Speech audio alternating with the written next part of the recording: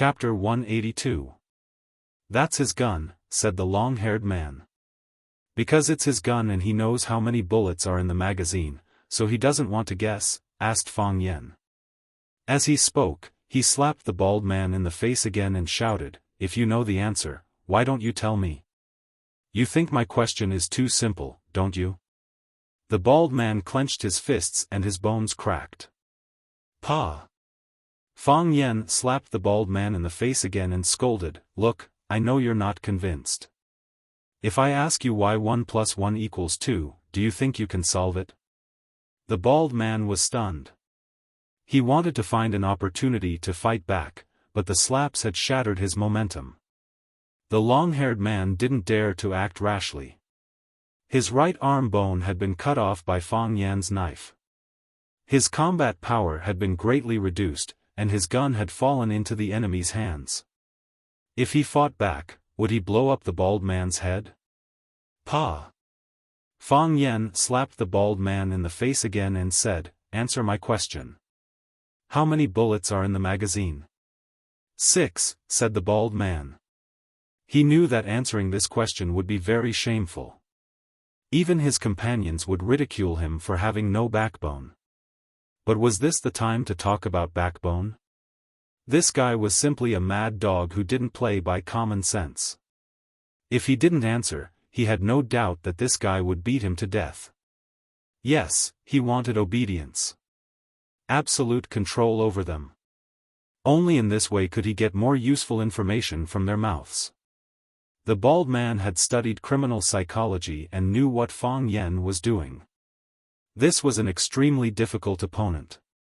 Fang Yan reached out to slap the long-haired man. The long-haired man hurriedly said, "It's 6. There are 6 bullets in the gun." He guessed correctly. The long-haired man was so clever that Fang Yan didn't know whether to take back his hand or continue to slap him. Thinking that he was in a dilemma because of a gangster, Fang Yan was a little angry. He slapped the long-haired man's face hard and scolded, "Did I ask you if he guessed correctly?" The long-haired man was on the verge of tears. "What exactly do you want to ask?" "I don't want to ask anything, I just want to slap you," Fang Yan said confidently. The bald man and the long-haired man looked at each other in dismay. How did they meet such a freak? Because he valued his own life too much, Fang Yan would never tolerate those who attempted to harm him. If someone slapped him once, he would definitely return the favor with 10 slaps. If someone kicked him, he would find a way to break the leg that kicked him. If someone wanted him dead, then sorry, he wouldn't let them live a good life. If that person was Yi Ro, the first 3 conditions could be ignored. The 2 of them had been following him all the way. They were armed with guns and were extremely dangerous.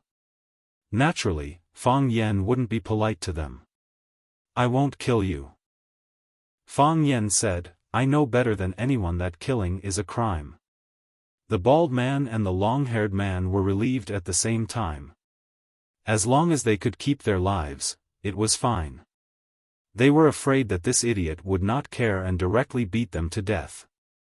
As long as there's life, there's hope. But Fang Yan stuffed the gun in his hand into the long-haired man's broken hand. Then he raised his arm and aimed the gun at the bald man's head. "You will kill yourselves." The 2 men's faces were ashen. Could it be played like this? Why didn't they think of it? "So, now can you tell me who sent you to kill me?" Fang Yan's face was cold and his voice was extremely fierce. "We're not here to kill people. We're here to deliver a letter." The broken arm was unbearable and his forehead was covered with sweat. It was cold, but the long-haired man's clothes had been soaked with sweat. "What letter?" Fang Yan asked. "To deliver a letter to Miss Lu, someone wants to see her," the long-haired man said. Fang Yan looked at the long-haired man thoughtfully and said, "Originally, you wanted to kidnap her, right?" The 2 men were silent. The order they received was indeed to deliver a letter. However, there were many ways to deliver a letter. They could deliver the letter to Lu Chaoga out of courtesy. They could also deliver the letter to Lu Chaoga and bring Lu Chaoga and the letter back at the same time. If it was the latter, it would be easier to negotiate. This was also the reason why they followed closely and unscrupulously prepared to take Lu Chaoga away. Of course, they also received news that the male follower of Lu Chaoga was good at martial arts. But, so what? No matter how good his martial arts was, he would still be afraid of a kitchen knife. With a gun in hand, the world was mine. No matter how good his martial arts were, wasn't it something that could be solved with a bullet? The ideal was too full, but the reality was too shameless. It seems that I guessed correctly. Fang Yen said. Where's the letter? The bald man reached into his arms and took out a rolled-up paper ball from his pocket. Open it. Fang Yen said. The paper ball was dirty, and there was a reddish-brown liquid on it. Fang Yen wouldn't reach out to touch it himself. When the paper ball was opened, it turned out to be a piece of charred flesh. This is... Fang Yen paused, and his eyes became extremely sharp. Human skin. Because there was blood on it, it was likely to be a piece of flesh cut from a living person. What kind of person could actually do such a thing that was worse than a beast? Lu Chaoga came out from hiding.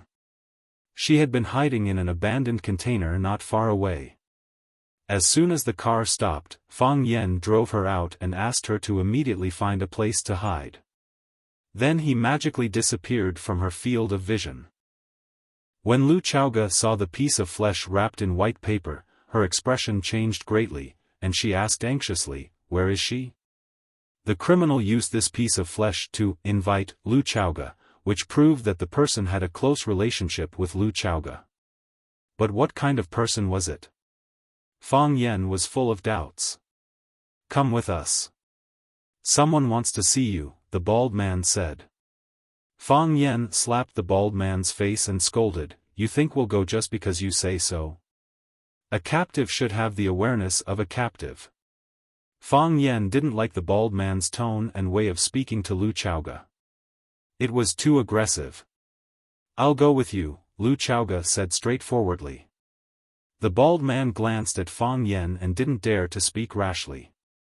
"Pa!" Fang Yen slapped the bald man's face again and scolded, "Didn't you hear what my friend said?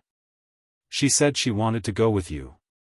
What do you mean by not saying a word?" Lu Chaoga looked at Fang Yen and said, "You go back. This matter has nothing to do with you." Fang Yen shook his head and said, "Can I go at this time? These people are vicious and cunning, and they can do anything. If I don't go with you, I'm afraid, you won't have any chance of winning the negotiation. Don't worry, no matter what happens, I'll stand by your side." Fang Yan's worries weren't unreasonable. If they really wanted to negotiate with Lu Chaoga, a phone call or a text message would be enough to inform her. They were giving her flesh and kidnapping her. It didn't look like they were going to negotiate.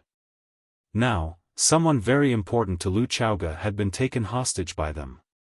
If they captured Lu Chaoga, would there still be a need to negotiate? The other party could directly decide the outcome. Lu Chaoga looked hesitant, and finally nodded and said, "Thank you." Fang Yen smiled and didn't speak. Lu Chaoga drove, and Fang Yen sat in the back, accompanying and supervising the bald man and the long-haired man, who tried to kidnap her but were kidnapped by Fang Yen. To Fang Yan's surprise, without the help of the bandits, Lu Chaoga drove her BMW to an old neighborhood. The car stopped in front of the villa, and Lu Chaoga pushed the door open and ran to knock. No one answered, and the villa's yard was strangely quiet. Lu Chaoga knocked again, and the door of the living room opened. The mute nanny ran to open the door with a frightened expression. She saw Lu Chaoga and desperately gestured to her not to go in. It was dangerous inside. Lu Chaoga nodded, but still stubbornly walked past her. Fang Yen drove the bald man and the long-haired man out of the car like ducks, and took them to the villa's yard. "Are all your men up there?" Fang Yen asked. Yes, the bald man replied, and there was a flash of fierceness in his eyes. Their men were all up there, and Fang Yen would soon get the retribution he deserved. How many of you are there? The bald man didn't answer. 10. Or more than 10. Fang Yen looked at the long-haired man and asked. No. Do they all have guns? No, the long-haired man replied. Fang Yen narrowed his eyes and smiled. It's not a good habit to lie. He kicked the bald man's calf in the knee, and with a crisp crack, the bald man's calf was broken by Fang Yen's kick. The bald man screamed, lost his balance, and fell to the ground. The long-haired man turned to escape, but Fang Yen had already grabbed his neck. Crack! Without waiting for him to react, he had already stretched out his hand and broken the bones in his other arm. The long-haired man fell to the ground and screamed. Fang Yen walked over and stepped on his ankle. With a light tap of his toes, the bones in his foot were broken by Fang Yen. Both the bald man and the long-haired man had completely lost the ability to fight. Hearing the sound behind them, Lu Chaoga and the mute nanny turned to look at the same time. Fang Yen smiled and said embarrassedly, I'm going to lighten the load first. There are many people inside. I'm afraid I can't beat them. Chapter 183. The room was shrouded in darkness. The air was filled with the choking smell of mold, as well as a disgusting stench that made people want to vomit. If you hadn't seen it with your own eyes, it would be hard to imagine that there was such a human leg in the world. Scorched black, withered, full of holes, white skin and green veins could not be seen, only strange scars of different sizes and blood dripping. Disgusting. The handsome man frowned deeply. He looked at the flesh that had been peeled off and said with disgust, Is this still a woman's leg? Look at it without a trace of lust. Wild animals are nothing more than this. The woman's body was tied to the iron chair. One leg was tied to the chair leg and the other was stretched out. Blood was rapidly seeping out from several places where the skin had been cut off. The bright red blood dripped drop by drop on the brown carpet in the room, mixed with the damp and mold smell of the old carpet that had not been changed for decades. This was the source of the stench. He is a butcher. The man pointed at the big man who had cut off the meat and said, He used to kill pigs, now he kills people. He can kill a pig with one cut without any pain, and he can make a pig scream in pain for 3 to 5 hours without stopping. Humans are the same. Mad dog. You mad dog. The woman roared hoarsely. Her face was ferocious, and there was a murderous light in her eyes. No one would doubt that if she was given a chance, she would cut off the man's flesh and stuff it into her mouth, chewing it with blood and swallowing it without hesitation. Thank you for the compliment. The man laughed. Hearing you scold me like that, it reminds me of a story. It is said that Qiang Longtan's father-in-law once said that his son-in-law was a scalper and a dog. You scolded me as a mad dog, isn't that the same as Qiang Longtan? I quite admire him. You mad dog, demon. I was wrong to trust you, no, no, no. The man waved his hand. You've never believed me. You just had to use me.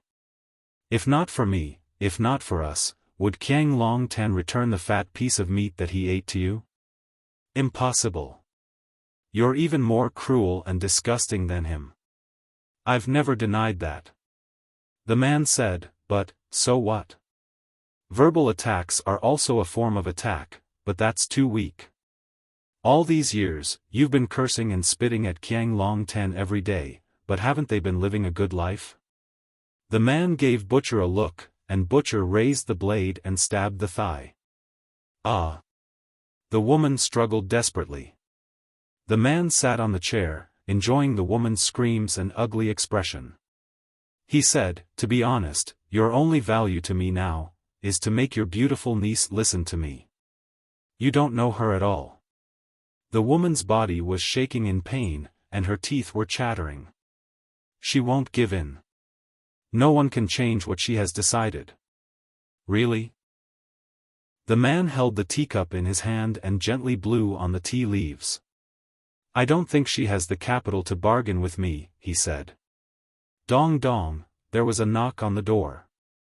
A middle-aged man in a black suit walked in and said in a deep voice, "Young master, they're here." Baldy and Ruler are lying in the yard, injured. Ha, how exciting. The man laughed. Then let's invite our young Miss Lu and her personal guardian angel in. I believe that she will soon know that she has made a stupid decision. The man responded and turned to leave. Soon, Lu Chaoga and Fang Yen walked in. Although the room was dim, Lu Chaoga could still see her aunt tied to the chair. She stood at the door of the study and said in a cold and resolute tone, "I know what you want. If anything happens to her, I'd rather destroy that thing than give it to you. TSK, this is not the negotiation quality that an excellent heir should have." The man sitting on the sofa turned around and smiled at Lu Xiaoga, who had a fierce look in his eyes. The first reaction of Fang Yen when he walked into the room was to hold his breath because of the stench of blood on the ground. Then his eyes were attracted by the horribly injured woman on the chair. When he saw the handsome man who had turned around, he almost stopped breathing for a moment. It was like a thunderbolt in his head. He was shaken to the point that he was about to fall and woke up instantly. "It's you." Fang Yen looked at the man in surprise and said. The man looked at Fang Yen and said, "Mr. Fang, we meet again." Fang Yen looked at the handsome man and looked at the woman sitting on the chair whose head was burned. Finally, his eyes stopped on Lu Chaoga's face and murmured, "I understand. I understand everything." When he said this, he felt as if his chest was stabbed by a knife. He didn't have time to defend and didn't know how to dodge. He just took the knife. He let the cold blade pierce into his flesh and the deepest part of his bones. Agitated. The pain penetrated his heart. Lu Chaoga's face was pale, but she insisted on not turning around and making eye contact with Fang Yen. She was running away. "Do you feel like you've been betrayed? Do you feel like you're a failure? That you've been a pitiful chess piece from beginning to end?" The man laughed and said, "The woman you trusted the most, the woman you gave everything for, the woman you saved her life. To her, you're just a qualified bodyguard, a pretty good fighter, and a clown who's not trusted but is indispensable. Ha ha ha, Mr. Fang, you must be feeling terrible right now, right? Lu Shu." Lu Chaoga said through gritted teeth. "This is between us. It has nothing to do with him." Yes, this handsome man was Lu Shu, one of Huacheng's 4 beauties. Lu Shu was known as Huacheng's lover, and Jiang Zhuliu's good friend. Back then, Lu Chaoga's aunt, Wang Li, crawled out of a burning car and was saved by the Lu family. They healed her severely injured body, provided her with a place to hide, and provided her with many resources and bombs to take revenge on the Jiang father and son. Because of the Lu family's help, Wang Li survived. Also because of them adding fuel to the fire, the Jiang father and son were forced into a desperate situation, and had to cut off one of their arms to protect themselves. Otherwise, how could they take revenge on Qiang Longtan and take back the shares of Longtu Group that belonged to her father if they only relied on the power of a disabled person like Wang Li and Lu Chaoga, who was closely monitored by the Jiang family? However, this answer was too shocking and cruel for Fang Yen. It turned out that the truth was not far away, but he was the only one who was kept in the dark. How can it not be related? Lu Shu corrected the problem in Lu Chaoga's words with a smile. "If it wasn't for Mr. Fang's wonderful performance, how could our show go so smoothly? If it wasn't for his important appearance, how could you take revenge on Qiang Longtan and his son and get what you wanted? Also, the death of that security guard, seems like Mr. Fang was very angry at that time. You should be in a better mood now, right?" Lu Shu raised his cup to Fang Yen and said with a smile, Mr. Fang, I've always wanted to say something to thank you. But the last time we met, the time and place weren't right, so now, I'll use tea in place of wine to toast you." With that, he finished the cup of warm tea in one gulp. Fang Yan's face was ashen, but he stood there without saying a word. At this time, words have lost the power they should have. Lu Shu felt bored, so he turned his eyes back to Lu Chaoga's face and said, "Miss Lu Chaoga, it seems that your bodyguard, Mr. Fang, will no longer help you after knowing the truth about you deceiving him. If that's the case, you don't even have the last bit of capital to negotiate with me. In that case, things will become much simpler." He stretched out his hand to Lu Chaoga and said, "You know you can't resist. So, give it to me. Give me everything I want." Lu Chaoga was as cold as ice, her fingernails pierced into her flesh and blood came out. She said, "When I came in, I've already made my attitude clear. Let her go and guarantee our safety, otherwise, I'd rather destroy it. It's really surprising that you're so uncooperative." Lu Shu shook his head and sighed. "Lu Chaoga, do you know? I've always had a high opinion of you. I feel that in this vast watching, in terms of intelligence and endurance, no one is better than you. You clearly know that you can't reverse the situation, yet you insist on bargaining with me. What's the point? How can I guarantee your safety? If I say that as long as you give me the thing, I'll guarantee that you'll live a long and safe life, do you believe me?" Lu Shu stood up. His body was tall and slender, and his temperament was outstanding. His eyes were deep, and his face was as handsome as a European male model. Huaqing's public lover was a well-deserved reputation. He walked in front of Lu Chaoga, and said with a smile, "You won't believe me. No matter what I say, you won't believe me. People like you won't believe anyone at all. I have to say, this is something that we can't imagine. Since verbal promises can't gain your trust, then, we can only use our brains to think. What's in it for me to kill you? You should know, what I need is your father's work. Lu Jing, that trash, we sent him to hide for decades, but he still couldn't get the core technology we wanted. So, at this time, we have no choice but to ask you, to help us. We were friends in the past, and will still be friends in the future, is that right?" Chapter 184. "I agree," Lu Chaoga said. Decisive and without any hesitation. Lu Shu was slightly stunned, then laughed and gave Lu Chaoga a thumbs up. "It seems that my evaluation is correct. When it comes to scheming and intelligence, you are the best in Huaqing. Those red foxes, poisonous spiders, and scholar Zhuang Yuan, none of them can compare to you." "I just have nowhere else to go," Lu Chaoga said. "I see the facts in front of me clearly, and I accept them." "See and accept," Lu Shu said. "There are too many people who see it clearly and don't accept it, and even more people who don't see it clearly and don't accept it. So, our deal is settled?" "Yes," Lu Chaoga said. "I agree to transfer my father's technology to you for a fee." "Transfer for a fee?" Lu Shu's eyes turned cold. "Tell me, what are your conditions?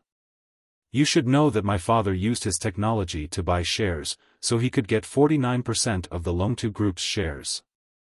If I transfer the technology to you, I will lose my shares and everything in the Longtu Group. I will be kicked out by the Longtu Group and Qiang Long Tan and his son. I think the Lu family also hopes to plant a spy in Longtu, right? Lu Jing is dead, and you need a new person to slow down Longtu's progress. At least, it's a good thing to have someone to pass on information." "Yes. I really need such a person." Lu Shu nodded. Anyone with foresight knows that energy is the core strategy and development direction of the future. The Lu family entered the energy field a long time ago. At that time, the Longtu Group hadn't been born yet. Even your parents and Qiang Long Tan hadn't met yet. Unfortunately, some things can't be done by humans. It's all in the hands of God. Lu Shu said regretfully, our energy company's many years of hard work can't even compare to your father's idea. The Longtu Corporation caught up to us and stole our limelight, as well as our orders. Of course, there's also the unpredictable future. However, we're not in a hurry at all. He had been waiting for an opportunity. Your father and Qiang Long Tan didn't share the same ideals, so Qiang Long Tan wanted to make your father a mere figurehead, so he secretly met with Lu Jing, wanting to poach Lu Jing to compete with your father. He even hoped that Lu Jing could improve the Rubik's Cube technology according to his own ideals. Ha ha ha, Qiang Long Tan and your late father must not know that Lu Jing is a member of the Lu family. It's a pity that Lu Jing, that good-for-nothing, hasn't produced any results after joining Longtu Group for over 10 years. Otherwise, we wouldn't have wasted so much time and energy on him. Time is money, and no one can afford to waste it. Lu Chaoga stared coldly at the willow tree and said, are you saying all this, to reject my proposal? Not bad, said the willow tree. We gave Lu Jing a few decades, but what did he give us in return? He had nothing. Now, we have completely lost our patience. I don't believe it. Lu Chaoga, I don't believe that these two crazy women who want to eat me alive and drink my blood will do their best to help me. I don't believe it at all. Violence may not seem very civilized, but sometimes it's very useful, isn't it? The willow tree pointed at Wang Li, who was sitting on the chair and bleeding, and said, you give me the technology, and I'll give it to your aunt. This is our condition for the transfer. I don't agree, said Lu Chaoga. You should know that I'm not a generous man. The willow tree shrugged his shoulders indifferently. You don't have the capital to bargain with me. I want you to evaluate the Rubik's Cube technology or 49% of Longtu's shares, and then return what belongs to me, said Lu Chaoga. If you want the Rubik's Cube technology or Longtu Group's shares, I can sell them to you. But, I want money. I want the same value as the technology and shares. Aunt's body needs a lot of expensive medicine to maintain, and the safety of me and her also needs to be guaranteed. Once I get the money, I will leave with Aunt. Otherwise, even if I give you the technology or shares, it will still be difficult for us to survive. What's the point of such an exchange? Lu Chaoga stared coldly at the willow tree, with a posture of giving up everything, including her life, and said, Aunt and I. What's the point of us living one more day? The willow tree frowned. From his point of view, Lu Chaoga's worry was indeed necessary. If she used the technology or shares to exchange for Aunt, the two of them, without any protection and dependence, even survival would be a luxury. At that time, they would be hit by a car while walking on the road, or burned to death in a house fire. It would all depend on their mood. The willow tree hesitated for a moment, and said, all right. I'll give you a price. A price that I can accept, and I hope you must accept. Because, on top of this price, you and Madame Wang's lives are also included. What do you think? The willow tree stretched out 2 fingers and said, this price, is it enough? I don't agree, said Lu Chaoga. Lu Chaoga. The willow tree's face was gloomy, and he sneered and said, do you know what you're doing? I hope you'd better choose carefully. How careful do I need to be, said Lu Chaoga. My life and Aunt's life are both here. You use our lives as a threat, I use mine and her life to discuss the conditions. It's fair to both of us. The willow tree's eyes flashed, and he said, I can't agree to your price. Then give me a price that I can really accept, said Lu Chaoga. It seems that we can't reach a consensus today. I can wait. What about her? The willow tree said with a smile.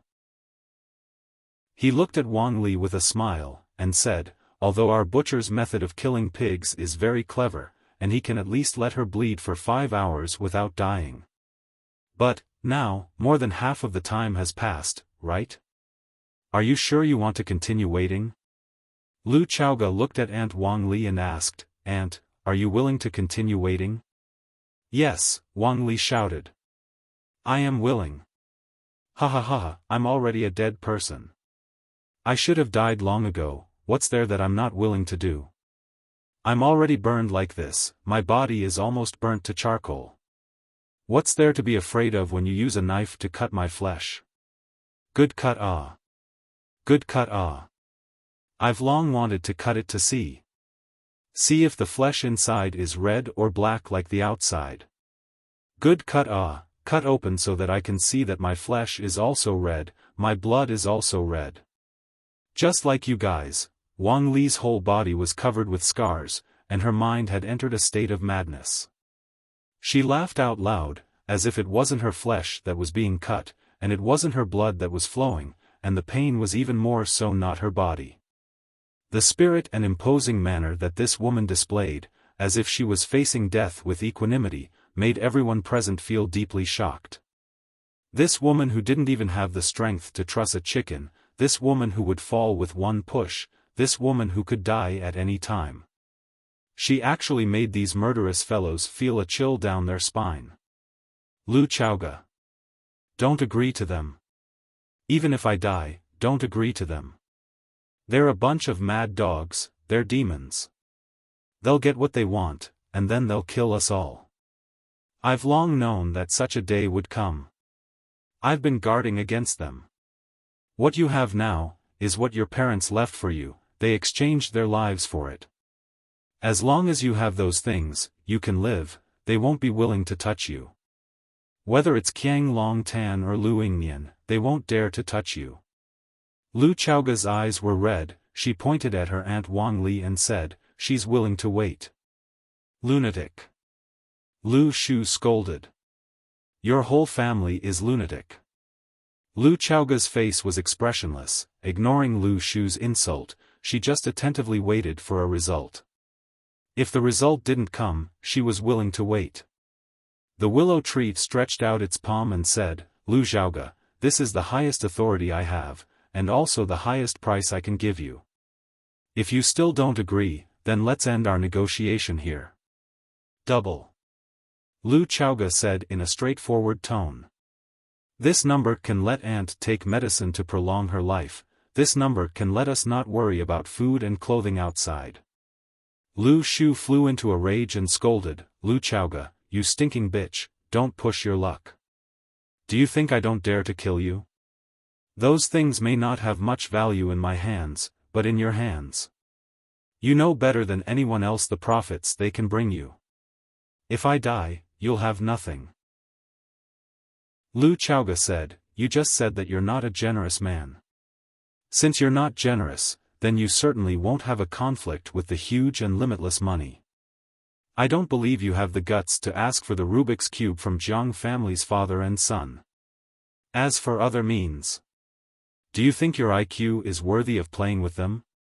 Lu Shu laughed, his expression was ferocious, but he was able to make a sneering sound. "Lu Chaoga, I really chose the right opponent. If I knew that I was raising a tiger, I should have gotten rid of you early that year. In that case, why do I need to waste my breath now? I really feel sorry for you," Lu Chaoga said coldly. Lu Shu stared at Lu Chaoga for a long time and said, "I can't make the decision on this number." "Then call Lu Yingnian." The muscles on Lu Shu's face twitched. He took out his mobile phone from his pocket and walked to the window. Soon enough, he came back to the group. Obviously, the other side had made the final decision. He looked at Lu Chaoga and said, "Congratulations. Deal." Lu Shu clapped his hands, and a man wearing glasses sent a thick stack of documents.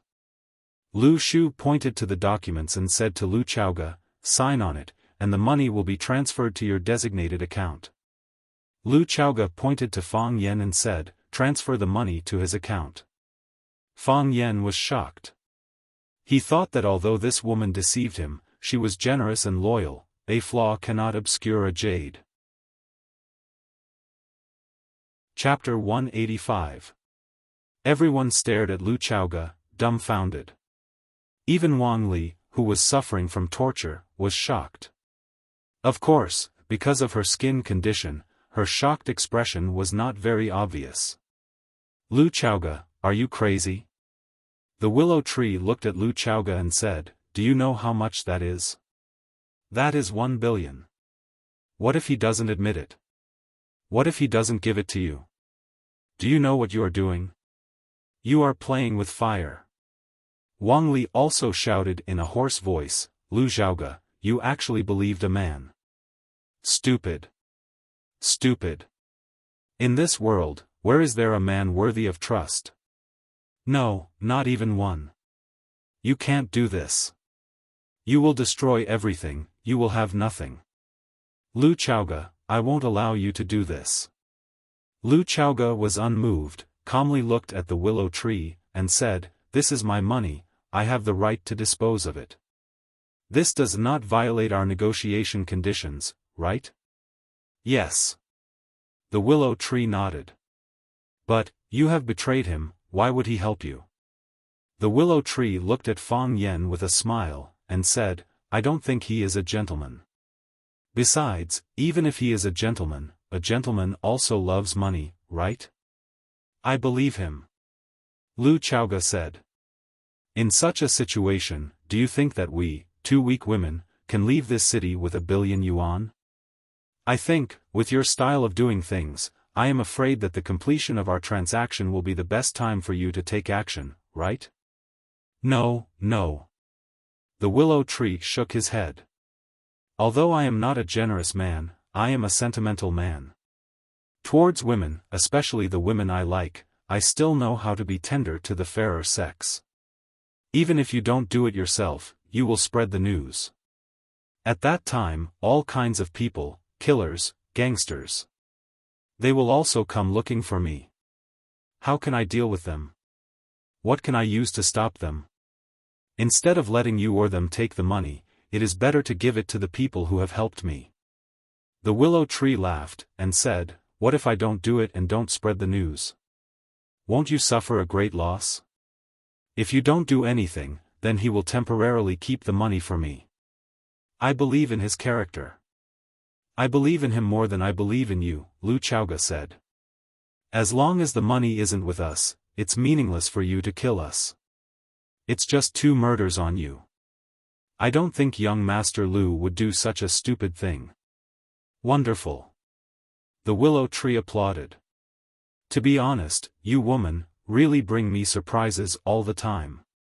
The problem is, even if I transfer the money to his account, what if I kill both of you at the same time after the contract is signed? You can't do it. Lu Chaoga said, if that's the case, I have to transfer the money to his account.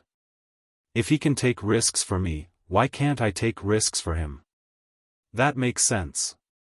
The willow tree looked at Fang Yen and said, I hope you won't disappoint her trust in you. However, don't you care that she's using you? Oh, no, it's not that she's using you, but she's using you again. I know you're good. If you're not here, I don't even know what I'll do. What does it have to do with you? Fang Yen said with a sneer. Whether I give it to her or not, it's between me and her. Do I need you to arrange it in the middle? Blocking someone's path to wealth was like killing their parents. This guy actually dared to stop him from getting rich. It really made Fang Yen angry. I'm just saying. The willow tree raised his hand in surrender. I'm just talking too much. Since she asked us to transfer the money to your account, then, provide your Swiss bank account. Fang Yen was stunned for a moment and said, Swiss bank? Can't China CITIC Bank do? The willow tree's eyes made Fang Yen feel that he was being despised. He said angrily, how many people with a salary of 3,000 yuan a month want to open an account in a Swiss bank? As you wish. The willow tree said indifferently, as long as the money is transferred to you smoothly, it's fine. Fang Yen provided his bank card information. This was the card that must be used when working at school. The monthly salary would be directly transferred to this card. After getting the information, the willow tree sent out the number. After a while, the willow tree received a feedback message. After he answered a phone call, he said to Fang Yan, "The money has been transferred to the card. You can check it." "I know," Fang Yan said. He had received the payment information sent by the bank with a text message on his mobile phone. He didn't know what the consideration of the sender was. The limit of each transfer was 50 million yuan, and the same amount was transferred 20 times. After counting the zeros for a while, Fang Yan said, "The number is correct." Lu Chaoga didn't talk nonsense and simply signed her name on the contract. "Lu Xiaoga, you idiot." Wang Li almost went mad with anger. "You'll regret it. You'll definitely regret it." What Lu Chaoga gave to Fang Yan was what she had now. That was what her parents exchanged for with their lives. It was Wang Li's lifelong effort and painstaking effort.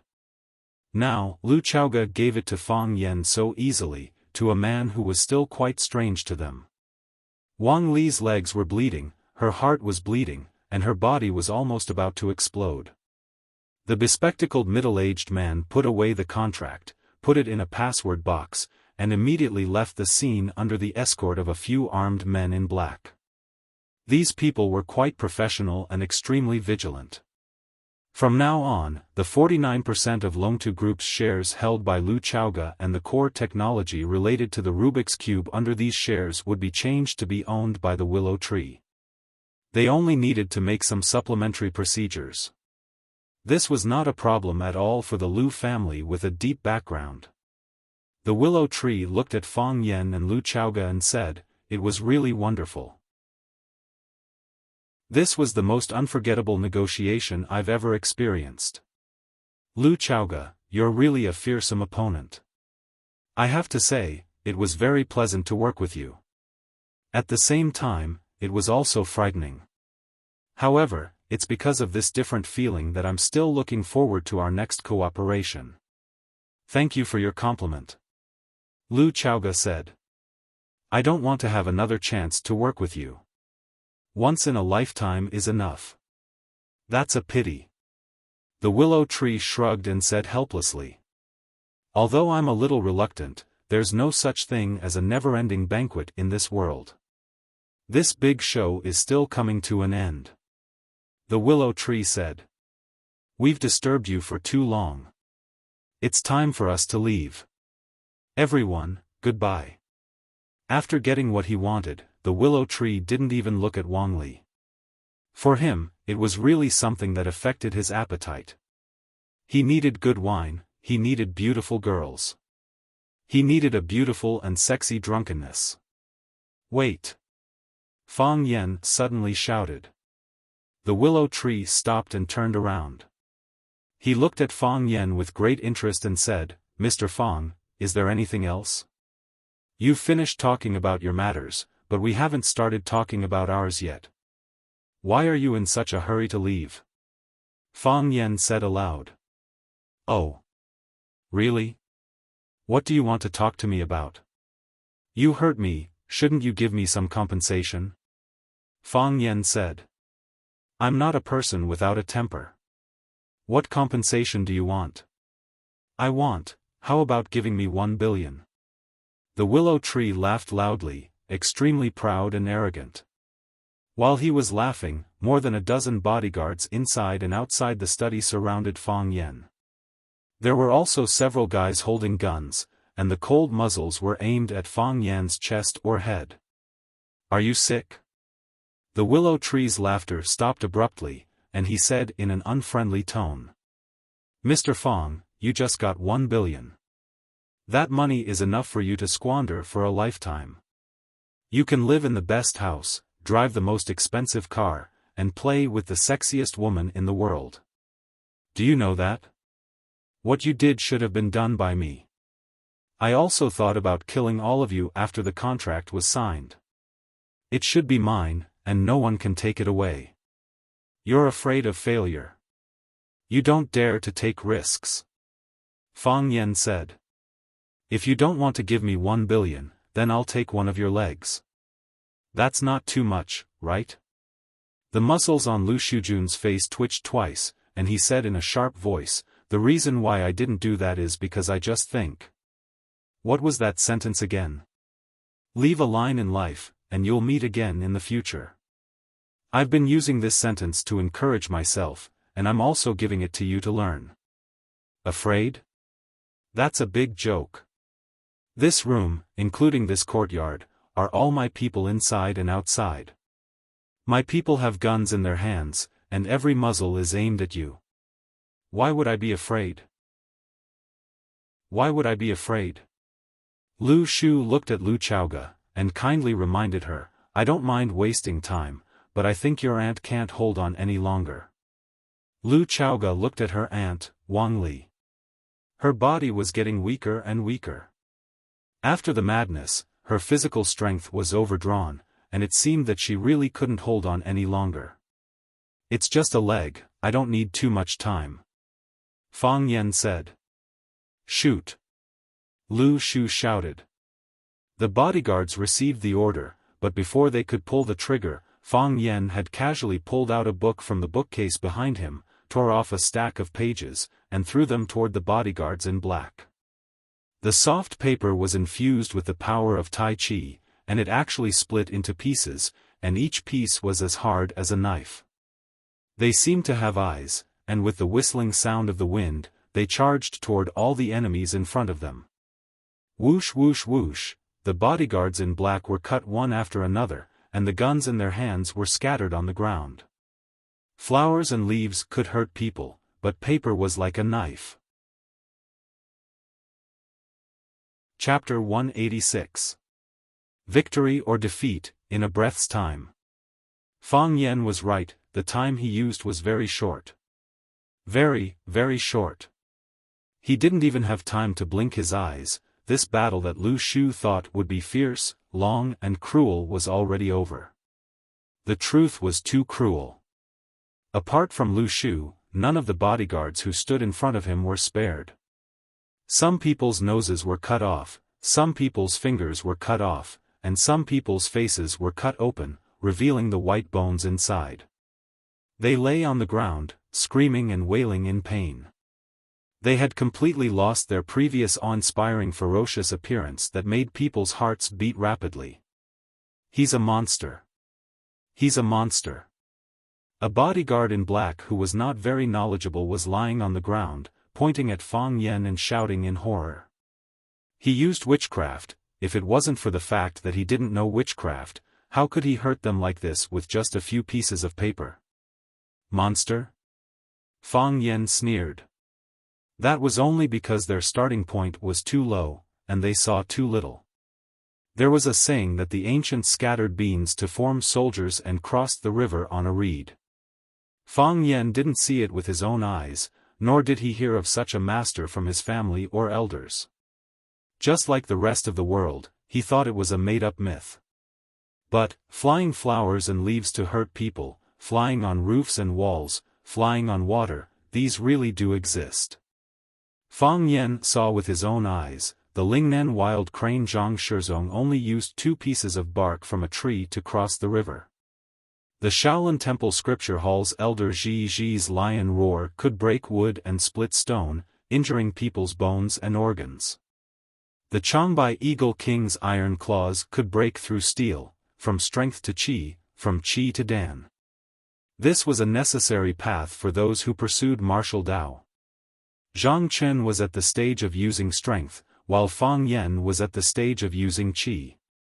If he met a grandmaster who used dan, then, no matter where Fang Yan was, if he was followed by such a master, Fang Yan would only have one end, death.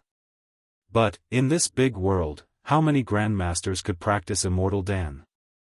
Of course, this was a secret of the martial Tao world. Whether it was the bodyguards lying on the ground or the rich young master Lu Shu, this was something they had never encountered before. To them, it was a strange, novel, and frightening world. Lu Shu's complexion was deathly pale, his eyes firmly staring at Fang Yan. How did he do it? Even now, the willow tree still found it hard to accept everything that had just happened. He didn't think that Fang Yen was a monster, but he knew the skills of his bodyguards very well. They were elites he had hired from various martial arts schools or bodyguard companies with high salaries. The other two were old men who followed his father. They were extremely powerful, and it was not a problem for them to fight 3 to 5 people alone. The 2 experts he had asked for from his father's side were fighting 1 against 10 as if it were child's play. However, why were they so weak in front of Fang Yen? Why did they crumble at the slightest touch? Also, that paper, he had seen it with his own eyes, it was a book that Fang Yen had randomly pulled out from the bookshelf. Just a few pieces of paper torn from the book, how could it cut off a person's fingers? Since you asked, I don't mind giving you a demonstration. Fang Yen said. His left hand held half of the book, and the right hand tore out a page and lightly flicked it between his fingers. Whoosh! The white paper flew towards the willow tree, flew past his cheek, and then fiercely pierced into the wall behind the willow tree.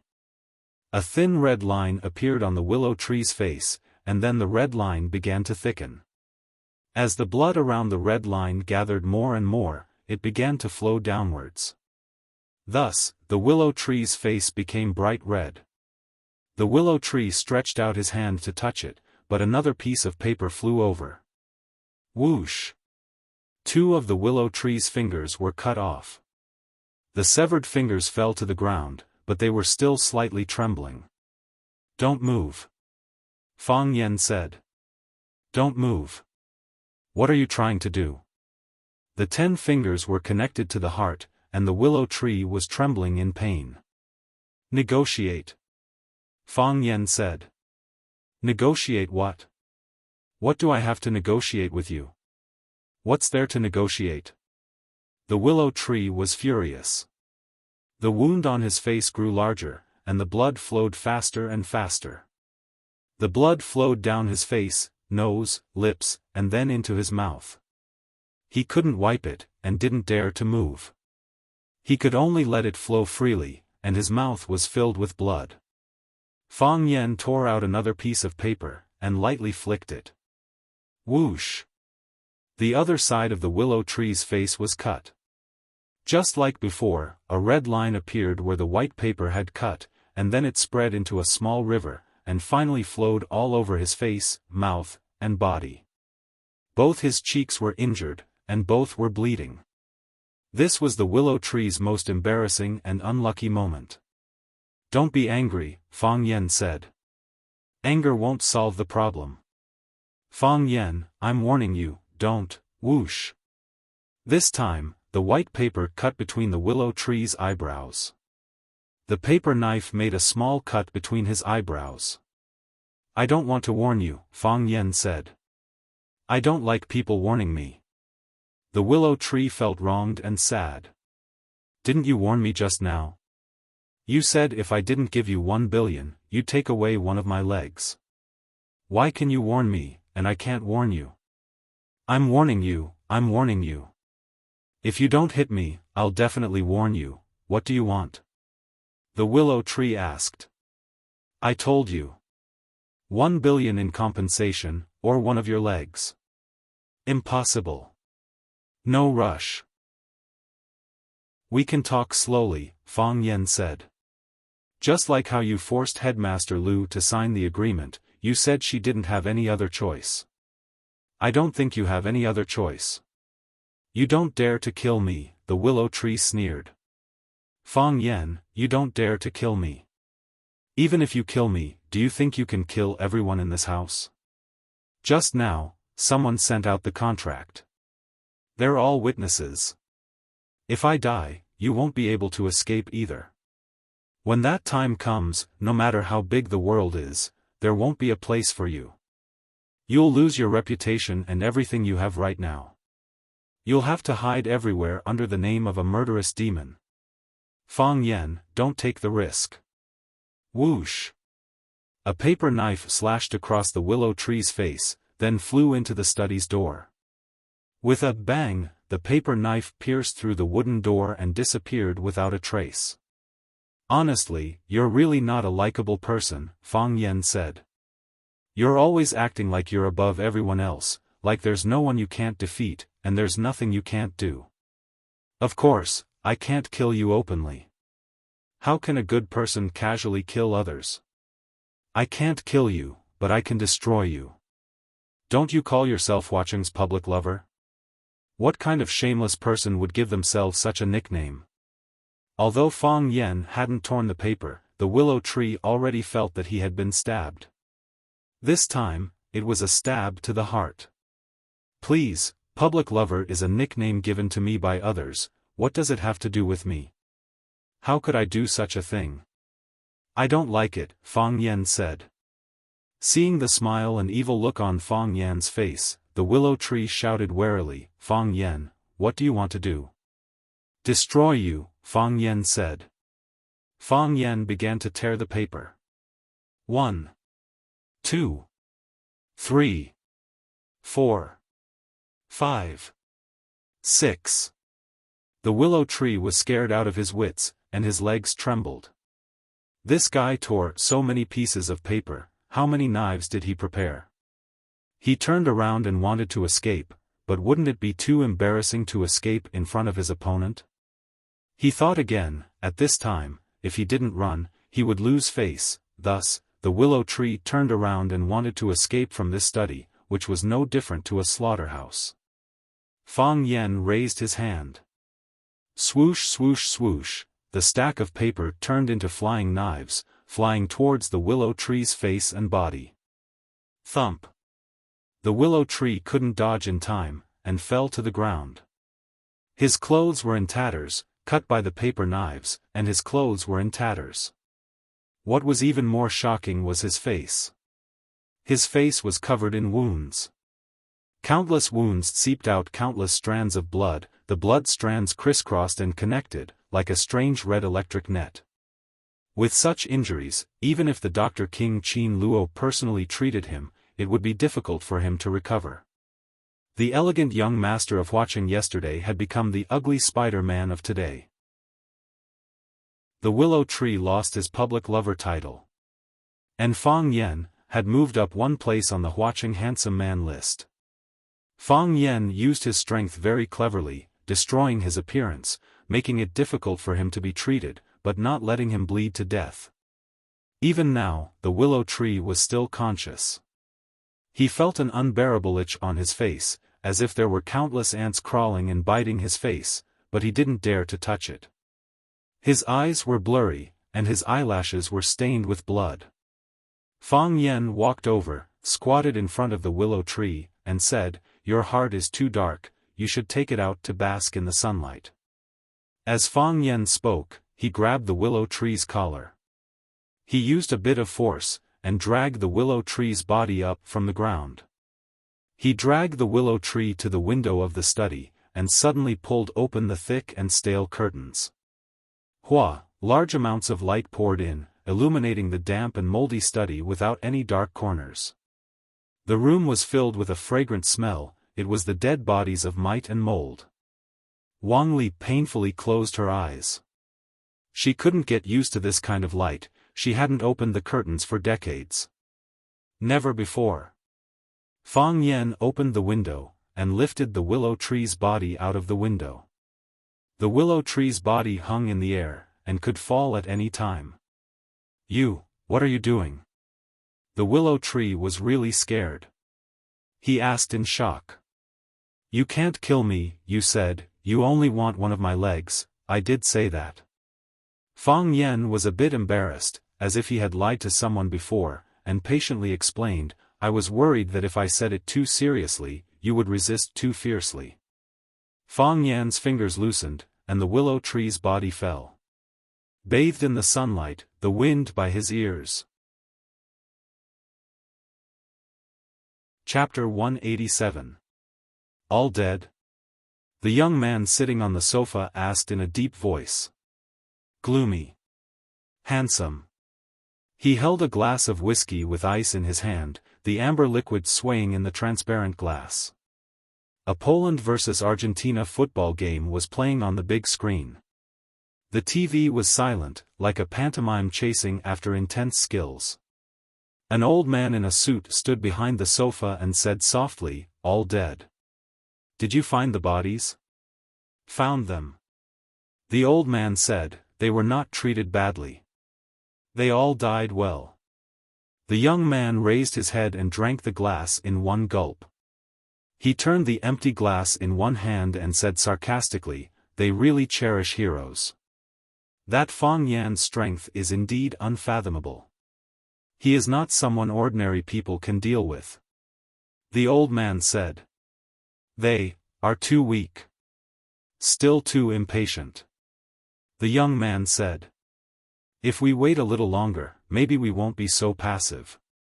In this gamble, he had lost half of the dragon diagram. What a pity. It's just a beautiful empty shell. Losing is losing. Young master will always have a chance to turn things around. The old man gently advised. "That's right. But I still feel a little uncomfortable. This is what I have been advising young master. Draw the knife and see blood. If you can't see blood, then don't let people know that you are holding a knife in your hand. After this lesson, young master will think more comprehensively and thoughtfully in the future. It's not a bad thing." "How do I compare with him?" the young man asked. The old man was silent. "Just say it." "It's hard to say." "What's hard to say?" "Young master, I understand. But I can't see through it. Fang Yan, I thought I understood, and I thought I saw through it. In fact, I didn't understand and didn't see through it." The old man said. "I saw him standing there, stabbed him with the knife, and found that it was only his shadow. What a difficult guy." The man smiled bitterly. "Say, isn't this the so-called fate? When the time is right, why did he appear? This is fate." The man said. A car horn sounded outside. The old man glanced at the man and said, "Young master, the master is here. Secretary Li called me just now." "What is he doing here?" The man frowned. He downed the whiskey in his glass in one gulp and said, "Go out and get it." The car stopped in the courtyard, and Jiang Zhulu quickly walked over to open the door. He said with a smile, "Dad, why are you here? Can't we talk about it when we get back? With your mother nagging at home, it's not easy for us father and son to have a conversation." Qiang Longtan said aloud. "Let's go. Come and play with me. Bend over. Swing. Pa." The white ball flew straight to the green. "Good ball," Jiang Zhulu praised loudly. "Dad, you're still young. You almost hit the hole in one shot. A hole-in-one depends on skill, and even more on luck." "It doesn't count," Qiang Longtan said as he walked toward the landing spot with the club in his hand. He stood on the green and gently pushed the small ball into the hole with the putter. He said, "I'd rather make one more putt to ensure that the ball goes into the hole smoothly. A ball in the hole is a good ball. Otherwise, no matter how beautiful your swing is, you won't score." Jiang Zhulu knew that there was a deeper meaning in his father's words, so he nodded and said, "Dad, I understand." "You don't understand." Qiang Longtan shook his head and said without giving his son any face. Jiang Zhulu smiled bitterly and said, "It seems that I've done something to make you unhappy again. You can't wait for me to go home and come here to teach me a lesson.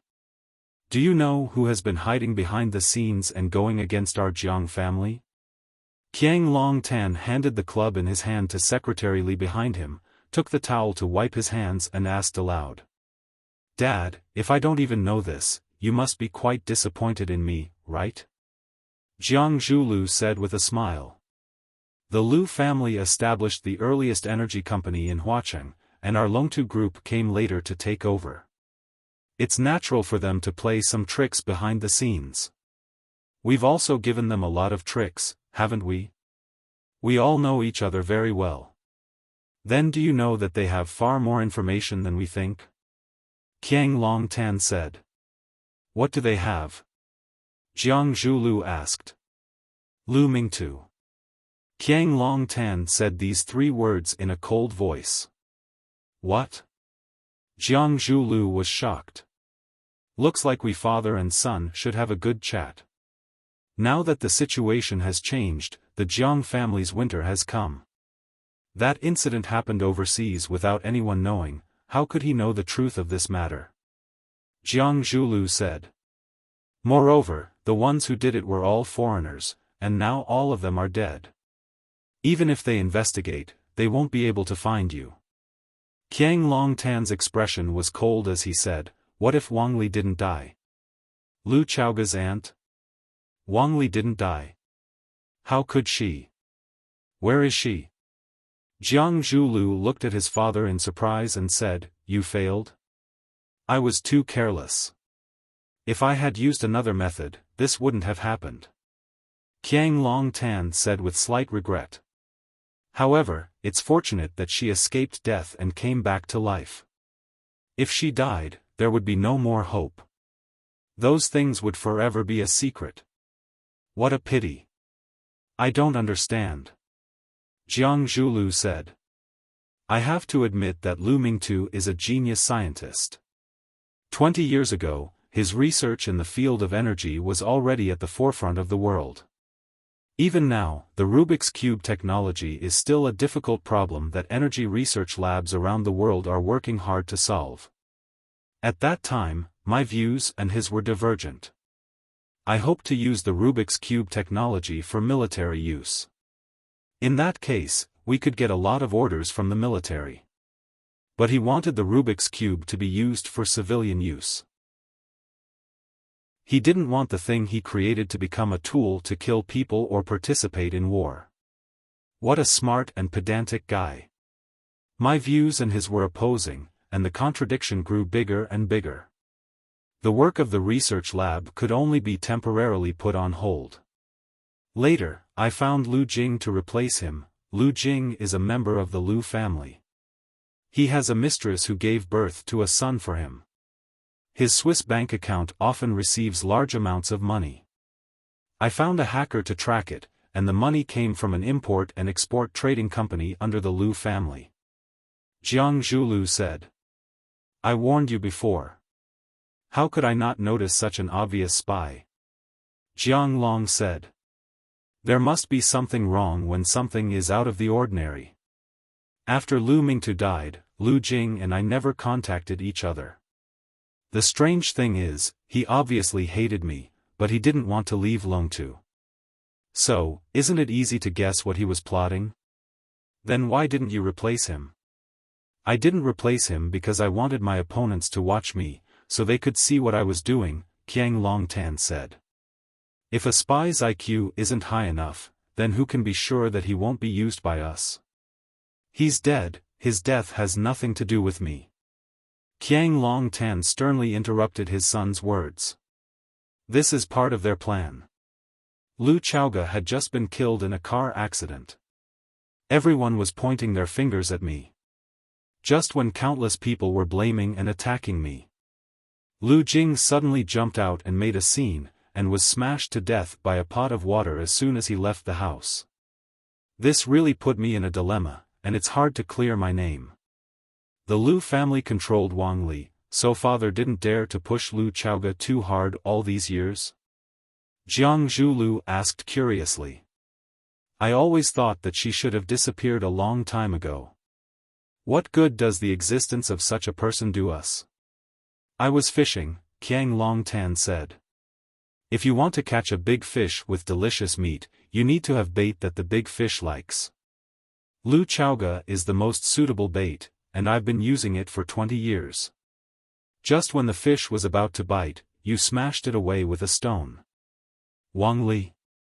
She's a useless person, what's there to fish? Jiang Zhulu said disdainfully. I thought so too. Qiang Longtan shook his head and sighed. So, I wanted to erase her from this world. Only dead people can keep secrets. The fewer people who know about it, the safer and more beneficial it is for us. In the end, I was the one in the wrong. Lu Mingtu, that idiot, actually started to play tricks on me. What did he do? Jiang Zhulu asked. After Lu Mingtu's death, I found a notebook in the crevice of his desk. It turns out that he had already solved the final problem of the Rubik's Cube technology, allowing it to be widely used in the civilian sector. Jiang Zhulu was shocked. What about the Rubik's Cube? The real Rubik's Cube is in Wang Li's hands? That's my suspicion. Qiang Longtan said, Wang Li was the closest person to Lu Mingtu and his wife. He often wrote about this in his diary. Moreover, Wang Li herself is also involved in energy research. When Lu Mingtu was the head of the research room, Wang Li was still Lu Mingtu's assistant. Lu Mingtu is likely to have handed over the mature Rubik's Cube technology to Wang Li. The Lu family doesn't know? Jiang Zhulu asked a crucial question. How could they know? Qiang Longtan sneered. If they knew, would Wang Li still be alive? Would Lu Chaoga still be alive? Jiang Zhulu didn't say another word. It was too complicated. It was 100 times more complicated than he had imagined. He knew that his father was wise and decisive, but sometimes he was too sentimental. He had thought that his father had kept Lu Chaoga alive because he couldn't bear to hurt her, and that he wanted to turn her into a true member of the Jiang family. Jiang Zhulu was willing to cooperate, hoping that he could win the girl's heart. As it turned out, she was his father's bait. His father wanted Wang Li to take the bait and contact Lu Chaoga first. To his surprise, Wang Li was able to restrain herself and didn't care about Lu Chaoga at all. And to prevent the Lu family from getting the Rubik's Cube technology, his father had to keep it a secret. However, all of this had been destroyed by him. I can already tell that Wang Li and Chaoga are contacting each other. I can see it in the way Lu Chaoga looks at me. I want to give them some time, and give me some time as well. I've been waiting for more than 20 years. Why wait a day or two? Some talented actors, or actors who think they are always impatient and eager to prove themselves. Qiang Longtan looked at Jiang Zhulu with pity in his eyes. You've done it the other night. Chapter 188. It was a beautiful day, with clear waters and beautiful mountains. In this picturesque holy land, two men stood on the soft lawn and chatted. What he was talking about was not a trivial family affair, but a sinister and bloody plot. The dagger was revealed when the plot was revealed. Qiang Longtan looked at Jiang Zhulu with a gentle gaze. There wasn't much anger or blame in his eyes, but more of an education and warning to his son. He said, "You shouldn't have been in such a hurry to make a move on Lu Chaoga." Lu Chaoga's car accident had been planned by Jiang Zhulu. He had just had a heart-to-heart chat with Lu Chaoga, and in the blink of an eye, he had suffered a fatal attack. Who could have imagined that he, Jiang Zhulu, was the one behind it? Moreover, Jiang Zhulu had been the #1 pursuer and guardian of Lu Chaoga for many years. Who in Huaqing didn't know about his deep feelings for her? Everyone in the world could be a suspect, but he would also be the safest one. Jiang Zhulu thought that his perfect psychological battle was full of flaws in his father's eyes. "I didn't know you were fishing," Jiang Zhulu said. He blamed himself, regretted, and also angry at his father. "Why didn't you discuss such an important matter with me?" "Discuss what?" Qiang Longtan asked. "Do you think I need to discuss it with you?" Jiang Zhulu was speechless. His father still treated him as an insensible child. Or rather, he still felt that he was too immature to fight alongside him for the future of the Jiang family. "I had to do it," Jiang Zhulu said. "I felt that Lu Chaoga's attitude towards us was getting colder and colder. She was getting further and further away from us. She and that Fang Yan were getting closer and closer. I felt that we were about to lose control of her. Didn't you notice? She's starting to become aggressive." "I know," I know all about it. I don't blame you for this. Qiang Longtan said, most things in the world are like this. Setting a trap, solving a trap, solving a trap, setting a trap. It was just that his identity was constantly changing. Last time, it was you who set up a trap to kill Lu Chaoga. In the end, Lu Chaoga was lucky enough to be saved by her benefactor, Fang Yan. The Lu family followed closely behind and made their move. They let their pawn in Longtu group, Lu Jing, jump out and attack me. Then, they immediately got rid of this pawn and pushed all the blame onto me. They're pressing on, wanting to ruin my reputation and kill me. That's why I turned the tables. Counterattack? Jiang Zhulu looked at Qiang Longtan with a puzzled expression and asked, what did you do this time? Give Lu Chaoga the shares she deserves, Qiang Longtan said with a smile. You set this up?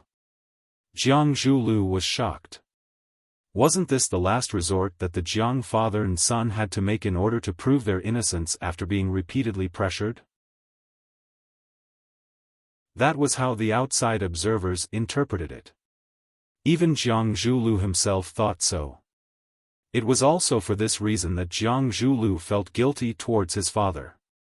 He felt that it was because he didn't get things done that Lu Chaoga cut a piece of Longtu group. If the old monster's attack was successful that night, Lu Chaoga would have died on the spot. How could there be so many troubles after that? Do you remember what your grandfather said about me? Qiang Longtan asked aloud.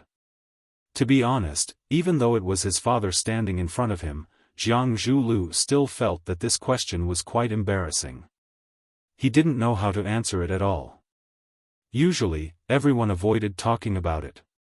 Why did his father bring up this old matter today? A yellow ox and a dog. Qiang Longtan answered this embarrassing answer himself. The first time I went to the Ren family to visit your grandparents, I played a game of chess with your grandfather. Before the game was over, your grandfather said these words to me, a yellow ox and a dog. A yellow ox means that I have a calm temperament. When I play chess, I don't fight, I don't want to be greedy, I don't take risks, I push forward step by step, and I don't hesitate to work hard. Qiang Longtan said with a smile. He wasn't angry because this was not a compliment. A dog means that I am quiet, but I am always looking for opportunities. Once I find a flaw in my opponent, I will immediately pounce on it. I accept this evaluation. Jiang Zhulu tried to squeeze out a natural smile and said, I also don't think my grandfather is derogatory. Otherwise, why would he agree to marry my mother to you? Qiang Longtan shook his head and asked, what do you know about dogs? Dogs? It's their nature to attack. If you are targeted by more than 2 dogs at the same time, they will follow you and bark at you, looking for opportunities to pounce on you at any time. But if you throw a bone at them, at this time, they will change their target to fight for that bone. They will be enemies and bite each other. The shares you gave to Lu Chaoga is that bone? Yes. Qiang Longtan nodded. Lu Chaoga owns 49% of the shares of Longtu Group. She got what she deserved. Isn't this the reason why they worked so hard and calculated? I will give them whatever they want. And then? Will the Lu family let go of such a big piece of meat? Will they restrain themselves from attacking Lu Chaoga and Wang Li? 2 peaches kill 3 soldiers. This is the principle. Nothing in the world is difficult for those who put their minds to it. Think about it, and there is nothing that can't be solved.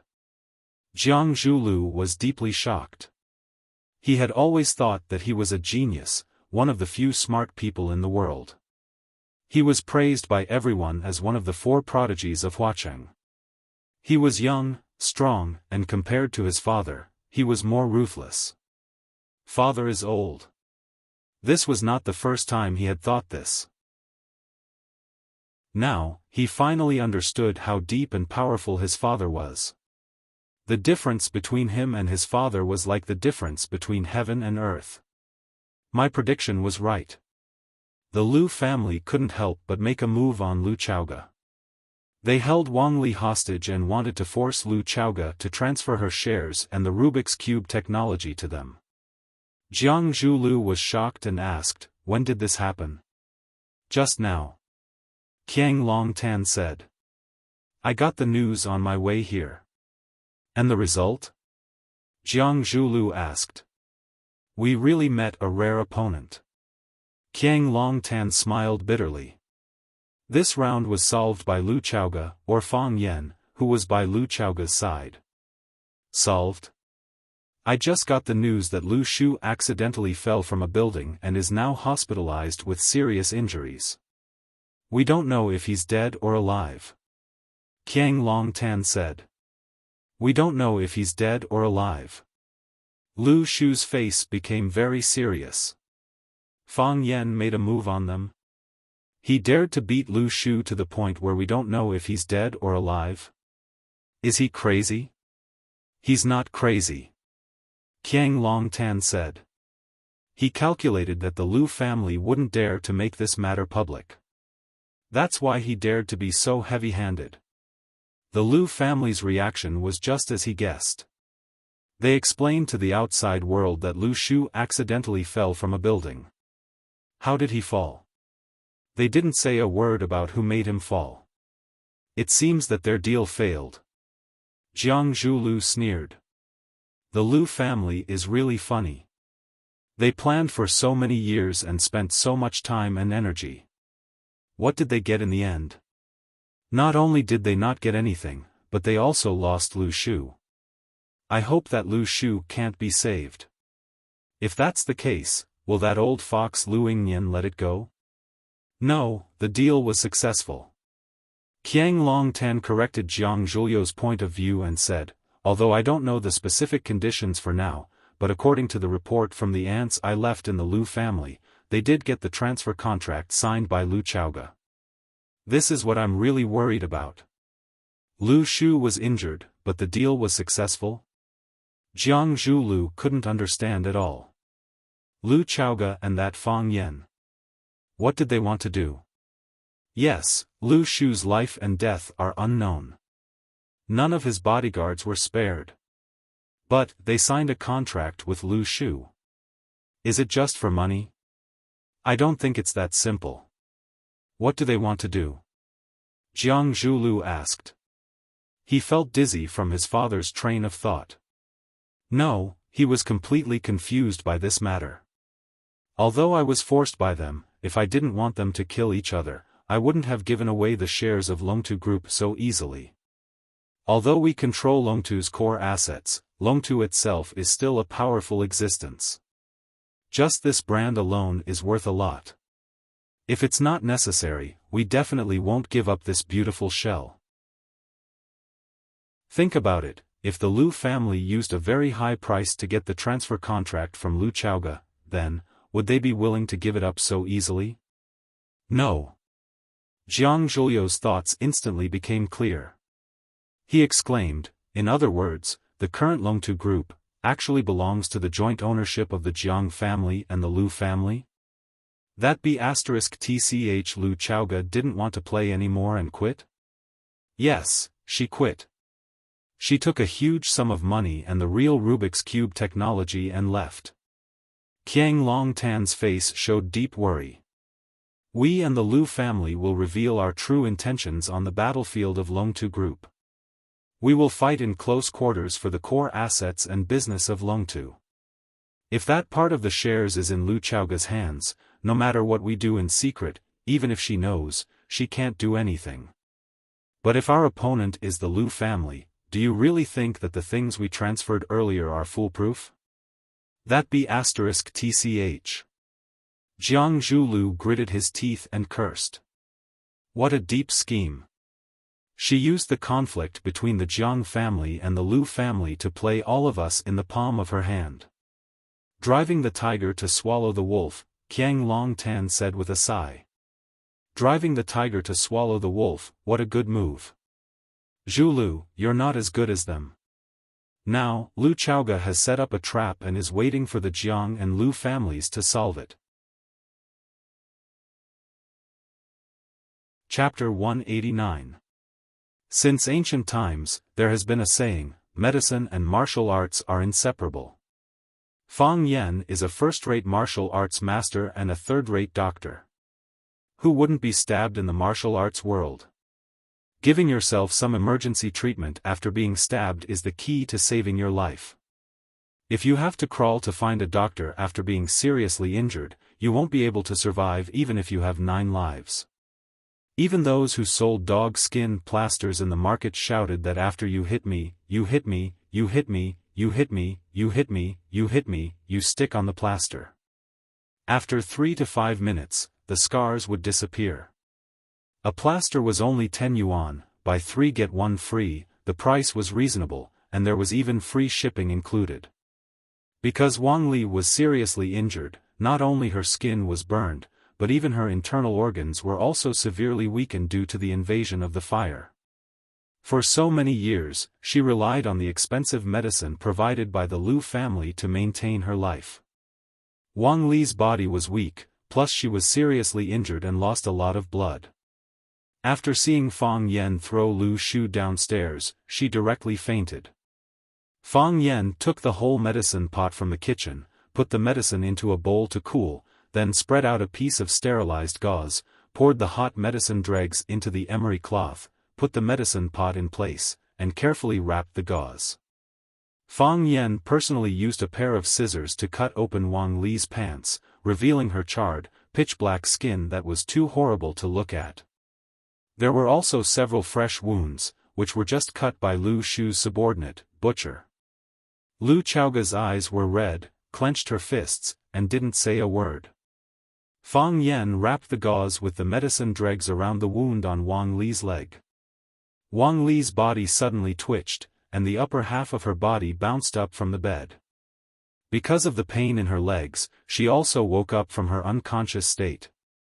Fang Yan firmly pressed her legs, not letting her lower body move.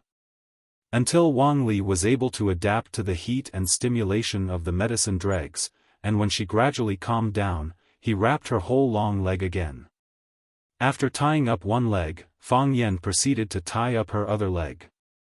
During this process, Wang Li has been watching Fang Yan's every move with her eyes wide open.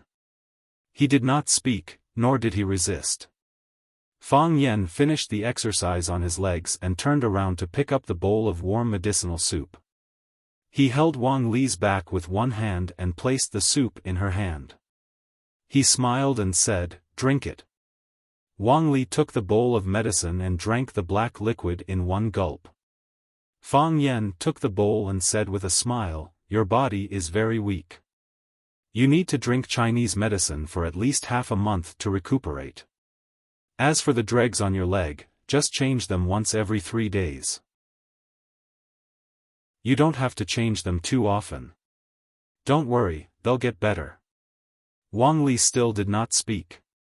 She only stared unblinkingly at Fang Yan with her murky red eyes. "I understand," Wang Li suddenly said. "What do you understand?" Fang Yan asked with a smile. "Acting," Wang Li said. "You two are acting." "We're not acting." Fang Yan shook his head. Wang Li did not believe Fang Yan's words. She turned around to ask Lu Chaoga. "We're not acting."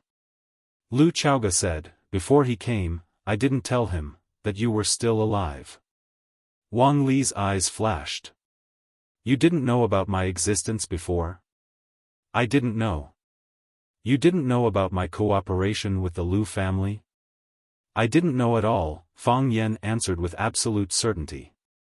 Wang Li wanted to say something but stopped. She did not ask this question in the end. "You want to ask if I'm angry, right?" Fang Yan took the initiative to ask the question in Wang Li's heart. "Yes," Wang Li said.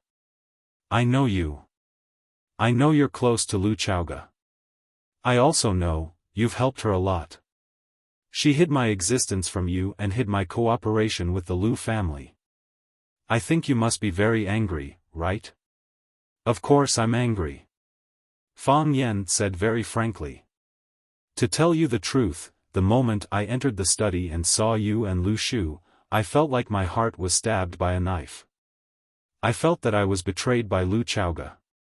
I helped her with all my heart, helped her find the enemy who killed her father, helped her get back her property, helped her protect her. But she still hid such important information from me. What did she think I was? A handsome bodyguard? A cold-blooded thug who automatically appears when there's danger? Later I thought that everyone has their own secrets that they don't want to tell others. She didn't tell me about your existence, which means she hasn't regarded me as her closest friend. She doesn't trust me as much as I trust her. Or maybe she has her own difficulties. We always hope that the interaction between people is equal. I give my sincerity, and you return my sincerity. I give my feelings, and you return my feelings. I give everything, and you do everything for me. This is unreal in life, and it's very difficult to do. You love her, and she loves you. This is a match made in heaven. Most of the time, you love her, and she loves him, but he doesn't love her. I feel hurt and cheated because I put her in a very important position. She doesn't trust me, and she hides things from me, which only proves that I'm not that important to her. This is a test. She didn't wholeheartedly, and I performed perfectly unilaterally. Fang Yan said with a smile. What she did to me, I will do to her. So, from now on, we are just ordinary friends.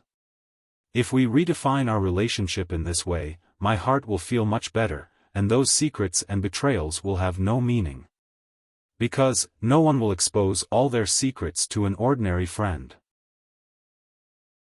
Not to mention this kind of privacy that concerns the lives of oneself and those close to you. Fang Yan looked at Lu Chaoge and said, I understand everything you did, but from my personal standpoint, I can't accept it. Lu Chaoge's lips moved slightly, but she only let out a soft sigh. She didn't explain. They were both smart people, and they always had a tacit understanding. She didn't even say hello. After he came, he took a look, and then played the show with her. She understood what he was thinking, and he also understood what kind of person he was. Seeing Lu Chaoge's sad and guilty expression, Wang Li, who knew her very well, said softly, before, Lu Chaoge didn't know that I was alive, because I didn't dare to contact her. I knew that she was closely monitored. If I rashly contacted her, both of us would be in danger. It's not easy for everyone to live. It's not easy for me, and it's even more difficult for Lu Chaoge, who lives in the Jiang family. Have you ever thought that Lu Chaoge didn't tell you about my existence, and didn't confess to you the secret of my cooperation with the Lu family, was actually just because she didn't want you to have a bad impression of her? Fang Yan looked at Lu Chaoge in surprise, but Lu Chaoge slightly turned her face and refused to look at Fang Yan's eyes. Lu Chaoge didn't approve of my cooperation with the Lu family. After she knew the truth, she kept persuading me. I think you know her about this, Wang Li said. To be honest, you two cooperated so well that even I was deceived at that time. I even blamed Lu Chaoge for transferring such a huge sum of money to your account. Because I never thought that you were a trustworthy person. We two poor women depended on each other for survival. If we were not careful, we would be swallowed by those schemers. They're capable of anything. The accident of Lu Chaoge's parents and my face are the best examples. Until just now, I was still wondering why Lu Chaoge told all our secrets to you. If we were not careful, we would die without a burial place. Because if she didn't tell you about my existence and my cooperation with the Lu family, how could you have such a wonderful cooperation? Wang Li's lips were chapped, and because she talked too much, her face became more embarrassed. Lu Chaoge went to pour a glass of water for her and said, "Have a rest." Wang Li drank the water, but refused to lie down immediately. She looked at Fang Yan and said, "You are right, everyone wants the same value in return for their efforts. This time, it was Lu Chaoge who felt guilty about you, and it was I who felt guilty about you. We were not as frank as you, and we were too insidious and suspicious. To be honest, until now, I dare not trust you like Lu Chaoga. However, Lu Xiaoga has already given you the greatest amount of trust she can give you. She asked the Lu family to transfer the money to your account, asking you to protect her, and also because she has complete trust in you. Because, that is the money to save my life, and it is all we have now. She entrusted her everything to you, isn't that also a kind of trust? Fang Yan was silent, and said, what you said makes me feel more pressure, because I have decided to treat her as a normal friend. Then let's just be friends, Lu Xiaoga said. Aren't you afraid that I will refuse to transfer the money? Fang Yan asked. If you didn't help, that money in our lives might have been gone. Lu Xiaoga said without any worry, it is only a matter of time. For the situation at that time, I made the best choice. As for the future, do I have the right to think about the future? Fang Yan, you are a variable. Wang Li said. Whether it is the Jiang family, the Lu family, or me. We have never thought that because of your appearance, things will be pushed to the situation that is most beneficial to us. So what if the Lu family took the contract? The day they join the dragon group will be the day they sink into the mire. Wang Li became more and more emotional, and her voice was dry and hoarse as she said, when two tigers fight, one will be hurt. Fang Yan, thank you for avenging us. Wang Li fell asleep. When the two came out, Lu Xiaoga gently closed the door. No matter what, I owe you an apology. Lu Xiaoga said. I will not say it is okay. Fang Yan said. Chapter 190. What? Fang Yan jumped up from his chair in surprise. This news was too shocking. It was so shocking that even a calm man like him could not remain calm. I just found out about this secret from my aunt, Lu Xiaoga said calmly. She was always so cold and emotionless, as if she didn't care much about anything. This was the personality that was formed by his life as a spy in the Jiang family, and it would not change in a short period of time. He might never be able to change it. I was also surprised to hear about this. I tried my best to find out the truth of that incident. Everyone I met told me that the Rubik's Cube research had reached a bottleneck and was temporarily put on hold. I didn't expect it to be solved. My dad passed all the information and technology to my aunt. She has always kept this secret. If the Jiang and Lu families knew about this, what would they think? Fang Yan asked maliciously. That's their business, Lu Xiaoga said. I think they must be very unhappy. What are you going to do? You should know that if there is really no problem with the technology, it will bring about a revolution in this world. The benefits are too big. I know, Lu Xiaoga said. This is the reason why I gave up on Longtu Group. I want to build it with my own hands and use the 1 billion as the startup capital. You want to start your own energy company? Fang Yan asked in surprise. It's us. Us? Fang Yan looked at Lu Xiaoga in confusion, then suddenly understood and said, You want me to join you? You don't have to join me, but I want to give you what you deserve. Because of guilt? To repay a favor. Fang Yan was silent. I am not a person who takes advantage of the situation. It is not easy for you two women to live now. But you will accept it. Is that right? Lu Xiaoga said, because you won't miss any opportunity to change the world. In this world, there is only 1.5 people I can trust. Lu Xiaoga said, one is auntie, the other half is you. I'm sorry, we haven't known each other for long. I know you've helped me a lot, and I know you've saved my life. And not just once. This is because I'm too sensitive and paranoid. It has nothing to do with your character. That's because there's a problem with your character. I don't deny it. Lu Xiaoga nodded. I'll try to change, but I might not be able to. I'll try my best. You just acquired Rosefinch Secondary, and now you're going to start an energy company. Can you handle it? Everything is difficult at the beginning. The energy company has just been established, so it will take a lot of time. So, I will give up my position with Rosefinch. I don't think I'm qualified enough to take over your position. If there are some jobs that I can't do well, I hope you won't mind. Fang Yan said sincerely. Lu Chaoge looked at Fang Yan deeply and said, I will appoint you as the leader of the language team for the first years, and nominate you as the school's director. I'm not going to be the principal. The principal is Zhang Xiaofan. He's quite capable, but he's too tactful. I'll have a good talk with him when I leave. He will fully support your new teaching practice. Fang Yan nodded and said, it seems that you've considered everything. There's nothing I'm not satisfied with. I'll just be the language teacher of class 9. You know better than anyone that my personality is not suitable to be an official. This is not what I'm after. No problem. Lu Chaoge accepted Fang Yan's proposal. The two of us are still too weak in the company. We need to bring in a partner with a strong background. At least, we don't have to worry about the company being crushed by the Jiang and Lu families when it's still young and weak.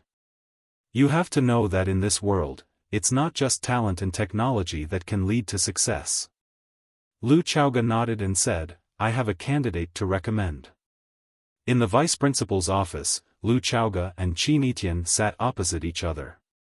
After Qin Etian finished reading the information in his hand, he casually threw it on the coffee table and asked, Where's Fang Yan? He's going to class.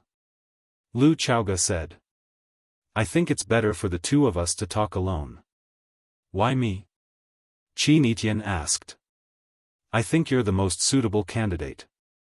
Qin Etian smiled and said, Principal Lu trusts me very much. So, what's your opinion? Lu Chaoge asked. I have to say that the Rubik's Cube technology has a very promising market. If this technology is really as amazing as what's written in the information, you can make money with your eyes closed. If our family gets this kind of Rubik's Cube, it's absolutely impossible to cooperate with others. Of course, you choose to cooperate with us, certainly not because you want us to share the cost or let us make money together. Are you worried that someone will take advantage of it? Or, someone has already done so? You just need a guarantee? You're very smart. Lu Chaoge didn't deny it. This is very fair, I have no reason to refuse. Qin Etian said. She stood up and walked to Lu Chaoge's desk. She took a pencil from the pen holder and then wrote a row of beautiful numbers on the white paper on the desk. Call this number. Someone wants to see you. She threw the pencil on the desk and said, I'm going to class. I actually don't want to skip Mr. Fang's class. After that, she opened the office door and walked out. Lu Chaoge looked at her elegant and agile figure, and her eyes showed a little envy. Beautiful, smart, and with a powerful background, such a girl, how blessed by God. Duh. Duh. Duh. With every step the man took, the wooden clogs would knock on the smooth marble floor of the airport, making a clear and pleasant sound.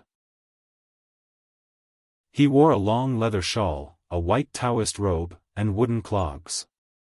This unique style of dress let people know at a glance that he came from Japan. Cold. Thin. Like a flaming bird in the desert, bathing in the scorching sun, a sand-eating eagle. It was obvious that it was extraordinary. It was easy to overlook his looks because his temperament was too outstanding. Behind the man, there were two beautiful children. The girl was gentle and lively, with a very amiable smile on her face. The boy and the girl were diametrically opposite, with a serious expression, as if they had a grudge against everyone. Behind them, there were several strange people following. Those who didn't know better would think that they were some art performance group from Japan. Everyone they met would point at them, and some people wanted to take out their mobile phones to take pictures. However, when they adjusted the angle of their mobile phones, they found that the clicking sound was very far away from them. This made them puzzled. They didn't notice that they were walking very fast.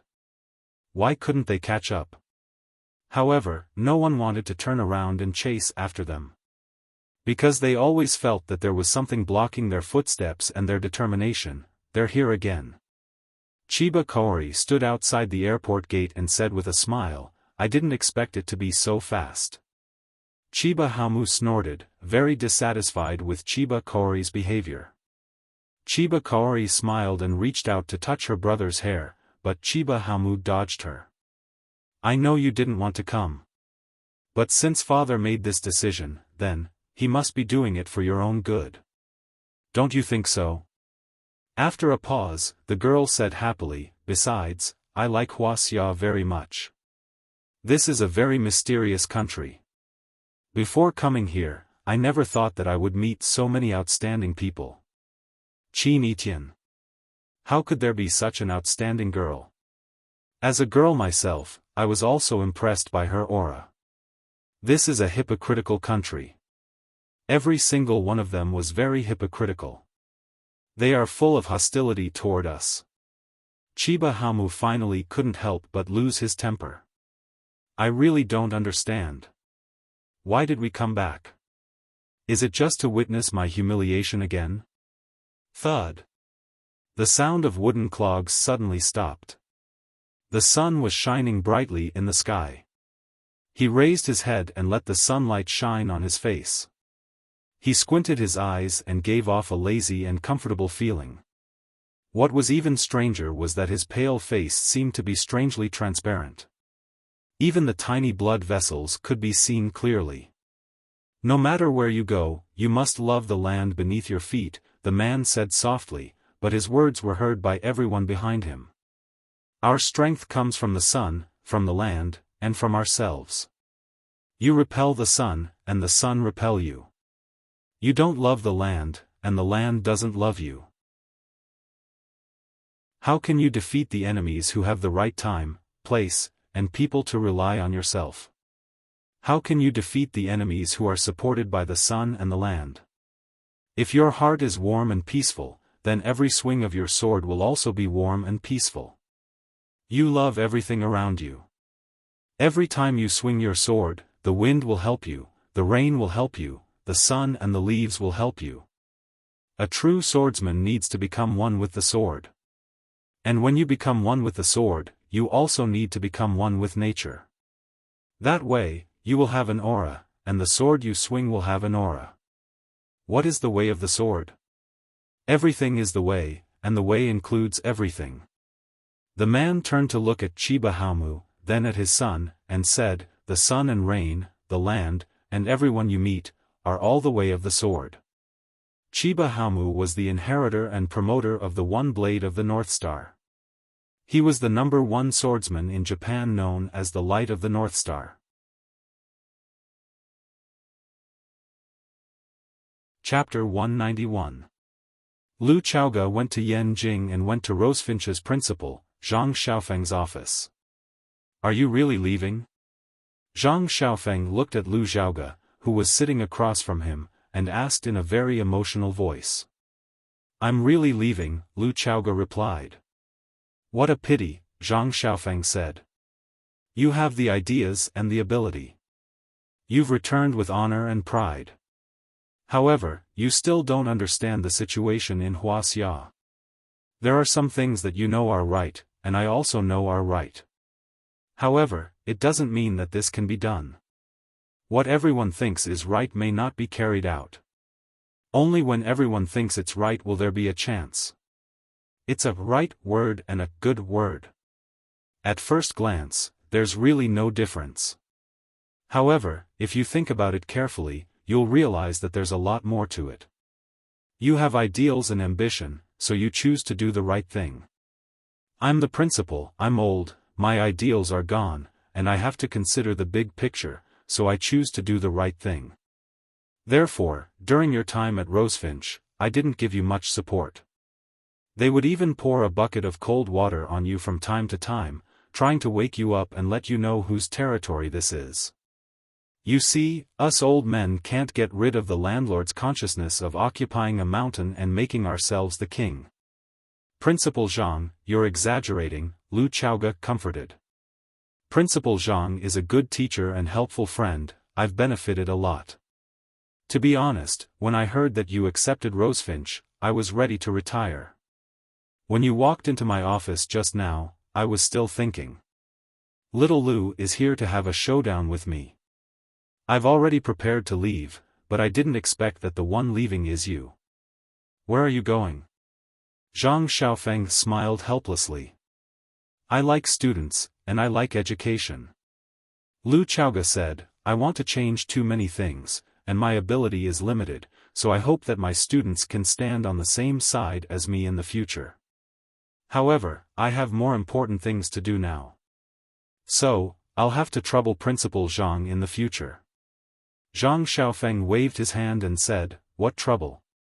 It's my job. I just want to know what Principal Lu thinks of Rosefinch. What path do you want Rosefinch to take in the future? Teacher Fang Yan will talk to Principal Zhang about this, Lu Chaoga said. Mr. Fang Yan is still the homeroom teacher of Class 9. He also represents me as the school's director. Oh. Zhang Xiaofan nodded. He thought to himself, the rumors are true, these two people really have something going on. Fang Yan was really good at management. He had only been in Rosefinch for less than half a year, but he had already become the true controller behind Rosefinch. However, what was the attitude of the Qin clan's young lady? At such a young age, he was already giving off such great pressure. He was not someone who was easy to deal with. Although Mr. Fang Yan is young, and his personality is a bit flamboyant, his understanding of education and love for students are the model teachers. I think if he has Principal Zhang's support and protection, he will definitely be able to achieve extraordinary results. Because of Fang Yan and Fang Yan, our Rosefinch will never lose its reputation as a famous school, Lu Chaoga said. I understand, Zhang Xiaofan agreed straightforwardly. Since he was paid to do things for others. Since Lu Chaoga, the big boss, wanted him to cooperate with her little lover, Fang Yan, to promote the teaching reform, then he would follow suit. Anyway, the person who was really doing the work was Fang Yan himself. Moreover, Zhang Xiaofan had a certain understanding of Fang Yan. Although the bet between him and Mr. Zhang Yu was a bit childish, he had used actual results to prove to the whole of Rosefinch that he, Fang Yan, was fully deserving of being a famous teacher in Rosefinch. Mr. Fang Yan is a very young and outstanding teacher. I am happy to protect such a young person. I believe that our cooperation will be very pleasant, Zhang Xiaofan said. Thank you, Principal Zhang, Lu Chaoga said. What's so hard about it? The ones who are really working hard are Fang Yan and the other young teachers who are really working on the front lines. Lu Chaoga stood up and said goodbye. Before she left, she couldn't help but remind him, if Mr. Fang Yan really does something that Principal Zhang can't accept, you can call me, because I know he's not easy to convince. Definitely. Zhang Xiaofan stood up to send her off. He thought that Lu Chaoga really cared for her little boyfriend from the bottom of her heart. This was true love. The wind is bleak and the water is cold. Once a hero leaves, he will not return. Jing Ku knew that he would die, so why did he still go to assassinate the king of Qin? Fang Yan stood on the podium and asked with a smile. Because Jing Ku is a hero. He doesn't want Qin to invade Yan. Because he wants to repay Prince Dan's kindness. In ancient times, people cared about friendship the most. Crown Prince Dan spent 1,000 gold to buy a horse's bones. He told the world that he treats Jing Ku as a scholar of the nation. If Jing Ku didn't go, he would be laughed at by the world. Everyone forced him to go, so he had no choice but to go. The students all had their own ideas and were very enthusiastic in answering the questions. Lively. Arguing. Thinking. This was the characteristic of Fang Yan's class. As long as he was there, there would be no awkward silence. As long as it was his language class, all the students would put in 120% of their effort to understand the local customs and the story behind the events in the text. Fang Yan rarely interrupted their train of thought. He liked to see them understand the deeper meaning of the text in the process of arguing. In fact, being an outstanding teacher was really not a particularly difficult thing. Before Fang Yan could comment on the student's point of view, Dean Li Mingxiang was already standing at the door of Fang Yan's classroom.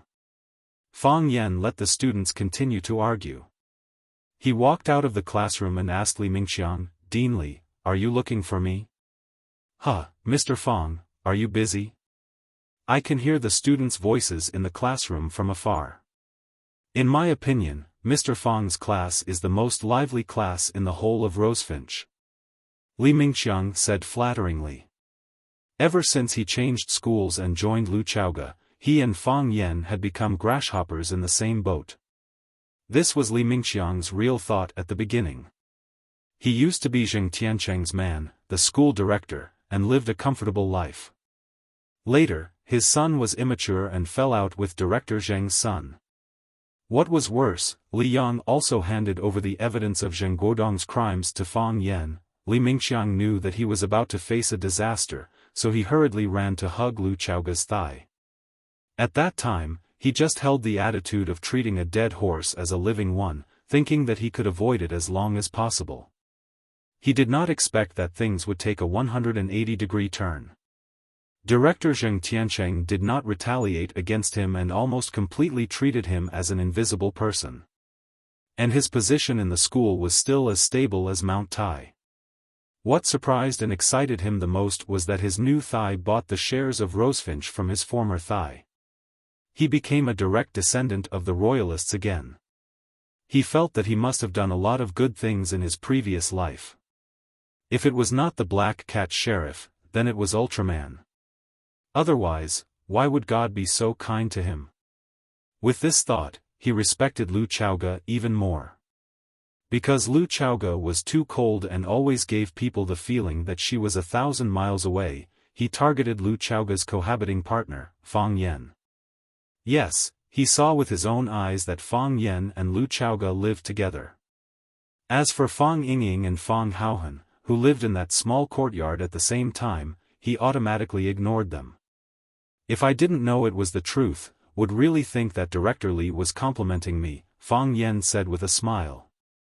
Li Mingxiang laughed as if he had heard the funniest joke in the world. He pointed at Fang Yan and said, your mouth is really unforgiving. It's like this, I just passed by the principal, and he asked me to give you a student. As he spoke, he turned around and waved at the girl behind him, saying, Mr. Fang should be familiar with this student, right? Chiba Kaori? Fang Yan looked at the beautiful girl standing behind Li Mingxiang in surprise and said, why is she back? Our school and Wuren High School have a student exchange program every year. Originally, we exchanged students in July, but Wuren High School proposed to send another outstanding student to study in Rosefinch. This is the pride of our Rosefinch, Li Mingxiang said with a proud face. Chiba Kaori is one of the most outstanding students in Wuren, and she came to Rosefinch on behalf of Wuren High School. I remember that the last inspection group was received by your class 9. Mr. Fang should have some impression of Chiba Kaori, right? She left a deep impression, Fang Yan said. Really? That's great. Li Mingxiang looked at Fang Yan with a strange expression.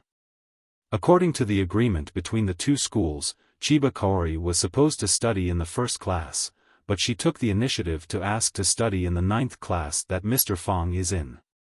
From this, it can be seen that during the last reception, Mr. Fang Yan had already attracted and conquered Chiba Kaori with his profound knowledge and handsome appearance. That's why she came all the way to Rosefinch to learn from Mr. Fang Yan. Mr. Wuxia and the Japanese girl, this is a wonderful story. Fang Yan was speechless. Why did Mr. Wuxia and the Japanese girl sound like some hot-blooded and exciting short movies with mosaics on the important parts? Chapter 192. After Li Mingqiang left, Fang Yan stood on the podium. He tapped the table with an eraser. After the students in class 9 quieted down, Fang Yan smiled and said, "Let me introduce a new student to you. Chiba Kaori from Wuren Senior High School." Seeing Fang Yan's gesture of invitation, Chiba Kaori walked in from outside the classroom. Since she had just officially enrolled today, she had yet to receive her rosefinch uniform. She was still wearing the casual clothes that she had brought with her. She was wearing a light gray long skirt, a white, long-sleeved shirt, and a beige knitted coat. She wore blue canvas shoes, and the sleeves of her shirt were rolled up to her arms. Overall, she gave off a fresh and sweet vibe. With a gentle smile, she stood under the podium and bowed in front of the students. This was a common East Asian etiquette. I think everyone is familiar with Chiba Kaori, right? A while ago, she came to Rosefinch with the delegation from Wuren Senior High School. The exquisite tea ceremony she displayed during the tea duel with Chinitian was amazing. In the end, she took the initiative to admit defeat to Chinitian, which showed us that she is an honest and open-minded girl. Fang Yan pretended to glance at Chiba Kaori casually and said, "Just now, Director Li mentioned that Chiba Kaori was supposed to study in Class 1. But because I'm in Class 9, she specially applied to the school, hoping that she could study in Class 9. To be honest, I feel honored, but I'm also a little scared. Why did Chiba Kaori choose my class? I'm sure it's not just because I'm handsome. More importantly, she thinks I'm a good teacher. She hopes to learn enough from me and understand the essence of Wuxia culture. The sea of books is endless, and learning is endless. I'm excellent, but I'm not the best. I know a lot, but there's still a lot I don't know. So, from today onward, I'm a teacher and a student. I want to learn and grow with you. I want you to have no regrets about your choices.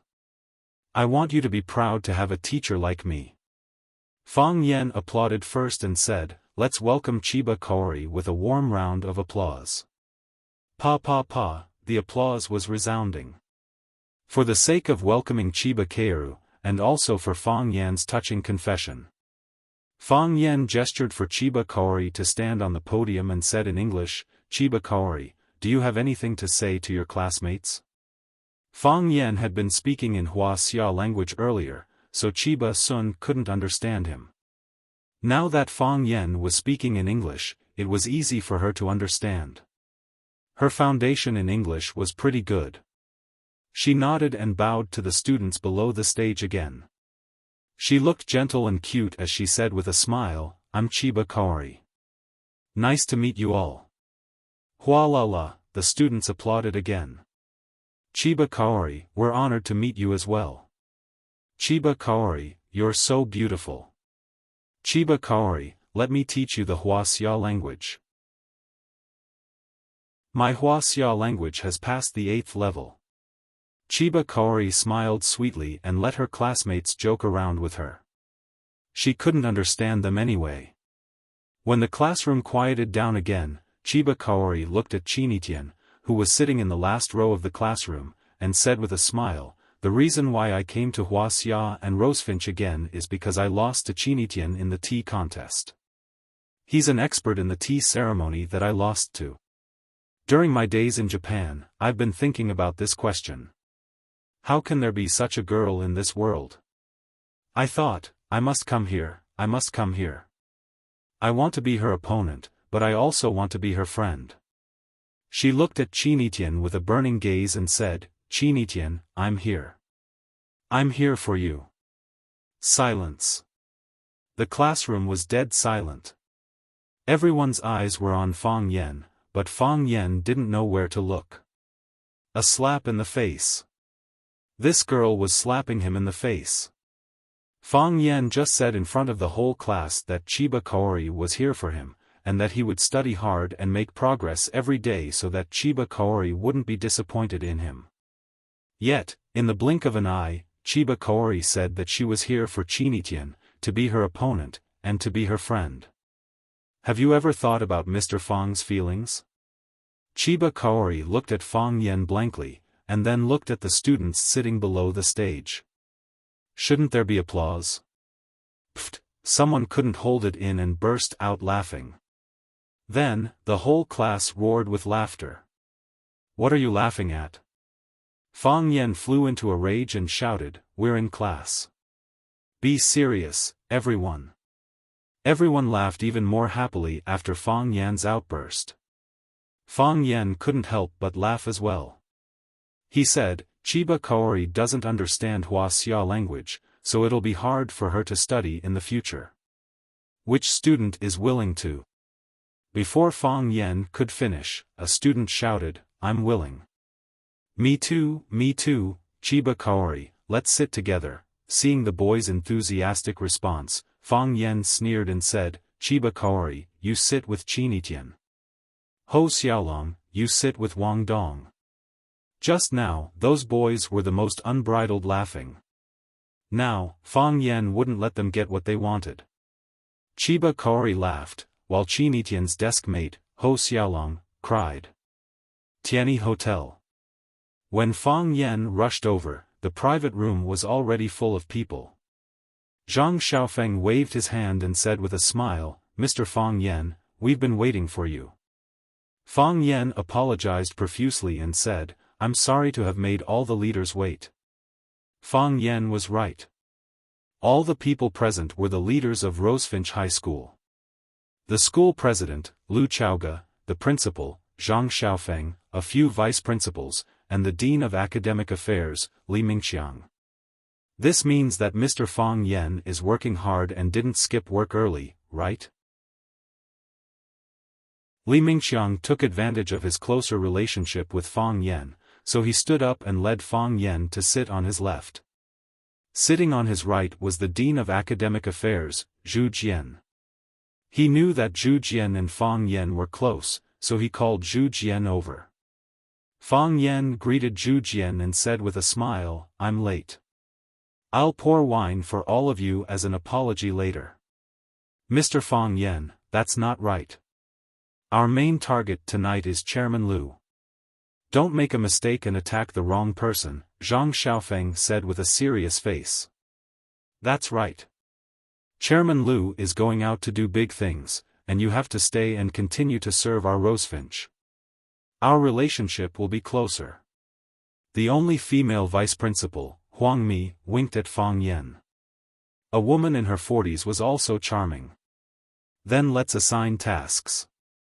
Mr. Fang Yen is the youngest in the room, so he should be the best drinker.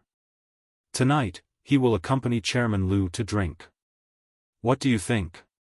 Zhang Xiaofan said. If Chairman Lu doesn't drink well, then it's Mr. Fang Yan's dereliction of duty. Everyone agreed. Obviously, they had heard of the scandal between Fang Yen and Lu Chaoga and were still trying to prove it. Fang Yen and Lu Xiaoga looked into each other's eyes. Before the others noticed, they quickly looked away. Today's dinner was to send Lu Chaoga off, but the scene was unusually lively, as if they were welcoming Lu Chaoga to take up her duties. It couldn't be helped. Who asked Lu Chaoga to buy Zheng Tiancheng's shares and become the biggest shareholder of Rosefinch? After the dinner, under everyone's strange gaze, the youngest teacher, Fang Yen, naturally sent Lu Chaoga back. Because her subordinates were too enthusiastic, Lu Chaoga drank quite a bit tonight. Her cheeks were slightly red, and she looked more approachable than usual. Fang Yen and Lu Chaoga both drank, so they couldn't drive. They walked side by side to school. Fang Yen returned to the courtyard that Lu Chaoga lent him, and Lu Chaoga returned to her own courtyard. The bright moon hung in the sky, and the night breeze blew gently. The familiar tree-lined path, the bank of the Sparrow River that emitted the fragrance of seaweed, the student couple sneakily dating, and the artsy boys playing the guitar and singing on the grass on the Sparrow Bridge. It was a relaxing and cozy night. Lu Chaoga pointed to a dark corner not far from the basketball court and said, "That night, Jiang Zhulu sent me to the school gate. I thought that he was following me, so I created the illusion that we were close. I wanted him to misunderstand, to make him jealous, and to let him know that not everything is absolute. I'm not the woman he set his eyes on, and I'm not the Jiang family's puppet." Fang Yen looked at Lu Chaoga with a puzzled expression and said, "You're talking about this now. What are you trying to do?" Lu Xiaoga let out a faint smile and said, "Explain. I want you to understand even more clearly what a scheming woman I am." "And if you see it clearly?" Fang Yen asked. "So what? After you see it clearly, you'll cooperate with me and get along with me with your guard up, just like you are now. You're still trying to lie to me?" Fang Yen widened his eyes and asked with a vigilant expression. Lu Chaoga shook her head. "I just want you to be on your guard at all times, against me, and against other women like me. You're a good person, and good people should be rewarded." Fang Yen hated being praised as a good person the most. The new company's office space has already been selected. We've acquired a small energy company, and we're going to expand on its original foundation. This will save a lot of preparation time. I'll hold 55% of the new company's shares, and my partner will hold 30%. The other 15% will be transferred to your name. This is a joint decision between me and my partner, and I hope you won't decline. Chaoyan Energy Technology Company. Lu Chaoga looked at Fang Yen and said, "I hope you like this name. It's okay if you don't like it, since it's already registered anyway."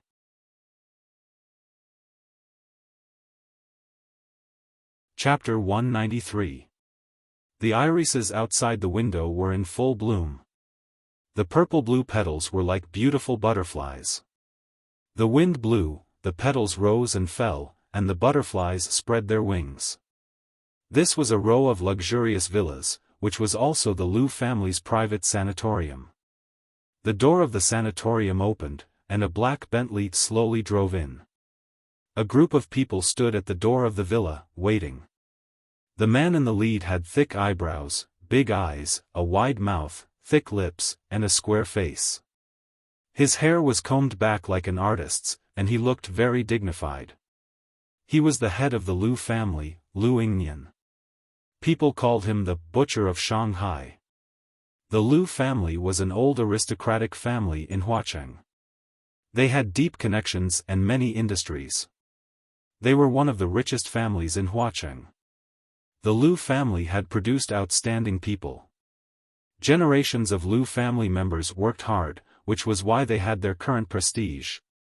The Bentley had just stopped at the door of the villa. Lu Yingnian's brother, Lu Qingtian, had already stepped forward and helped Lu Yingnian open the back seat of the Bentley. Lu Yingnian glanced at his brother, Lu Qingtian, and nodded slightly without saying anything. In the back seat of the Bentley sat an unremarkable man. He got out of the car and said with a smile, "I'm here to see Lu Shu." "Uncle Lu, you're treating me like an outsider by making such a big scene." Lu Yingnian reached out and shook the man's hand. He said with a smile, "Usually, I can't even wait for you to come. Now that I'm here, I have to treat you to a meal and a cup of tea. Since Uncle Lu says so, I'll stay in Huacheng and not leave," the man said with a smile. "That's great. I'll host banquets every day. We won't go home until we're drunk," Lu Yingnian said heroically. Jiang Junling nodded with a smile and asked, "Is Lu Shu okay?" "Yes," Lu Yingnian said with a smile, but his eyes were filled with murderous intent. "He won't die." "I'll go in and see," Jiang Junling said. In a spacious and luxurious room, the General Ling saw the willow tree that was rumored to be dead. Lu Shu's entire head was wrapped in gauze. Only his eyes, mouth, and nose had small holes. His upper body was bare, and his sturdy chest muscles were also full of scars and were covered in white gauze of various sizes. There were also a few places with serious injuries that were wrapped in large pieces of gauze. From the outside, one could still see the reddish-brown blood that had already seeped out. What was even more shocking was that his hands and feet were all wrapped in a special steel instrument. The instrument was lit with a yellow light, emitting a warm halo. It gave people the feeling of an incomplete Iron Man. Hearing the sound of the door being pushed open, the willow tree opened its eyes. Seeing Jiang Junling coming in, Lu Shu smiled. Yes, from his eyes and the change in the corners of his mouth, it was clear that he was smiling. He didn't have the demeanor and despair of a seriously injured person. Instead, he had an abnormal liveliness and cheerfulness. "I don't want to see anyone right now," said the willow tree. "They understood how I was feeling at the moment, so they helped me reject a lot of visitors. But now that you're here, it must be very difficult for them, right?" Jiang Junling walked over and reached out to knock on the steel box on Lu Shu's leg. He asked, "Are you going to become Superman to save the world?" Lu Shu smiled again and said, "If I were Superman, I would definitely destroy the world." "How unfortunate." Jiang Junling smiled. "I live in the same world as you. These iron boxes were shipped from Germany. It is said that they have a magical healing effect on my recovery. Oh, I forgot to tell you, my leg and hand bones are all broken. It is impossible to fully recover. Fortunately, I am Lu Shu, and it happens that the Lu family is not short of money. Now, for the sake of the money, let's see how much they can help me recover." "What about your face?" asked Jiang Junling. "When you just came in, I was worried that you would ask this question." Lu Shu said, "Since I woke up, I haven't looked in the mirror until now. This was impossible before. The first thing I did when I got up in the morning was to look in the mirror. Actually, I don't need to look in the mirror to know how serious the injury is. Because when he grabbed those pieces of paper and threw them at me, I hadn't fainted yet. Those pieces of paper, every one of them was a knife. This face, I'm afraid, is completely ruined. If it is really ruined, will the title of Huacheng's public lover be handed over to someone else?" Jiang Junling said without hesitation. "If Huacheng chooses another 4 clowns of Huacheng, I will definitely be on the list again. And I will be the top of the 4 clowns," Lu Shu said in a gloomy voice. After a pause, Lu Shu said viciously, "I want to kill him." Lu Chaoga resigned from the school, pulled the Qin family into the partnership, and founded Chaoyan Energy Technology Company. Their core technology is the Rubik's Cube. "The real, perfect, and flawless Rubik's Cube technology," said Jiang Junling with a smile. "Who are you guys working for?" "I already know about this," Lu Shu said. "The Lu family has become a laughing stock. You don't have to specially come over to mock us. Only when you know shame can you be brave," Jiang Junling said with a smile. He patted the steel box on Lu Shu's body and said, "May they bless you." After saying that, he turned around and left. Air Force One. Fang Yen once again sat in the high-altitude restaurant of this hotel. Looking at the mighty Qingjiang not far away, his heart was filled with emotions. Not long ago, there was a murder case here. An innocent and kind little security guard with 2 warm dimples when he smiled was knocked down and killed. The sorrow had not gone far, and the sound of crying could still be heard, but the little security guard had already been forgotten. His body was cremated, and his blood was washed away. Other than the throbbing pain in the chest of his loved ones, too much evidence of his existence in this world had been erased. May he rest in peace. The rolling Yangtze River flows east, the waves wash away all heroes, Fang Yen muttered to himself. Even heroes will be eliminated, let alone a little security guard. "Mr. Fang, what are you lamenting about?" After Zhu Jian ordered, he walked to Fang Yan's side and stood still. Looking at the night view of Huacheng outside the window, he said, "Looking at the prices on the menu, I feel that the prices are really not worth it. But standing in front of the floor-to-ceiling window and looking at the whole of Huacheng under your eyes, I feel a sense of heroism like a serf who has turned over a new leaf. I also feel that there's a reason why the restaurant is expensive. Fang Yan turned around and said to Zhu Jian in a reproachful tone, "We're not strangers. You don't know me, do you think I don't know you? There are at least 80, if not 100, restaurants in front of the school gate. Ordering a hot pot and a few bottles of beer, chatting while eating, isn't that more comfortable than drinking tasteless foreign wine and eating these uncooked steaks and greasy foie gras here?" Zhu Jian's eyes widened and said, "You've eaten here before?" "I've eaten once," Fang Yan said. Zhu Jian looked embarrassed and said with some embarrassment, "I didn't order the foreign wine, steak, and foie gras you mentioned. It's too expensive." Fang Yan waved his hand indifferently and said, "It doesn't matter what you eat. It's very important who you eat with." Mr. Fang's words are reasonable. Zhu Jian said with great emotion, "It's important who you eat with.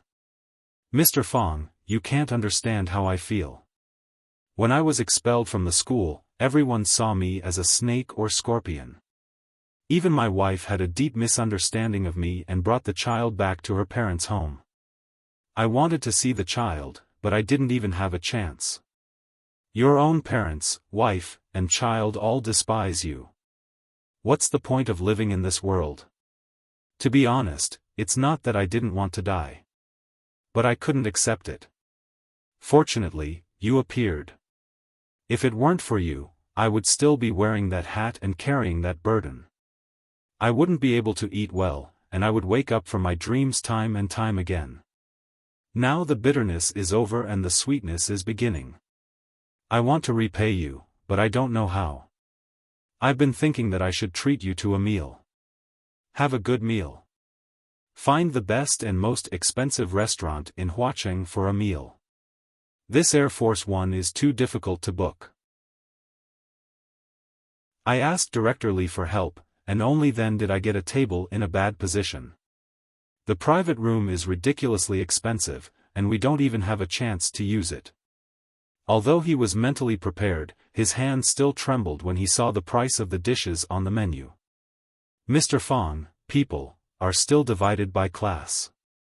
I didn't believe it before, and I didn't want to believe it. Now I believe it." Fang Yan smiled and said, "I don't care if there's a hierarchy or not. Anyway, I prefer the small hot pot and 20 yuan draft beer at the school gate. That's life." "I like it too," Zhu Jian said loudly. "That's life. We can go there every day and drink every day. But this Air Force One. I might only come here once in my life. It's to invite you, Mr. Fang. Just think of it as a luxurious enjoyment." The two of them arrived early, and there weren't too many customers in the restaurant. Hearing Zhu Jian's words, some people had a pensive look on their faces, but more people showed disdain. Fang Yan felt that Zhu Jian was honest and frank, and had the righteousness and decadence of a scholar. This wasn't a bad thing. Zhu Jian ordered a bottle of Wuxia. This kind of domestic liquor was expensive, but compared to foreign liquor that cost tens of thousands, it was still affordable. The dishes were served, and the two chatted happily while eating. Fang Yan inadvertently raised his head and saw an acquaintance walking in. Fang Yan had no intention of standing up to greet him. He had his own friends, and others had their own lives. Why bother others? He didn't expect that his friend would encounter some difficulties. Fang Yan put down the cup in his hand and said to Zhu Jian, "You drink first, I'll go greet my friend." "You have friends here?" Zhu Jian asked in surprise. As soon as he finished speaking, Fang Yan had already left. Chapter 194. Summer walked to the left, and the huge body walked to the left. Summer walked to the right, and the huge body walked to the right. Summer walked to the left again, and the huge body moved over again. Anyone could see that someone was deliberately looking for trouble. Summer raised her head angrily and said, Lan Shan Valley, do you think this is interesting? Interesting. The tall man said. Get out of the way. No way. Lan Shan Valley, I have something very important to do. Don't get in my way. For me, what I'm doing now is the most important thing. Lan Shan Valley. Summer suppressed her anger and scolded. A faint red flush appeared on her tender white neck, and her bright eyes were filled with helpless anger. She was wearing a black silk evening gown, and the smooth and moist satin outlined her enchanting and sexy figure. She was covered with a small white shawl, which covered her beautiful collarbone and snow-white breasts that her slender suspenders could not cover. It was faintly discernible, attracting people's wild thoughts. Whether it was the heavenly king superstar or the girl next door, every woman was a seductive demon. They may not know Chinese, mathematics, Murphy's Law, or this year's newly elected Mr. Football. However, they must know how to present their bodies and show their most attractive side in front of men. The simple bright silver high heels wrapped around her white and flawless feet, and her toes were dyed a deep and mysterious black. Noble, gorgeous. There was also a kind of mellow beauty that was extremely rare on a star. Miss Summer, are you calling my name? Lan Shan Valley crossed his arms and asked with a smile. I say, isn't it inappropriate to pursue a girl like this? Fang Yen stood behind Xia Ji and looked at the man who was like a small mountain in front of them. He said, although I don't have much experience in this area, I think as long as you buy her a villa, a sports car, a diamond jewelry, beautiful clothes and a designer bag. As long as you are willing to do so, I think the girl will be willing to go with you or don't mind you standing in front of her. Xia Ji turned around and saw Fang Yen. She cried out in surprise, Fang Yen, it's you? Why are you here? Fang Yen forced a smile and said, if I knew you were here, I definitely wouldn't be here today. Xia Tianran smiled sweetly and said, it's really sad to hear you say that. Are you that unwilling to see me? I just think it's too troublesome to interact with beautiful women, Fang Yen said. If you were my girlfriend, it would be natural for me to help you solve your problems. You can't be my girlfriend, right? Why should I waste my time and energy getting involved in unnecessary trouble? When you hold the hand of a tall, rich, and handsome man and marry into a rich family, people who don't know will point at the back of your head and say, look, that poor spare tire. It's not worth it. Xia Ji smiled even more happily, feeling that the man in front of him was too interesting. She had a deep impression of him the last time they met, and this time she was even more attracted by his frank and direct way of speaking. She teased, then shall we date? I don't want you to buy me a villa, a sports car, a diamond jewel, and designer clothes. I can buy you a villa, a sports car, a diamond jewel, and designer clothes.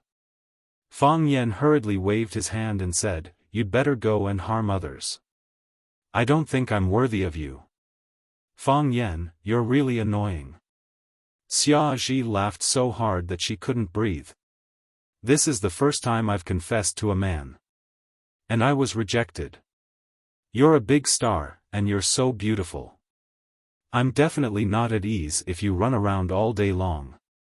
If you do a kissing scene with someone or something like that, then wouldn't I collapse? Fang Yen said seriously, my little heart can't stand this stimulation. We're really not suitable for each other. Okay. Then I won't force you to date me. Xia Ji magnanimously said. It's always okay to be friends, right? Aren't we already friends? Fang Yen said. But friends are also divided into levels. You can only be my ordinary friend now.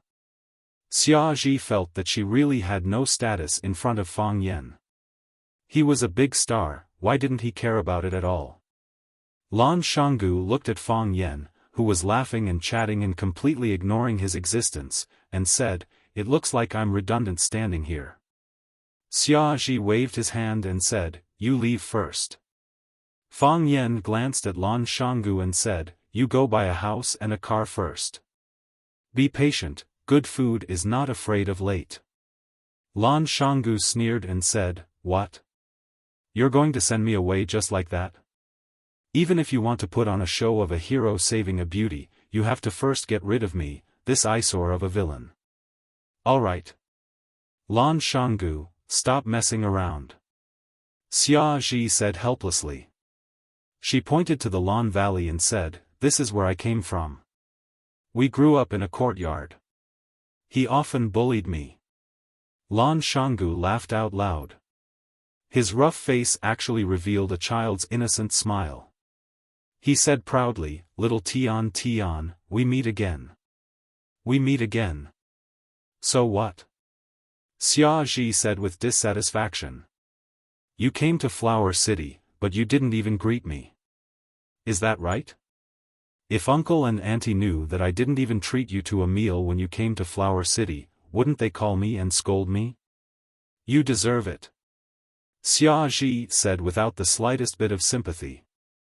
Xia then pointed at Fang Yan and said, "Fang Yan, the school's language teacher." "Fang Yan? Teacher?" Lan Shanggu's eyes instantly turned sharp as he said, "Rosefinch Secondary's teacher Fang Yan? You know me?" Fang Yan asked.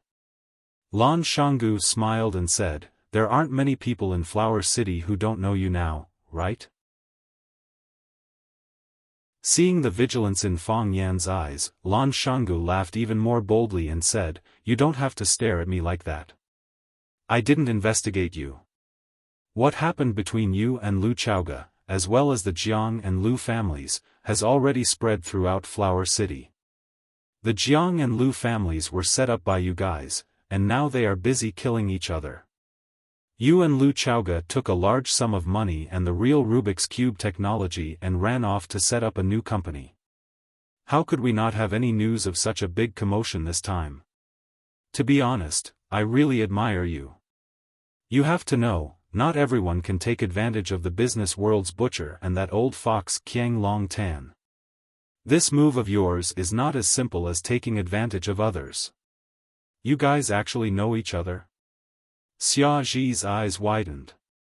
Then, she turned to look at Fang Yan and said, "Aren't you a teacher at school? It looks like you're very famous." Fang Yan stared sharply at the mountain valley and said, "He knows me. I'm not very familiar with him. My nickname is Small, I really don't need you to worry about me." Lan Shanggu chuckled and said, "Besides, I'm also afraid of being remembered by you. Look at my appearance, it's obvious that I'm a simple character with well-developed limbs. If you set me up, who am I going to reason with?" Xia Ji looked at Fang Yan and said, "Don't listen to his nonsense. He's Lan Shanggu. You might not be familiar with this name, but among the 4 prodigies of Huacheng, which one of them is simple? He's one of the 4 prodigies of Huacheng. He seems to be quite famous in Huacheng. Don't. Lan Shanggu waved his hand and said, "I say, Xia Ji, don't put me together with those guys. I can't afford to lose that person. You don't know, do you? The person standing in front of you right now is much more famous than the 4 young masters of Huacheng. At the very least, he has already lost 2 young masters in his hands. Do you know what nickname he has?" "What nickname?" "Flower Breaker Young Master," Lan Shanggu said. "Aren't we some 4 prodigies? He broke the flowers one by one. Didn't he become the Flower Breaker Young Master? What happened?" Xia Ji looked at Lan Shanggu in confusion. Although she had a deep background and an extraordinary background, most of her thoughts were on singing and acting. She was so busy that she didn't even have time to take a nap. How could she have the time and energy to pay attention to the movements of these young masters in Huacheng? Lan Shanggu smiled but didn't answer. He said, "If you're interested, you can listen to Mr. Fang's story. He's the person involved and also the teacher. He'll definitely be more hot-blooded than me." Xia Ji looked at Fang Yan. Fang Yan smiled helplessly and said, "Actually, there's nothing much to say. It's the story of an ordinary citizen resisting the demolition bully." You must be tired of reading this kind of news in the newspapers. Lan Shanggu gave a thumbs up to Fang Yan and said, "Now that you mention it, it really is the case. If Jiang Zhulu and Lu Shu, these two arrogant guys, knew that you described them as evil tyrants, I'm afraid they would spit out a few more liters of blood." Fang Yan glanced at Xia Kiki and said, "Since you are friends, then I misunderstood. I still have friends here, so I won't disturb you." With that, Fang Yan turned around to leave. "Teacher Fang Yan. Wait a minute." Xia Ji anxiously shouted. "What's the matter?" Fang Yan stopped and asked. Xia looked at Lan Valley and said, "You have friends here too, right?" "Yes." Lan Shanggu nodded. "When have I, Langa Valley, ever paid for my meals outside?" "Then go and accompany your friends," Xia said. "Don't let others wait too long. It's impolite." She turned around and pulled Fang Yan, saying, "Fang Yan, you appeared at the right time. Come, do me a favor." "What?" Fang Yan asked. "Fight against counterfeits." Xia Kiki smiled slyly and said, "Fight against counterfeits?" Lan Shanggu looked at the backs of the two of them as they left, a gloomy expression appearing on his face. Very quickly, he returned to his harmless big guy appearance and shouted, "Hey, you two are going to send me away just like that?"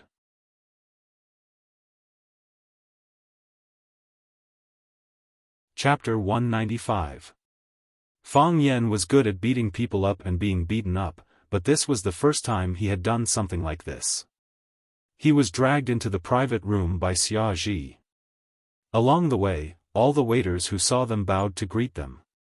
Surprisingly, no one took out their phone to take a picture or pounced on him to ask for an autograph. If Zhu Jian saw this, he would probably praise number one in the air for being worth the money. The waiter helped to push open the thick door of the private room, and a man's loud voice floated out. "The Chen family's fists, the Tan family's legs, and the other kung fu all rely on the mouth." "Why do you say that?" "Because most of the other kung fu is packaged by bragging and has no practical value. Look at the martial arts masters of our Wuxia country, each one is more powerful than the other, and each one is more famous than the other. But what is the actual situation? As soon as we fight with foreigners, we get beaten up like a fried bean curd. Especially the few times we fought with the Thai boxers, we actually didn't win even once. We were beaten so badly by them that we felt ashamed to say it out loud. Although Wuxia martial arts as a whole gives people the feeling that the sun is setting in the west, there is also a group of hot-blooded people who are working hard to correct its name. Do you know which master my master learned martial arts from? State Preceptor Li Zonghao. Who is Li Zonghao? What kind of people are his disciples? That's the Imperial Guards, the elites of the elites who serve the country's leader, and also the Dragon Protection Branch. That Chen Zhengfeng from the Chen family and Tan Qinglin from the Tan family aren't even worthy of carrying shoes for State Preceptor Li." The man's voice stopped abruptly because he saw Xia and Fang Yan walking into the private room. Feng Yuancheng saw Xia and quickly got up to greet him. "Xia. Why are you here?" Xia was referring to Xia, and the sentence, "Why are you here?" was obviously directed at Fang Yan. He didn't expect that Xia would bring his old enemy Fang Yan along. Last time at the hotel on Xixia Mountain, he was forced to apologize by Fang Yan's students. This made him lose all face, and he felt deeply ashamed. This time, when they met again, he naturally wouldn't give Fang Yan any face to see. "Long distance, when I came in, I met Fang Yan, so I asked him to come in with me," Xia explained with a gentle smile. Although his attitude was amiable, his tone was unquestionable. "Since I've already brought him in, I won't let him out so easily." You called me to introduce a Guoshu expert to me. Are you referring to these two here? Feng Yuancheng glared fiercely at Fang Yan, and when he looked at Xia, his smile had already become gentle and affectionate. He pointed to the middle-aged man sitting on the sofa and said, "This is Tai Chi Master Lu Xueru, the head of the Qingyang Martial Arts School in Yanjing and the vice president of the Yanjing Martial Arts Association." Last month, Wuxia television station did a documentary called Tai Chi World, which told the story of Teacher Lu. Teacher Lu has students all over the world and is one of the top experts in the country. Lu Xueru had a thin, long beard, a dignified appearance, and bright eyes. He was dressed in a black tang suit, which made him look extraordinary. In his hand, he was holding 19 pieces of gold-threaded Nanmu prayer beads. He was slowly spinning them in his palm, carefully playing with them. When everyone looked at him, he did not get up. He only smiled faintly at Xia. He had the demeanor of a man who was far away from the world. Feng Yuancheng pointed to the eloquent young man and said, "This is Master Lu's disciple, Wang Hongying. He won the 3rd place in the national Tai Chi competition with serious injuries. He is amazing." Wang Hongying was short and thin, with triangular eyes and few eyebrows. He looked like a yellow-skinned monkey. He was wearing a white tang suit, but he deliberately pretended to be an elegant gentleman, which seemed a little out of place. When Wang Hongying saw the big star Xia, he quickly walked up and stretched out his hands to shake hands with Xia. He said with a smile, "If someone else asked us to act together, we would never agree. What is Chinese martial arts? Only killing people without performing is Chinese martial arts. What's the point of putting on a show in front of the camera? Isn't that insulting?" Seeing Feng Yuancheng's unhappy face, Wang Hongying changed the topic and said, "But, I heard that Miss Xia is looking for us, and Brother Feng is sincere, so my master and I decided to come and have a look. Miss Xia, I am your loyal fan. This cooperation can be considered as my close cooperation with my idol, right?" Fang Yan laughed in his heart. This guy had flattered 2 people with a single sentence. He didn't know how good his real skills were, but his eloquence was definitely top-notch. Xia Chen and Wang Hongying's hands touched for a moment and said gratefully, "Thank you, then I'll have to trouble you 2 masters." "You're welcome. It's our honor to be able to cooperate with Miss Xia." Wang Hongying seemed to be the spokesperson for his master Lu Xueru. His master closed his eyes and didn't say a word, but he alone took care of the social interaction. Feng Yuancheng looked at Xia Chen and said, "Xia, we're waiting for you to eat. Now that everyone is here, can we get someone to serve the dishes?" "Of course." Xia Ji smiled and nodded. "Master Lu, Master Wang, I came late. I solemnly apologize to the 2 teachers. Miss Xia is too polite." Wang Hongying waved his hand and said. His gaze turned to Fang Yan, who was beside Xia Chen, and asked, "This is?" "It's my friend Fang Yan," Xia Ji said with a smile. When Xia looked at Fang Yan, he blinked his eyes, meaning to say, "Help me keep an eye on them and see if these 2 guys are really Tai Chi experts. Red Eagle, speaking of which, you guys are the same." Feng Yuancheng reminded with a kind expression, "This is a Tai Chi expert." "Oh? You also know Tai Chi?" Wang Hongying was interested when she looked at Fang Yan. Even the Tai Chi master Lu Xueru, who was sitting on the sofa to rest, opened his eyes and looked at Fang Yan, then instantly returned to normal. Young and short of breath, it was hard to look at. "I know a little," Fang Yan said with a smile. He now understood why Xia Chen said that she wanted to bring him here to fight against counterfeits. It felt like there were 2 Tai Chi masters waiting to work with her. The last time they met, Xia Chen had indicated that she wanted to add elements of Wuxia style to her new album. When she saw Fang Yan's Tai Chi performance at the peak of Zhangxia Mountain, she was shocked and wholeheartedly wanted to cooperate with Fang Yan. Unexpectedly, after being rejected several times by Fang Yan, Xiaofan had no choice but to find another expert. Feng Yuanqing understood Xiaofan's thoughts, so he asked around and found Lu Xueru and Wang Hongying to recommend them to Xiaofan. If Lu Xueru and Wang Hongying were more powerful than Fang Yan, would they still look for Fang Yan cooperation in the summer? Obviously not. This was also the reason why Feng Yuanqing had called Xiaofan several times to invite her to the banquet, because he knew what was on Xiaofan's mind the most right now. Wang Hongying was overjoyed and said, "That's good. Come, let's push each other. The dishes haven't arrived yet, so let's warm up first." Xiaofan refused and said, "Let's eat first. The dishes are coming up." The reason she invited Fang Yan to help her fight against counterfeits was only because she subconsciously felt that Fang Yan was an expert. However, she had no idea how high Fang Yan's level was. If Fang Yan were to be injured by the Tai Chi expert that Feng Yuanqing had found, then it would be her fault.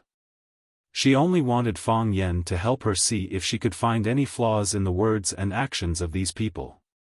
As for sparring, she felt that it was very dangerous. "Miss Xia, don't worry. When we spar with each other, we always stop at the right time.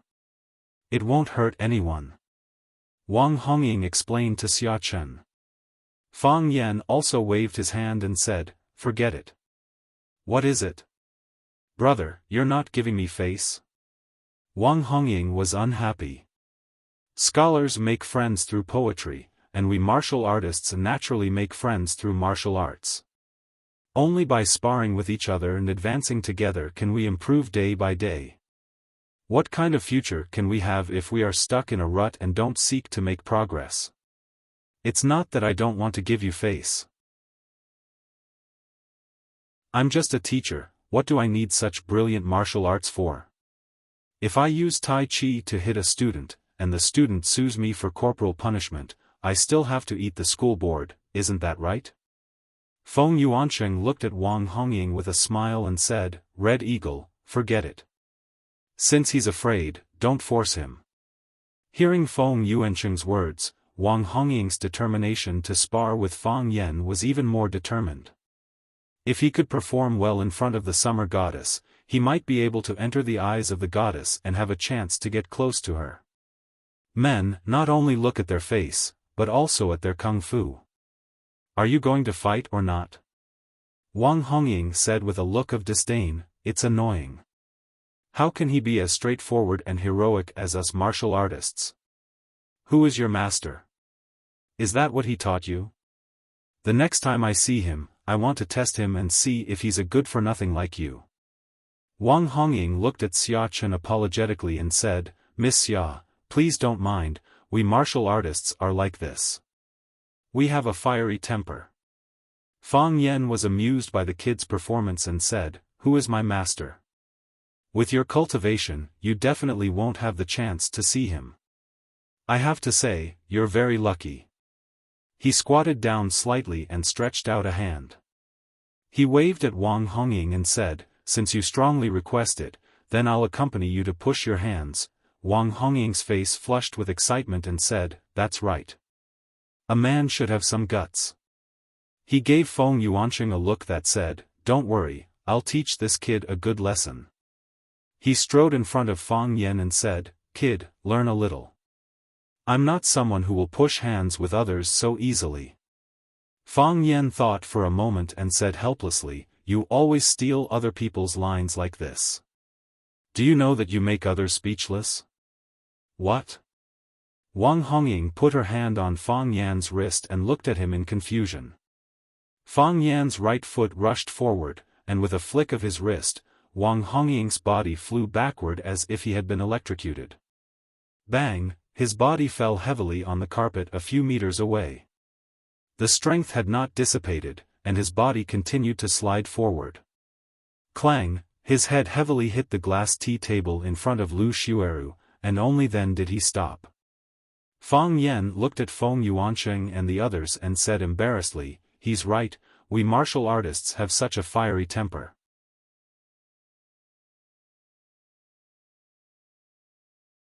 Chapter 196. The smile on Feng Yuancheng's face froze before it could spread. It was like the extreme cold before the earth was destroyed. Butterflies were flapping their wings, bees were busy gathering pollen, children were chasing and playing in the grass, and dung beetles were asking their mothers why they were eating shit. Everything was so quiet and beautiful. A black cloud floated over and they were frozen into ice sculptures. Feng Yuancheng felt that his heart was colder than an ice sculpture. Was this the Tai Chi master he invited? Was this the national third place he bragged about? It was obviously a fake product. If Wang Hongying was not the person he found, Feng Yuancheng would definitely suspect that this guy was paid by Fang Yen to cooperate with him. It was too fake. You flew so far away when I touched you. Do you think this is a martial arts film? We are too embarrassed to write a script like this when we are filming. Xia Zhi's mouth was slightly open and her pupils were swollen. She could not believe the scene in front of her. She wanted to say, "Stop there." She wanted to say, "Don't hurt people." She also wanted to say, "The battle was over," before she could say anything. Was this Tai Chi? Wasn't it too simple? Was this Tai Chi? Wasn't it too domineering? Lu Xueru's eyes opened in an instant. His long beard was flying and his thick eyebrows were imposing without anger. His eyes were like sharp blades that cut Fang Yan's face again and again. Inch force? Lu Xueru asked in a deep voice. You can say that, Fang Yan said. But we all call it thunder. Thunder not only used strength but also controlled the momentum. Just now, when Fang Yan sent Wang Hongying flying, he first used thunder and then used his inner force to beat him to the point that he could not fight back. Fang Yan did not explain. He knew that Lu Xueru did not understand. Lu Xueru stood up and walked straight to Fang Yan. He did not care about his disciple Wang Hongying's life and did not look at him from beginning to end. It was as if he had become a dead man. Heartless. This was Fang Yan's evaluation of Lu Xueru. This kind of person was very dangerous. Because of their cold temperament, they were easy to get into a dead end when practicing martial arts. Without being able to establish a sect, it would be difficult for one to become a great master. However, this kind of person was extremely talented. If this was the ancient world of martial arts, they would be evil sects that harmed the world of martial arts and attempted to unify the world of martial arts. In the end, they were killed by young heroes. Fang Yan pointed at Wang Hongying, who was lying on the ground vomiting blood, and reminded, "Don't you want to see your disciple? His internal organs are injured and he needs immediate treatment. You want to break my Dao heart?" Lu Xueru stared at Fang Yan with ridicule in his eyes, disdainful of his insignificant tricks. Deaths and injuries are unavoidable in sparring. You hurt him. That's your ability. He was injured by you because he wasn't skilled enough. Who could be blamed? His life and death have nothing to do with me. Your life and death are under my control. Sounds reasonable, Fang Yan said with a smile. But this can't hide the fact that you're cruel and unscrupulous, bastard. Lu Xueru shouted angrily. With a flash, he appeared in front of Fang Yan and clawed at Fang Yan's eyes. Eagle peck. This move was extremely ruthless. He wanted to copy the eagle's man-eating method and forcefully dig out Fang Yan's eyeballs. You're courting death. Fang Yan was completely enraged.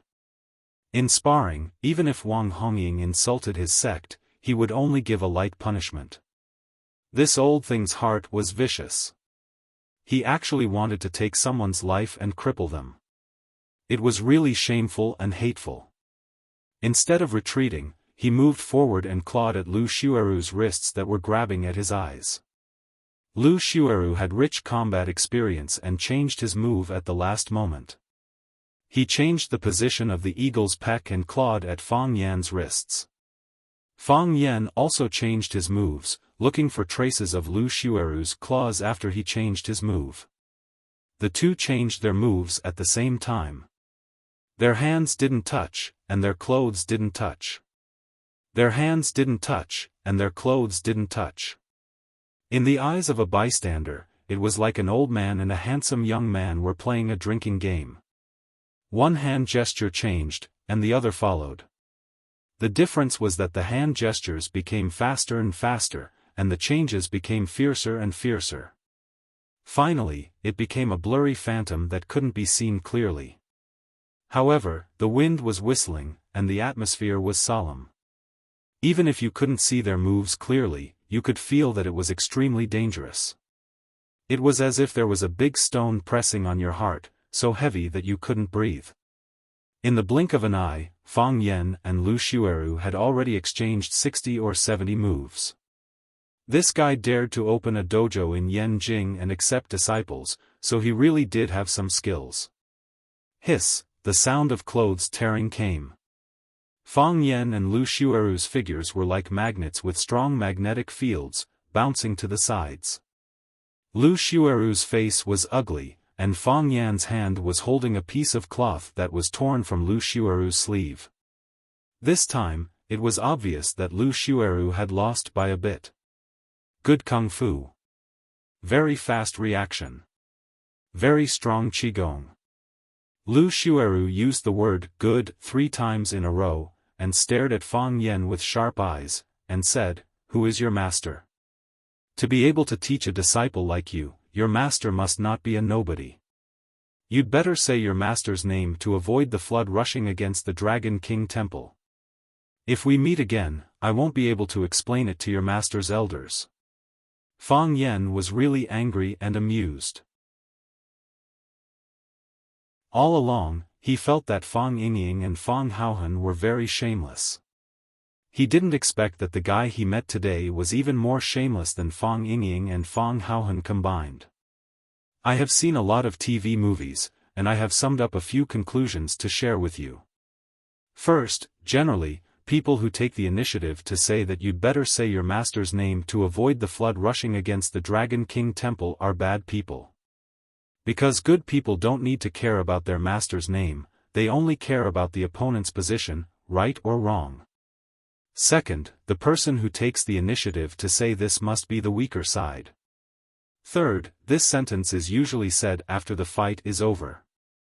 This is because the bad guy on the weaker side knows that he can't win, but he's too embarrassed to admit defeat directly, so he can only find a reason to get out of the situation by using his connections. Fang Yan turned to look at Feng Yuancheng and said, "You act in a movie. Do you always write your scripts like this?" Feng Yuancheng thought about it seriously, and his face turned pale, feeling that he had been shot in the chest again. Fang Yan looked at Lu Xueru with a smile, and said, "I won't let you get what you want. I won't give you the chance to use your relationship. Of course, the reason why I don't tell you my master's name has nothing to do with what I said. I just feel that, you can't have any relationship with us. Arrogant kid." Lu Xueru's face was green with anger. Blue veins popped out, and all the bones in his body cracked. "Since you don't know how to appreciate favors, then don't blame me for hurting you." Fang Yan waved at him, and said, "Come." Lu Xueru raised the prayer beads with both hands, and pulled hard. Pa! The thread snapped, and the 19 golden Jinan prayer beads scattered into a straight line. Lu Xueru waved his right sleeve, and the 19 prayer beads were all pulled into his robe. Break! With a loud shout, the 19 prayer beads shot out like 19 cannonballs. The 19 prayer beads formed 3 formations, the first grade formation, the 3 talents formation, and the 11 chain formation. The formations were interlocked, and the beads were connected. Each bead had killing intent, and each formation had killing intent. Killing intent shook the heavens. Like a swarm of locusts, like a sky full of stars, the 19 suns formed 2 small formations and 1 large formation and charged towards Fang Yan. They surrounded and isolated him from all directions, as well as all possible escape routes and possible changes in the formation. The three formations were connected, and formed a new formation, the end of generations formation. This was a common saying in Jianghu. If the three formations passed through, not a single chicken or dog would be spared, and all humans and gods would be destroyed. This was a sure kill weapon used in large-scale battles, and its power was endless. Right now, there was only Fang Yan in the eye of the formation. If there were other parents and brothers standing together with Fang Yan, they would also be annihilated. That was why there was the saying of ending one's descendants. Fang Yan closed his eyes. The dantian in his body was scorching hot. That was because the heart of Tai Chi was stimulated by the strong killing intent, and it automatically operated. The realm of Tai Chi, the land controlled by it, is my realm. The land is mine, the cattle and sheep are mine, the mountains and rivers are also mine. Everything is mine. I am the king. Time stopped. Space stopped. Fang Yan could clearly see Feng Yuancheng's open mouth and the beads of sweat on his forehead. He could see Feng Yuancheng's frightened eyes and the light yellow fluff on his face. Wang Hongying also got up. His expression was ferocious with hatred, and the joy of revenge. Time would not stop, and space would not stop. However, in Fang Yan's eyes, everything seemed to have slowed down. Just like an airplane flying high in the sky, when your speed reaches a certain number, you will find that the clouds are still, and so are you. In fact, you are flying, moving, advancing at a supersonic speed. The heart of Tai Chi, cleansing the muscles and marrow, strengthening the body and spirit. Fang Yan moved. His figure unfolded at the speed of a sand sculpture escaping from a rabbit, his posture relaxed, his expression romantic. The first grade formation took the lead and attacked first. He stretched out his right hand and grasped the first grade formation I prayer bead, holding it in the palm of his hand. The formation was broken. The three-talent formation arrived in the blink of an eye. Fang Yan stretched out his hand again and grasped the prayer bead in the eye of the formation. It was as easy as picking a peach in the garden. The formation was broken. The 11-child chain formation surrounded Fang Yan. They formed a trident and fiercely stabbed towards Fang Yan's chest. Fang Yan took out the three prayer beads in the eye of the formation and rearranged them. Then, he stuffed all the prayer beads he had picked from the grade 1 formation, 3 talents formation, into the transformed 11-child interlocking formation. Fang Yan's body moved like a ghost through the formation, his hands dancing up and down as fast as lightning. Crack! With a crisp sound, the 19 prayer beads formed a spear in Fang Yan's hand. The spearhead was like the head of a snake, swaying, looking left and right as if looking for prey. Fang Yan pushed hard with both hands. The spear distorted space, cut through the air, and shot back at an unpredictable speed. Lu Xueru was terrified and turned to escape. Crack! The prayer bead spear passed through Lu Xueru's body and nailed to the wall of the private room with a bang.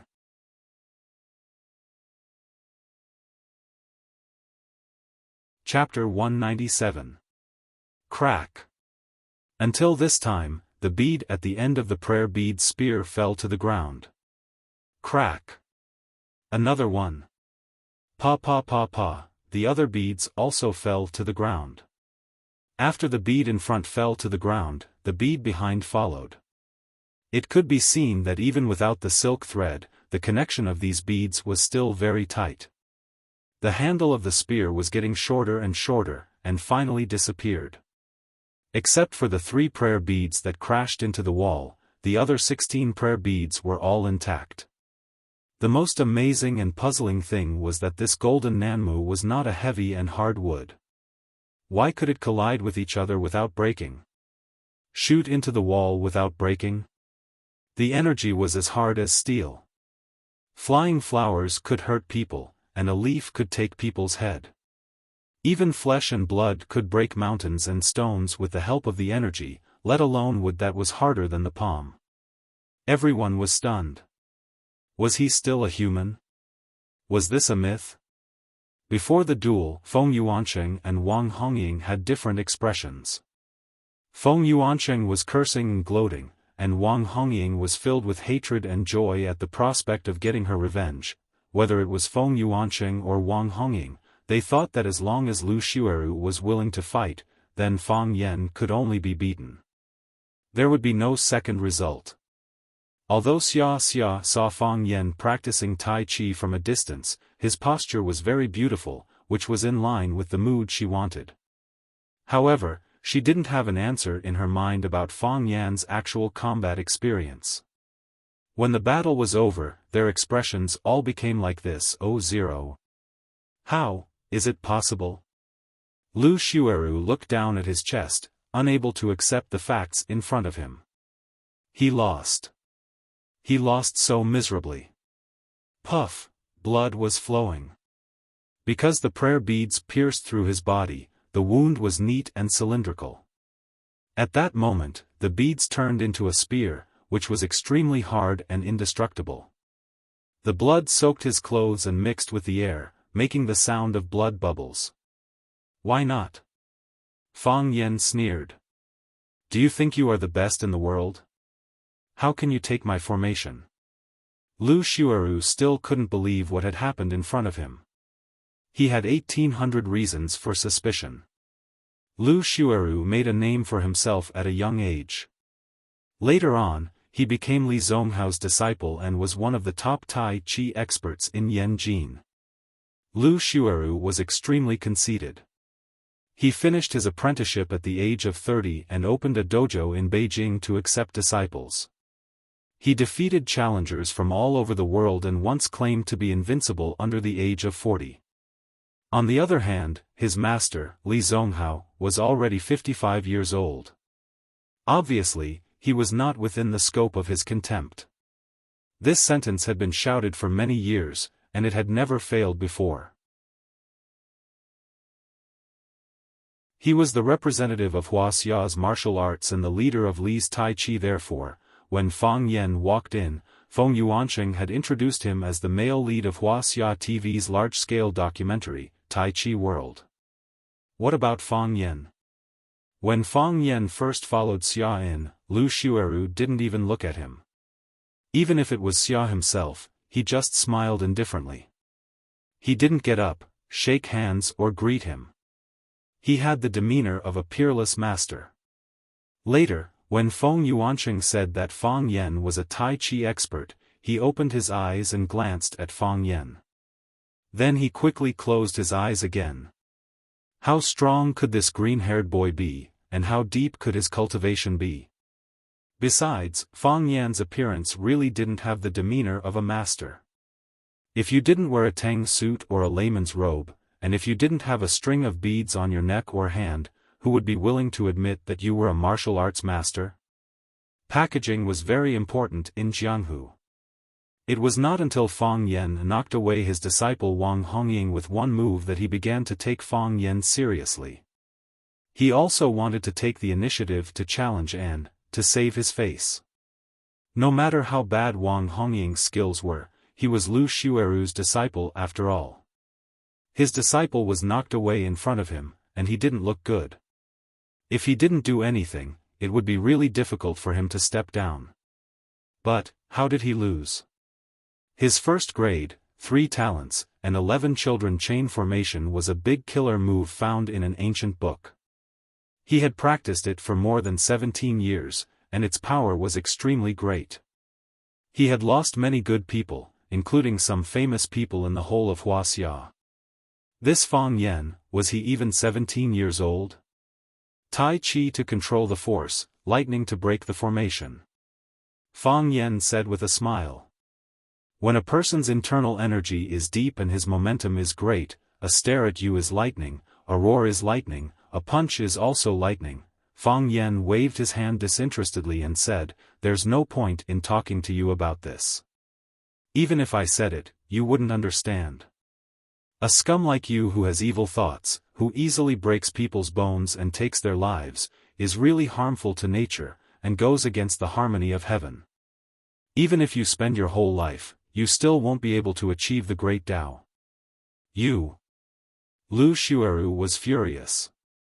With a poochie sound, he spat out a mouthful of blood. Feng Yuancheng couldn't dodge in time, and was drenched by this rain of blood. He stood there awkwardly, his mouth slightly open, but he couldn't say a word. Although Lu Xiaoru was defeated by Fang Yan, if those pearls were flying towards him, there would be as many holes on his body as there were pearls, right? Such a dangerous person, he really couldn't afford to offend. Fall. Fang Yan said. Lu Xiaoru stood there without moving. He felt that he could still hold on for a while. At least, he couldn't fall in front of this nameless junior. You standing there makes me lose face. People who don't know would think that the two of us are cooperating to perform magic. Anger appeared on Lu Xiaoru's face again, but the anger quickly turned into an expression of pain.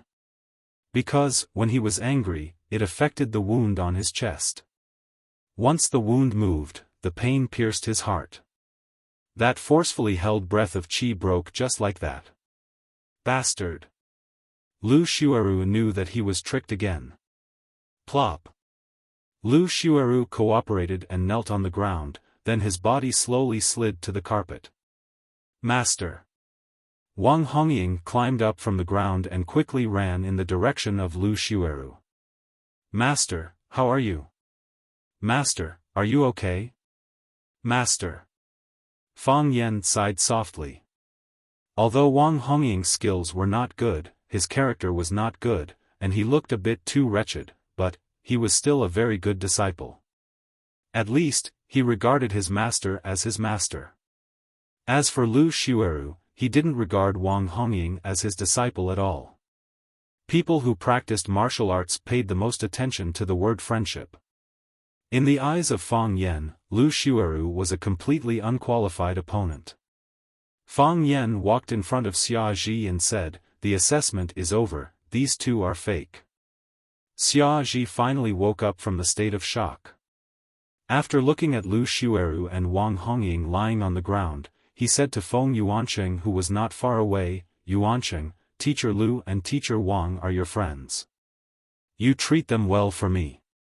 All the expenses will be borne by me. Sorry to trouble you." After that, he turned around and walked out of the box. Feng Yuancheng opened his mouth, but in the end, he didn't shout out what he wanted to say. Things had developed to this point, it was no longer suitable for Xia Ji to stay here. If a waiter came in or someone else saw it, it would cause a huge image crisis. More importantly, he was the one who invited Lu Xiaoru and Wang Hongying over. Although Fang Yan was a hateful person and he was too heavy-handed, he was the only one who could clean up the mess. Could it be that he still had to let Xia Ji take action? If that was the case, he was afraid that he would have no place in her heart, right? Fang Yan followed behind Xia Ji. The two were about to leave, but Wang Hongying suddenly ran to the door and blocked their way. "You want to leave after injuring someone?" Wang Hongying shouted viciously. "I want to call the police, I want the police to arrest all of you." "Fang Yan, aren't you fierce? Aren't you powerful? You made me and my master like this. This is a crime of intentional injury. I want to see how you explain it to the police when they come." A cornered dog jumps over a wall, not to mention the hot-tempered Wang Hongying. After he scolded Fang Yan, he turned his attack on Xia Ji. "Xia Ji, you bitch, you asked someone to invite me and master to come over to act for you. Now you're looking for a little pimp to beat us. You stood on the side and didn't say a word, and now you want to take the murderer away. Aren't you a star queen? Aren't you a pure jade girl in the entertainment circle? I'm going to ruin your reputation today. I'm going to let your fans see what kind of a bitch the woman they love is." Feng Yuancheng was anxious and rushed in front of Wang Hongying and shouted, "Wang Hongying, shut up. Get out of the way, we will send your master to the hospital immediately." I will give you money, give you a lot of money. I won't let you come for nothing. Pa! Wang Hongying slapped Feng Yuancheng's face. Wang Hongying had practiced kung fu before, and this time, she was furious. She slapped Feng Yuancheng's fair and tender face until it was purple and red, leaving a clear palm print on it. Because Wang Hongying had left her fingernails, it was unknown whether it was intentional or not, but her fingernail scratched under Feng Yuancheng's eyelid, tearing off a piece of flesh, dripping with blood. Feng Yuancheng, you idiot, trash. You wanted to pick up girls, so master and I came to support you. We were beaten like dead dogs, and you stood there not even daring to fart. Why were we beaten? Why was master injured? Wasn't it because you wanted that bastard surnamed Fong to have a bad ending? Money?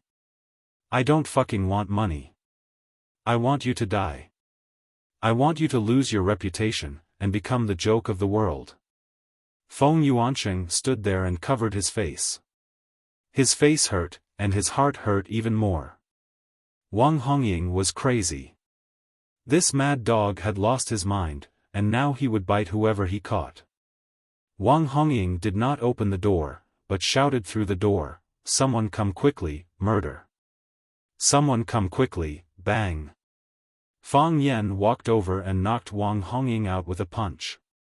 He glanced at Feng Yuancheng and said, "No need to thank me."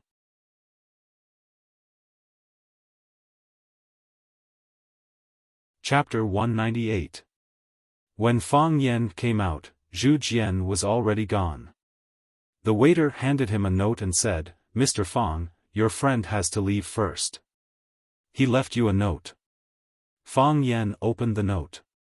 On it was a row of beautiful words, "The bill has been paid.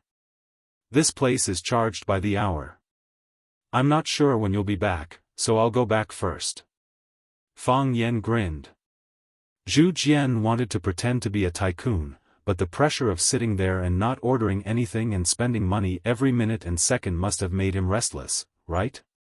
This society was really realistic. "What are you laughing at?" Xia asked curiously. "I'm thinking, is this a fake or a beating?" Fang Yan replied with a smile. Xia Zhi's face was full of apology as he looked at Fang Yan and said, "I'm really sorry. Feng Yuancheng called and said he wanted to introduce me to 2 Tai Chi experts. You know, I really hope that my new album can add some Tai Chi elements, but you rejected me several times.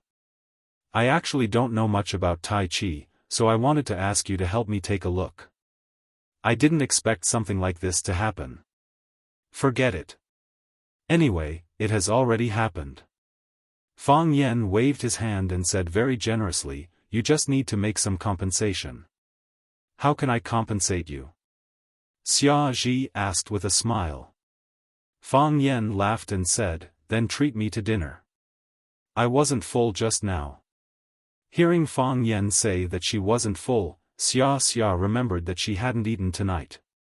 With an apologetic expression, she said, "No problem. What do you want to eat?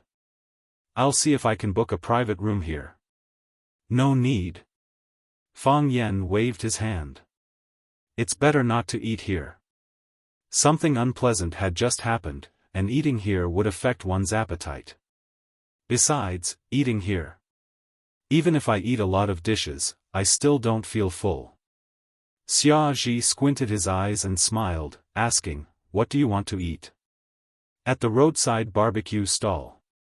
Fang Yan and Xia Zhi found a table near the corner and hid Xia Zhi's body in the shadows that were difficult for the lights to reach. Fang Yan called the boss over and skillfully ordered a lot of food. He said, "Boss, please give me 2 more bottles of beer." "All right. I'll be there in a while." The boss replied, but his eyes were extremely strange as he looked at Xia Zhi. This girl's clothes, appearance, temperament. No matter how he looked at it, she didn't look like she was here to eat barbecue. When the boss left, Fang Yan looked at Xia Zhi and said, "Look at you, your style of clothes is not close to the people. If others see us sitting together, they will definitely misunderstand that I'm a pretty boy who specializes in deceiving rich girls. Xia Ji smiled bitterly and said, Yen. As a public figure, Yen, Li, Yen, said. They stared at the results of your works, the gossip about you, and the way you dress. If you appeared in public wearing the same clothes half a year ago and wore it again half a year later, the reporters would say that you were outdated and that you didn't have the money to change into a new one. If your lip gloss was too bright or your eyeshadow was too heavy, you would also be attacked and criticized by them. You don't have to care, but you don't want to go through too much trouble. So, it's not wrong to follow the crowd. It's not easy being a celebrity. Fang Yen nodded in agreement. That's why I refuse to be the male lead in your music video. If I accidentally become popular, and people ask for my autograph wherever I go, and young and beautiful girls run over to take pictures with me, how distressed can I be? Should I say yes or no? Not the male lead of the MV. Xia Ji corrected. These are some scenes of you practicing Tai Chi. If you don't agree, we don't have to use your face. We just want the moves and aura you use when you practice Tai Chi. You don't even use my face. Isn't that insulting? Fang Yen said angrily. When the beer was served, Fang Yen asked the owner to send the beer utensils. Xia Chen said, Your kung fu is so good, can't you just use your hands to open it? Of course. Fang Yen took the wine opener from the boss and said, But I'm a low-key person. I don't want to attract too much attention. The boss looked at Fang Yen with disdain. He thought to himself, such a beautiful woman, could she have been deceived by this guy's glib tongue? Bang! The beer bottle cap popped open. Fang Yen used a disposable plastic cup to pour a cup for Xia and then filled the cup in front of him. Fang Yen picked up his glass and said, Come, big star, let me toast you. This should be your first time eating barbecue at a roadside stall, right? Xia Ji shook his head and said, Mom doesn't want me to eat these things. She says it's too dirty. I don't care. When I was studying, I often sneaked out with my classmates to eat barbecue and drink beer. After that, I rarely had the chance. Xia Ji picked up his glass and touched it with Fang Yan's. Then the two of them drank the chilled beer at the same time. From the inside to the outside, there was a refreshing feeling. Even the depression caused by the Lu Xueru incident tonight was mostly gone. Master Lu. Will he be alright? Xia Ji asked worriedly. Fang Yen coldly snorted and said, This person's heart is evil and his attacks are ruthless. He tried to take my life several times. His bead array is indeed very powerful. If my martial arts were slightly weaker, I wouldn't be able to sit here and chat with you tonight. I've only seriously injured him, which is already considered merciful. I don't want to cause any trouble for you. I'm really sorry. Xia Ji picked up the bottle again and filled their glasses, saying, Let me toast you. Fang Yen smiled again and said, I don't think there are many people who can get you to pour wine now. I haven't drunk for many years. Xia said. Why are you making an exception today? Xia Ji thought for a moment and said, I just want to have a drink. It doesn't make sense. It's just like sometimes when I can't sleep in the middle of the night, I suddenly want to eat fried chicken with beer, braised chicken wings, spicy pickled fish, and even KFC McDonald's that I rarely eat. Xia Ji laughed heartily and said, Besides, I'm treating you tonight. When the guests drink, how can the host not accompany them? You're not a bad person. Fang Yen said. At least it's not annoying. That's your final evaluation of me? Not bad. Don't you know? A lot of people don't like summer. Oh. I'd like to know, who doesn't like summer? All the couples in the world. Fang Yen said. Because when summer comes, the weather is too hot for couples to hug each other. I have a question for you. Ask. Although I don't know much about Tai Chi, however, doesn't Tai Chi pay attention to using softness to overcome hardness, requiring the practitioner to be calm and not easily hurt others? Why did Lu Xiueru easily attack people heavily? You also beat him up miserably? Fang Yan smiled and said, Taiping Guangji, Volume 174, quoting the chapter, Tan Su. Assistant Minister Xue Daoheng of the Sui dynasty visited Mount Zhong's Kaishan temple and asked this little monk, why is Vajra angry? Why does Bodhisattva lower his eyebrows? This little monk answered, Vajra angry, so he subdued the 4 demons. Bodhisattva lowers his eyebrows, so he is merciful to the 6 paths. You mean, good and evil are separated by a single thought. Good people do good, evil people do evil. This has nothing to do with the kung fu learned, but has something to do with the target? You can say that. Fang Yan nodded. After thinking for a while, he added, in fact, it's mainly because I couldn't control myself. He wanted to hit me, so I beat him up. He wanted to kill me, so I beat him half to death. Good people still suffer losses. At this time, Fang Yan's phone rang in his pocket. Fang Yan took it out and saw the number written on the screen was, Kiss. Kiss. Fang Yan was stunned for a few seconds before he remembered that was Jiang Qin's nickname. However, he had never saved her phone number like that. How did it become, Kiss? When Fang Yan picked up the phone, he heard Jiang Qin's voice. The little girl asked arrogantly, Mr. Fang, where are you? Fang Yan immediately looked around, thinking, they won't happen to see me taking Xia Tian to eat barbecue, right? After finding no suspicious enemy, Fang Yan said, I'm eating. Where are you eating? Jiang Qin asked. Fang Yan smiled bitterly and said, you won't let me tell you where I'm eating, who I'm eating with, and what kind of dishes I'm eating, right? Jiang Qin giggled and said in a soft voice, if you want, I won't object. Say it quickly. What's the matter? If you don't say it, I'll hang up. Come and sing. Jiang Qin said. Drink songs? No way. I'm busy. Fang Yan said and was about to hang up the phone. If you don't come, I'll go to the school gate to wait for you. Jiang Qin threatened. Yuan Xiaolin said she's going too. The 2 of us are going to hold a banner to the school gate to woo. Fang Yan smiled bitterly and said, it's really inconvenient. You know, my singing level is not very good. Singing? Xia Tian's eyes lit up and said, okay. I'll go too. Jiang Qin's ears were sharp and immediately asked, Mr. Fang, where are you eating? Who are you eating with? Do you have a woman with you? Fang Yan sighed and said, tell me the address. I'll come and find you after dinner. No. You haven't told me who the woman next to you is?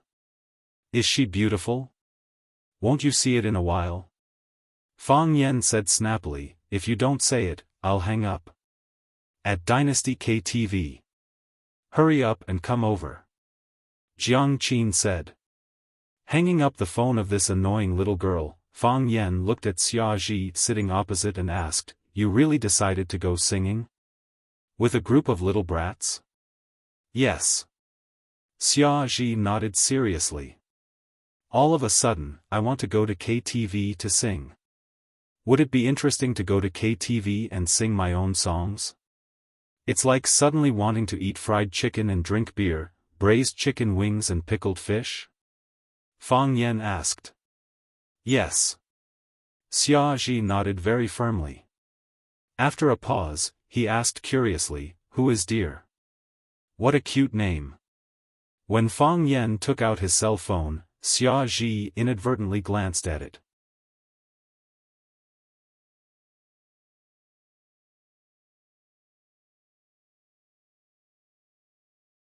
Chapter 199.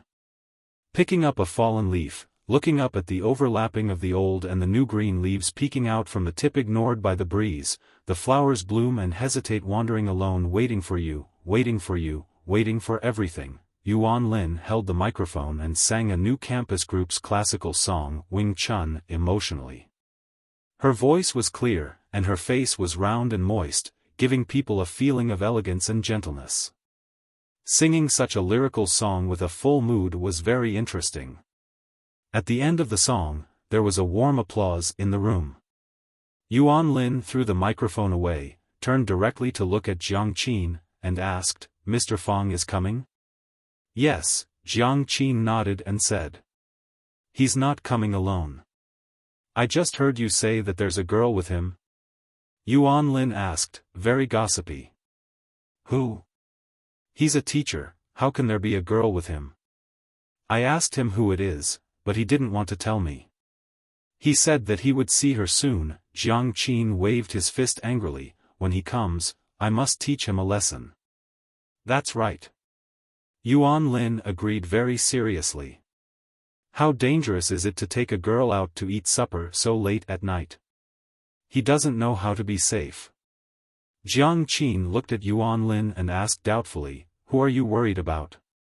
"I'm worried about Mr. Fang," said Yuan Lin. "His kung fu is so good, what can the girl do to him?" "Of course, what did he do to the girl?" "You're worried about the wrong person, okay?" Okay. I'm worried about the wrong person." Yuan Lin giggled. She put her arms around Jiang Qin's neck and asked with a smile, "Are you jealous?" "I'm not." Jiang Qin's pretty face suddenly turned pink. "Why should I be jealous? What does he have to do with me? Why should I be jealous for him?" "You're kidding. You still deny it." Yuan Lin pointed at Jiang Qin's face and said, "You're so red, how dare you say you're not jealous? I have a guilty conscience. Yuan Xiaolin, I'll strangle you to death." "Help." Yuan Lin dodged. One raised her hand to pinch him, while the other raised her hand to block. The two young and cute girls rolled around on the sofa. The boys greedily and shyly watched from afar, while the girls followed suit. The atmosphere in the private room was lively and cheerful. Jiang Qin and Yuan Lin fooled around for a while before getting up to tidy up his clothes. Jiang Qin looked at Yuan Lin and said, "Yuan Xiaolin, I know what you're thinking." Not to be outdone, Yuan Lin said, "Sweetheart, I know exactly what you're thinking. You know, you've exposed more than me. This is an above-board matter. I'm magnanimous, and I won't be like some despicable people who sabotage things from behind." "Are you referring to some despicable people secretly blacklisting other people's phone numbers?" "Yuan Xiaolin." Jiang Qin angrily shouted. Yuan Lin proudly smiled and said, "Say it. I'm listening." "Tonight, we have to be united," said Jiang Qin. "By helping me, you're also helping yourself. Our muzzles must be united against external enemies. When there's an enemy invasion? Do you have any objection?" "Not at all." The two girls high-fived each other and said with a smile, "Happy cooperation." When Fang Yen pushed the door and came in, he saw many acquaintances in the private room. The girls were led by Jiang Qin and Yuan Lin, who were said to be very popular in school. The boys were Nongpa and the others, whom Fang Yen had met last time. Little Fatty, who had wrestled with Fang Yen and spat out the wine in his stomach as a hidden weapon because he used too much force, was also there. Seeing Fang Yen come in, the students immediately got up and greeted him. A girl who was singing also paused the music. The private room, which was lively and noisy just now, suddenly quieted down. Everyone looked at Fang Yen with a smile in their eyes and kept a distance. In the last bar incident, Fang Yan's performance was too flashy and strong. While making them fear him, he also won the respect of these students. It was also because of the incident with Brother Wolf that they did not dare to go to the complicated bar, but came to the more formal KTV to sing. Mr. Fong. Mr. Fong, long time no see, Mr. Fong, sing a song for us? Fong Yen waved his hand and said with a smile, you continue to play, don't worry about me. Fong Yen turned and pointed to Xia Ji behind him and said, come, let me introduce you to a new friend, Xia. A girl screamed and shouted. Fong Yen shook his head with a wry smile and said, it seems that I don't need to introduce. Originally, everyone had some doubts about Xia Chen's identity, thinking that she was just a woman who looked like a big star Xia Chen. One had to know that after the glamorous Queen Fan Bingbing became popular, the National Immigration Administration would find hundreds of Fan Bingbing and their passport photos every year. Besides, how could Xia Chen come to such a place? Hearing Fong Yan's words, everyone was sure that this beautiful new woman was the big star Xia Chen. Oh my God, it's really summer. Wow, Xia Chen, I like you so much. Can you give me an autograph? Xia Chen, I like you so much. Little Fatty's eyes turned red and he actually cried in public. From this, it could be seen how obsessed he was with Xia Chen. Xia Chen patted little Fatty on the shoulder and said with a smile, thank you for liking me. But, a man can't cry so easily. Little Fatty quickly wiped his tears with the back of his meaty hand and said, I won't cry. I won't cry. That's right. You have to learn from your teacher Fong Yen. When Fong Yen entered the door, Xia Chen was standing behind Fong Yen. She could tell that these students were very convinced by Fong Yen. One had to know that the current students were very rebellious. Not every teacher could make them respect and love them so much. Little Fatty opened his mouth, but didn't dare to reply. Learn from teacher Fong Yen? He really couldn't learn this. The woman that Fong Yen brought was actually the goddess of the nation, Xia Chen. This caused Jiang Qin and Yuan Lin to be extremely shocked and helpless. The two girls looked at each other. Jiang Qin encouraged his companion and said, remember, the muzzle of the gun is facing the outside world. Don't worry. Yuan Lin nodded her head in a very loyal manner. Even if the whole world betrays you, I will still stand with you. That's a good sister. Jiang Qin said with relief. Of course. It doesn't matter if she's summer or winter, I'm not familiar with her anyway. Before Yuan Lin finished her words, she saw Xia Chen's eyes glancing at her. She trotted over and said excitedly, Sister Xia, I really like listening to your heartbeat. I even sang it once just now. Can I sing it for you? Yuan Lin. Jiang Qin gritted her teeth. She couldn't wait to rush over and beat Yuan Lin up. This damned girl, she clearly said that they were on the united front. She clearly said that the muzzle of the gun was facing the outside world.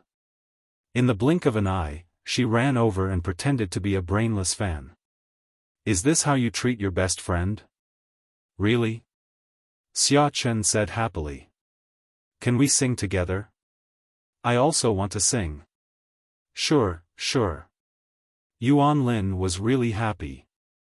She didn't expect that her initiative to be able to get such a return. Singing her idol's song with her idol was something that any fan would go crazy over, right? Yuan Lin shouted, Lon Lon Lon, quickly give me some heartbeat. Summer's heartbeat. Humph, love-struck fool. Jiang Qin stubbornly raised her head. Even if Yuan Lin ran over to the other side, she wouldn't give in so easily. Xia Chen's gaze turned to Jiang Qin, who had been looking at him with hostility. Although he was puzzled, he still smiled and said, This little girl is so beautiful. Her singing must be very good, right? I want you. The fierceness on Jiang Qin's face instantly disappeared. Her face blushed and she said with some embarrassment, Actually, it's not bad. It's not as good as yours. Don't be so modest. Do you know how to sing Heartbeat? Yes. Jiang Qin nodded. This Heartbeat was once one of the top 10 golden songs of the year. It was very popular. The sad tone, beautiful lyrics, and moving pictures were deeply loved by young people. It was also a must-listen song for Jiang Qin and Yuan Lin to go to KTV. However, ever since he found out that the female companion brought by Fang Yan was Xia Chen, why did it sound so weird? Then let's sing together, okay? Xia Chen looked at Jiang Qin and asked. Jiang Qin hesitated for a moment, then nodded and said, okay. Okay. Xia Chen couldn't help but laugh and teased, so reluctant. A familiar melody sounded. Fatty took the initiative to give a microphone to Xia Chen. Jiang Qin and Yuan Lin shared a microphone. There was no other way.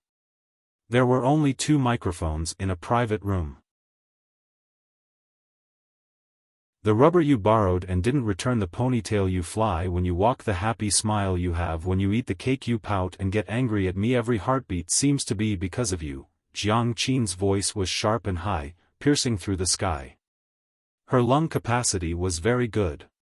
Yuan Lin's voice was clear and transparent, mixed with a little laziness unique to a young girl, just like Mo Wenwei when she was young. Xia Chen was the original singer of this song, and she was a student of the Academy of Music. She had also gone abroad to study music. Her true voice and fake voice naturally changed, and her breathing was smooth. She had an excellent voice and strong singing skills. The cooperation between the 3 of them could be said to be perfect. After singing the first part, Xia Chen held the microphone and didn't say anything. He quietly listened as Jiang Qin and Yuan Lin finished singing this song, which was refreshing and soothing in the beginning, but sad and sorrowful in the end. At the end of the song, the applause was like thunder. Xia Chen also applauded. Jiang Qin and Yuan Lin looked at each other. Both of them were a little excited. They could feel that both of them had performed very well today. This should be their best performance of this song. There was nothing they could do. The original singer was sitting next to them. If they didn't sing well, wouldn't they be laughed at? They didn't want to be outdone. Xia Chen looked at Jiang Qin and Yuan Lin and asked with a smile, "Do you like singing?" "I like it." Jiang Qin and Yuan Lin nodded repeatedly. They loved singing too much. They sang when they walked, sang when they drew, and even secretly put headphones in their ears to listen to songs in class that they didn't like. Then have you ever thought about becoming a real singer? Xia asked.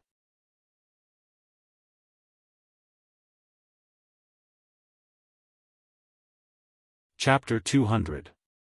A real singer? Everyone stared at Xia Chen, dumbfounded. What did she mean? Did she want Jiang Qin and Xia Chen to become superstars like her? The boys' faces were full of excitement and joy, as if they were about to witness the people around them become influential figures that would attract the attention of the world in the future. The girls went crazy with envy and jealousy. Why did Xia Chen choose Jiang Qin and Yuan Lin? Why didn't she choose us? I'm also very cute, and I sing very well. Just because those 2 guys had a good relationship with Fang Yan, as a close friend or girlfriend of Fang Yan, Xia Chen treated them differently and took care of them more? This was unfair. Jiang Qin and Yuan Lin looked at each other, and the eyes of the 2 little girls flickered. Yuan Lin looked at Xia Chen and asked, "Sister Xia Chen, are you saying that we should become singers?" "Yes." Xia Chen nodded seriously. He wasn't joking at all. "Can we really do it?" Jiang Qin was still a little unconfident. "We all hummed when we had nothing to do, and we don't know any singing skills, there are no skills to learn. But the voice and the quality of the sound are innate," Xia said. "When I heard you 2 sing just now, I was really amazed. Jiang Qin's lung capacity is very good. If you can practice more, I believe that there will be no high notes that will be difficult for you. In time, maybe our country of Wuxia will have another dolphin sound princess that will shock the whole world." Yuan Lin's voice was clear and transparent, like a glass of bubbling lemonade. It was sour and had the lazy feeling of a summer afternoon. This kind of sound was very recognizable. Most importantly, the two of your voices have a kind of... How should I describe it? I think the two of you must have a very good relationship, right? They were clearly two completely different voices, but they actually fused together perfectly, forming a new and intoxicating and influential voice. Xia Chen looked at Fang Yen and said, I think it's a pity that they don't sing. Fang Yen waved his hand with a smile and said, it's not a pity if they sing or not. I don't have the right to say anything. I'm their teacher, not their dad. Yuan Lin grabbed Fang Yan's arm and shook it. Then, she said coquettishly, Dad, please give me your opinion. Should we go karaoke? Do you want to go singing? Jiang Qin also looked at Fang Yan with a burning gaze, hoping that he could point out a way.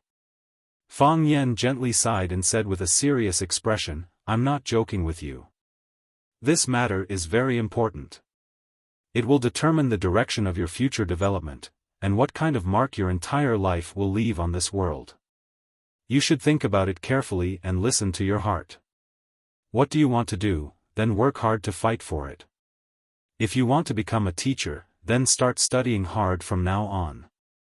If you want to paint, then practice more.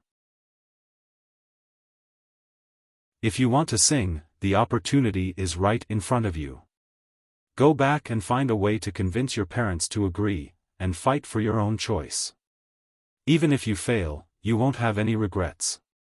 Fang Yan smiled bitterly and said, having a choice is 100 times happier than being forced to choose.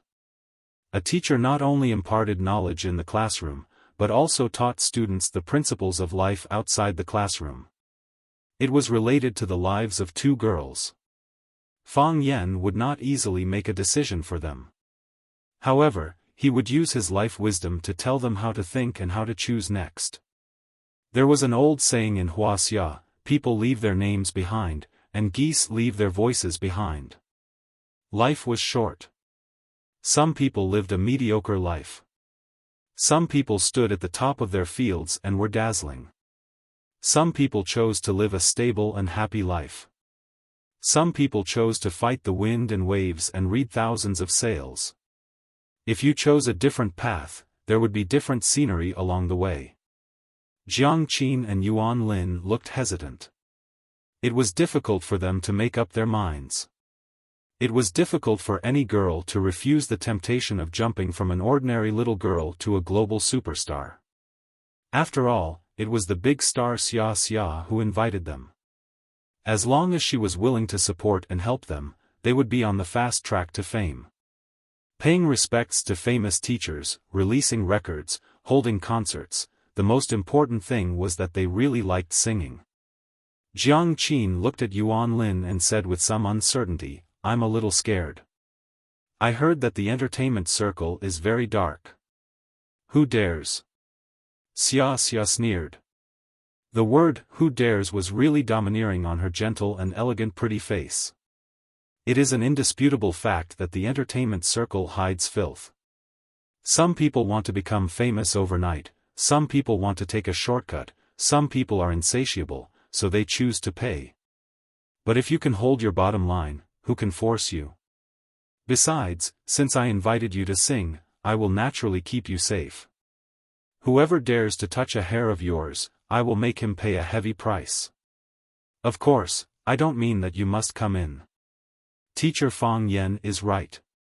You must make your own choice. Xia looked at Jiang Qin and Yuan Lin with a smile and said, if you like singing, then come and sing. I do. Yuan Lin said firmly. I like singing. Jiang Qin, who was usually more domineering, couldn't make up his mind now. He looked at Fang Yan and said, I don't know if my parents will agree. Actually, I'm willing. Xia smiled and said, I can't help you with that. There are some difficulties that you have to overcome yourself. For example, the problem of communicating with your parents. Fang Yan looked at Xia and asked uncertainly, they are still so young, can they really do it? Of course not. Xia said. Do you know the 12 music workshops for women? Xia asked. Yes. Fang Yan nodded. It was an orchestra that performed Huaxia's classical music in the form of pop music.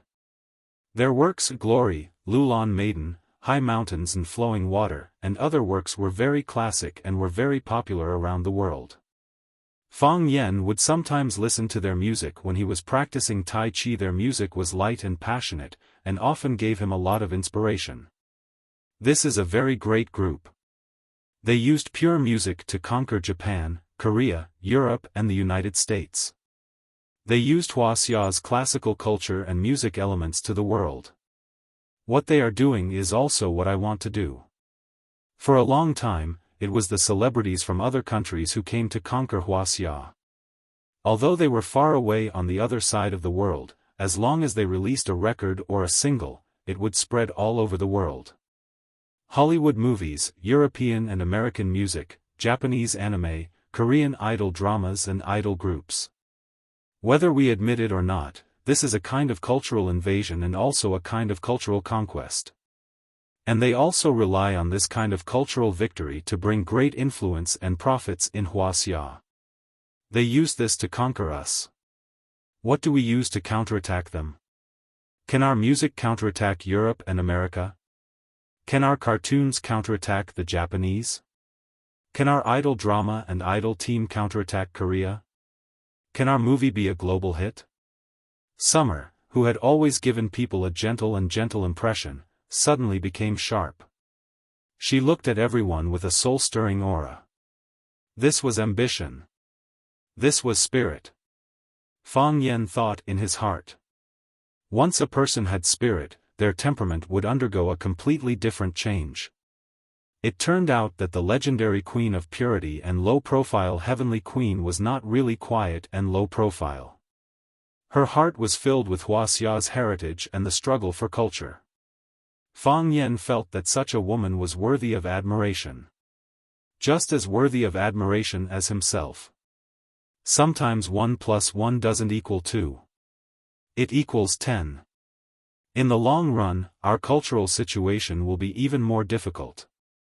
When those great sages who are closer to the core of Huaxia's traditional culture, when those knowledgeable scholars and artists who stick to their original hearts grow old and leave, the younger generation who grew up watching One Piece and drinking Coca-Cola. Can they bear the responsibility of revitalizing our culture? Can they use our culture to make a name for themselves? Can they use the totem of Huaxia's dragon to conquer the world? If a singer also has an ideal, this is my ideal. So, we have to be prepared in advance. We have to reserve talents for this. I want to add a lot of Huaxia elements to the new album because of this consideration. However, it is far from enough to rely on me alone or a few people.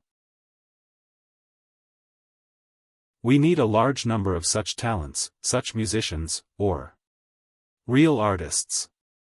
Summer looked at Jiang Qin and Yuan Lin and said, "If you refuse, everything I said has nothing to do with you. You read, fall in love, work, get married and have children. Maybe achieve extraordinary achievements in a certain field. But, if you nod, then, the two of you. No, the three of us will become a unified whole. I won't rush you out to make money, and I won't rush you out to make a record and hold a concert. Don't even think about it. I will send you to learn vocal music, pronunciation, pipa, eru, guzheng, bamboo flute, dulcimer. You will work very, very hard, so tired that you want to give up every second, want to cry every minute.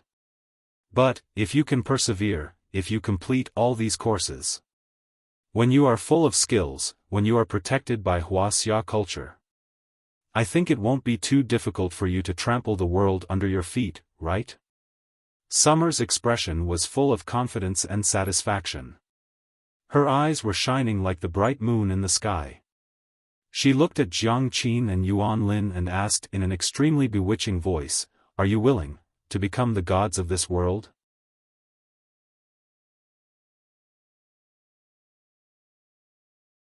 Chapter 201. It had to be said that Summer was a very clever lobbyist. She had already made great achievements in the field of music and received honors that attracted the attention of the world. She was the goddess and idol of the students present and the object of their worship. She personally stood up to speak, which was very persuasive and tempting. More importantly, she painted a beautiful blueprint for these little girls, drawing a big cake that people couldn't help but swallow when they thought of it. Carrying forward the traditional culture of Wuxia and planting the dragon flag in every corner of the world, this was the ultimate dream that no young person would refuse.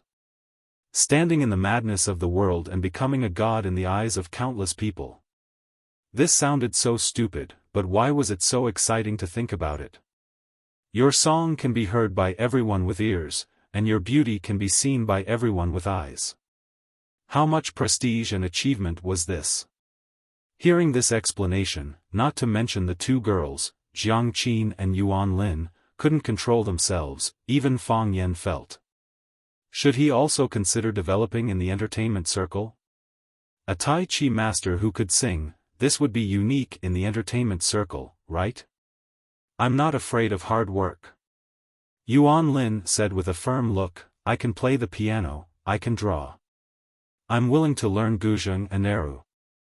As long as I can learn, I'm willing to learn. I want to learn too. Jiang Qin said. Whether you can become a star or not, it's always good to learn more things.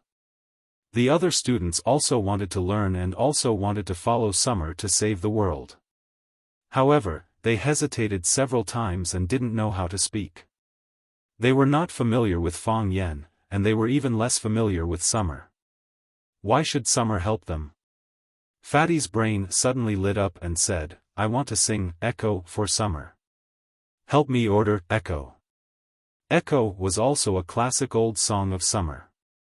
Just now, Jiang Qin and Yuan Lin sang Heartbeat, which made Summer look at them in a different light. If he performed well and the goddess saw his strength, would she also say to him, I think you are very talented, come and learn singing from me? Order me a song, I want to sing, return, I like Summer's Jiangnan the most. Help me order Summer's Jiangnan. Me too, me too. Everyone dreams of being a star. Fang Yan sighed. There were fewer and fewer people like him who were willing to be ordinary and selfless in school. Fang Yan could not help but praise himself more than 30 times. Just as the melody of Echo started, the sound suddenly stopped. The television screen went dark, and the lights went out. The private room was pitch black.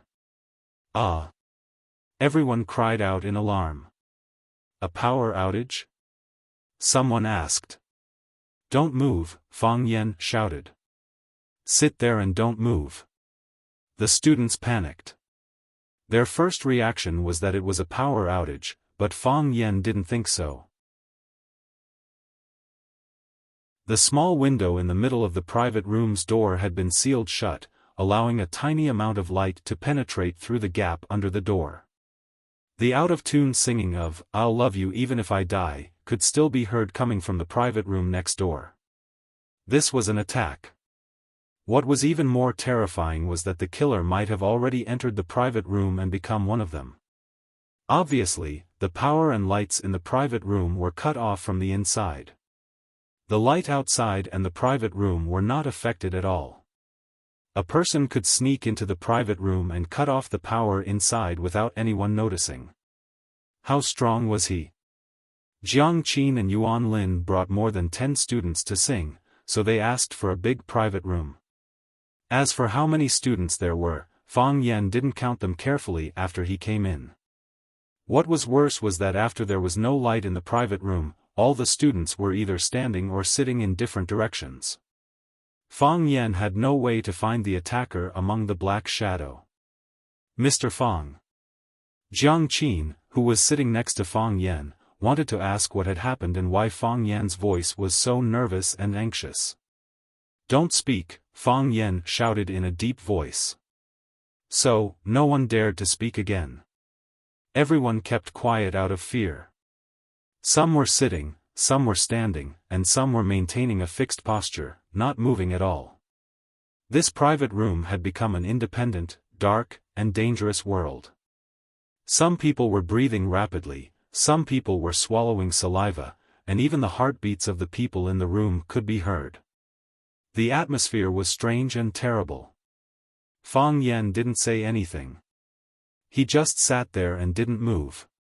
Fang Yan tried to relax his body and mind as much as possible.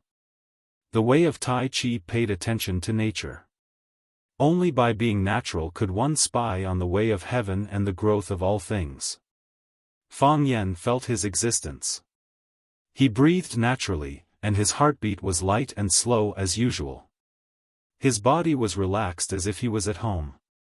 However, it was also because he breathed naturally and his heartbeat was light and slow as usual that Fang Yan found him suspicious. In such an environment, how could ordinary students, including the big star Xia, maintain such a normal mood and mentality? He didn't move. Fang Yan didn't move, either. This was like a duel between two peerless masters. It was a competition of patience and timing. A chance to kill with one blow. There was a saying in Buddhism that one flower, one world, one leaf, one Bodhi. In this small private room, it would become the battlefield for Fang Yan and an unknown master to fight. Fang Yan's opponent was very patient, but Fang Yan was more patient. Because he knew that the longer it dragged on, the better it would be for him. After all, he was the one being attacked, and this was his home ground. As for the killer, no matter how brilliant he was, he couldn't see the light of day. The killer's heartbeat stopped. His breathing also disappeared. Fang Yan knew that he was going to make a move. Martial artists would make some abnormal movements before they made a move, and they couldn't help but adjust their physical state.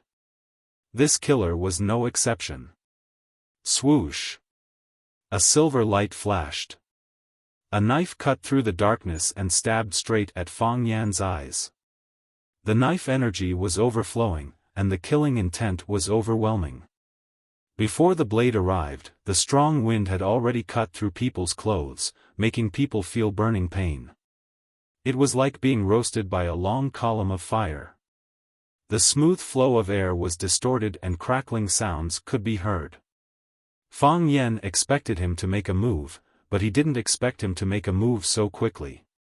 Just as he reacted, the person and the knife were already in front of him. Fang Yan closed his eyes. That intense light and sharp murderous aura had already blinded his eyes. Ninja. He was a ninja. Only a ninja would have such a ghostly speed. Only a ninja could sneak into the private room under Fang Yan's eyes without him noticing. Moreover, from the strength he displayed, this guy was at least a middle ninja. It was also very likely that he was a superior ninja. The superior ninja was also known as the wisdom ninja. They could make battle plans and control the overall situation, and they could kill the target single-handedly. The training of a ninja was extremely harsh. It could even be described as inhumane. It was very difficult to become a qualified ninja. However, there was a saying in the ninja world, it was hard to find a superior ninja in 1,000. From this, it could be seen that even in Japan, a superior ninja was a rare thing. Fang Yan didn't have time now, otherwise he would have considered whether he should be lucky or unlucky. Why did he encounter such a precious superior ninja that could be exhibited as a treasure? Fang Yan leaned against the wall, and there were people sitting on both sides. Whether it was Jiang Qin or Xia, he didn't want them to be hurt. Unable to avoid, he picked up the wine bottle in his hand to block. Cha! It was not a crisp sound, nor did it burst. It was like the sound of a knife cutting chives. The long knife in the ninja's hand lightly cut the thick glass wine bottle in Fang Yan's hand, and without any obstruction continued to cut Fang Yan's neck. The speed was too fast. The wine in the wine bottle that was split into two didn't even have time to flow out. The hair was cut, and iron was cut like mud. Just so. Sure kill. Fang Yan's feet bounced, his body rotated in an arc, and rushed toward the long knife, as if he took the initiative to face the knife with his neck. Whoosh! The knife missed.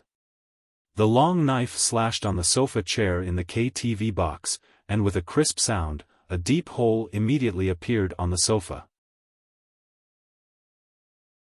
But no one had discovered it yet. Fang Yan's body was lying in the arms of the ninja, and he could feel his cold and fierce breath. He turned his wrist and used heaven and earth upside down, and reached out to hit the major acupuncture points of the ninja's arm holding the knife. As long as one of the acupuncture points was buckled, the ninja's arm would lose the ability to move. Or in other words, instantly paralyzed and disabled. Taking the long knife with bare hands. Whoosh! The ninja withdrew the long knife, and his body retreated, and disappeared in the darkness again. Fast. Incredibly fast. Whether it was the killer who made the knife or the counterattack of Fang Yan, there was almost no gap between the two of them. From the beginning to the end of the attack, it was probably less than a second, just a blink of an eye. Until this time, sitting on the left and right sides of Fang Yan, Jiang Qin and Xia felt the dangerous murderous aura. Jiang Qin's body trembled, and his fists clenched. She wanted to shout, but she couldn't move. She didn't understand what happened, but she knew that the current environment made her feel afraid. Xia's heart was also in her throat.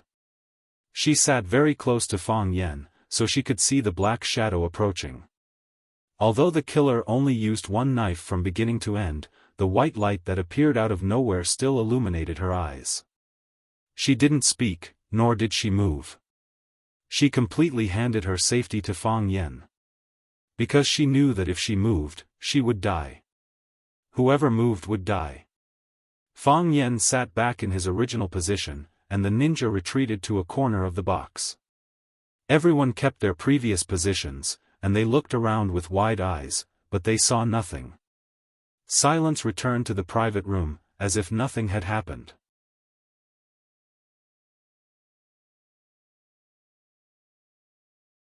Chapter 202.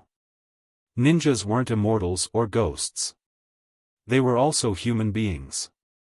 Like spies and killers, they were just a more special profession compared to teachers, students, programmers, and advertising planners. Beginner ninjas were genin, and those who knew strategy and assassination were jonins. That was all. As long as they were human beings, they could be killed.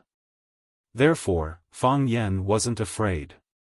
He knew that the ninja's target was him, but he was also worried that if the ninja found that he couldn't kill the target, would he vent his anger on the innocent students in the private room? Fang Yan's worry wasn't superfluous. Just as he was thinking about this, a sharp sword energy slashed toward Jiang Qin sitting next to him. The private room was like a sealed black box, only murderous intent could be smelled, but no light could be seen.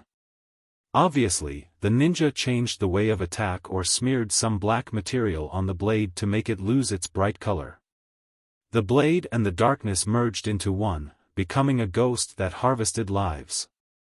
Fang Yan closed his eyes and sat on the sofa without moving. The killer chose to attack Jiang Qin, which made him calm down. This didn't mean that he didn't care about Jiang Qin. It was because he knew that the ninja didn't really kill people. If he had wanted to kill these students, he could have chosen to attack the students who were far away from Fang Yan or the children who were sitting next to him. Why would he choose to attack Jiang Qin, who was in close proximity to Fang Yan? He wanted to create chaos and shake Fang Yan's heart. When Fang Yan saved him in a hurry, he was looking for an opportunity to attack Fang Yan. He just wanted to kill Fang Yan. This was also the result that Fang Yan was happy to accept. When masters fought, it wasn't just about the strength of the two sides, but also the ability to judge the situation and the wisdom to fight. Fang Yan didn't intercept the ninja's sword. He picked up a bottle of beer in front of him and threw it toward the place where the murderous intent was the strongest. At the same time, his body jumped up and rushed behind the bottle. Crack! The long saber once again cut open the bottle. Then, without any hesitation, he stabbed at Fang Yan, who was behind the bottle.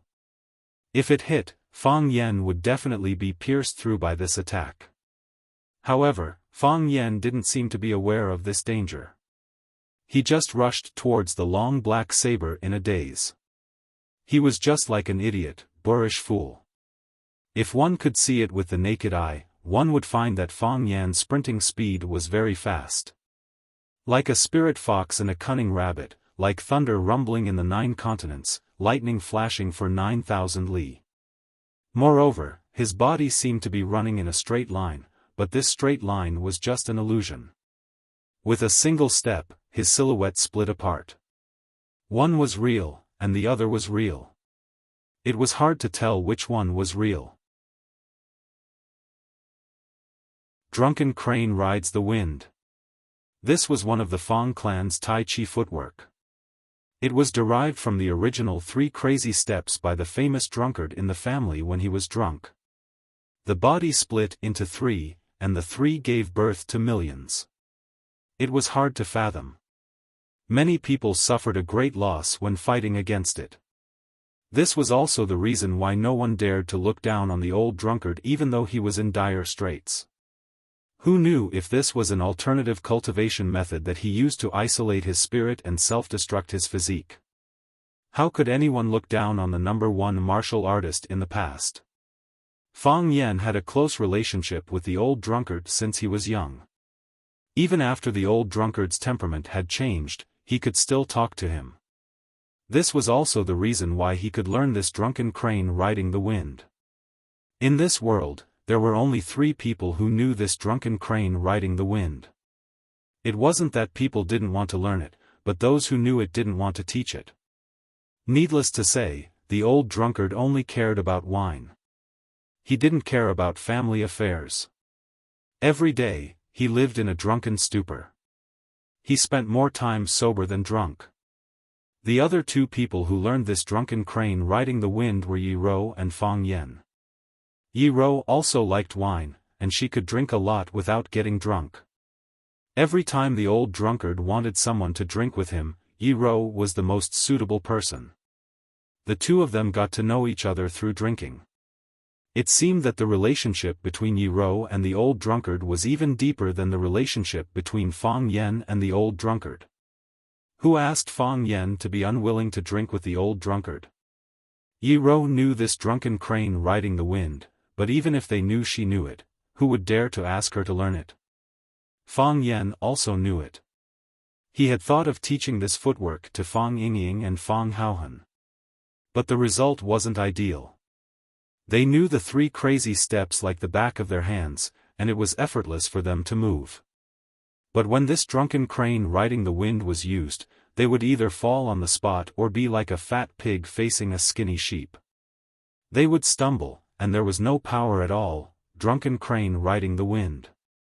The crane needed to be drunk first before it could find the feeling of riding the wind. Drunk wasn't really drunk, but intoxicated.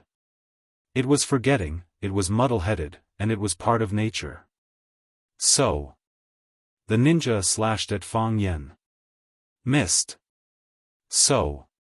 He retracted his blade at lightning speed. Slashed again. Missed again. So. The 3rd slash. Still missed. So, blade chi filled the air, and killing intent filled the room. But no matter how the ninja slashed and slashed, he couldn't touch Fang Yan's body at all. He couldn't add a leaf, and he couldn't drop a feather. This was the highest realm of Tai Chi, and also the true meaning of drunken crane riding the wind. The blade didn't have blade light, but it had killing intent. Sword chi was also chi, and with chi, there was strength. Fang Yan's body was like a leaf, or a feather. Before the blade arrived, the chi was released, and Fang Yan's body had already dodged in advance. If you slapped a balloon with your palm, the balloon would have already flown away before your palm hit it. It was the same principle as drunken crane riding the wind. One move first, one step ahead. Taking the initiative and seizing the opportunity. The ninja slashed and retracted his blade extremely quickly.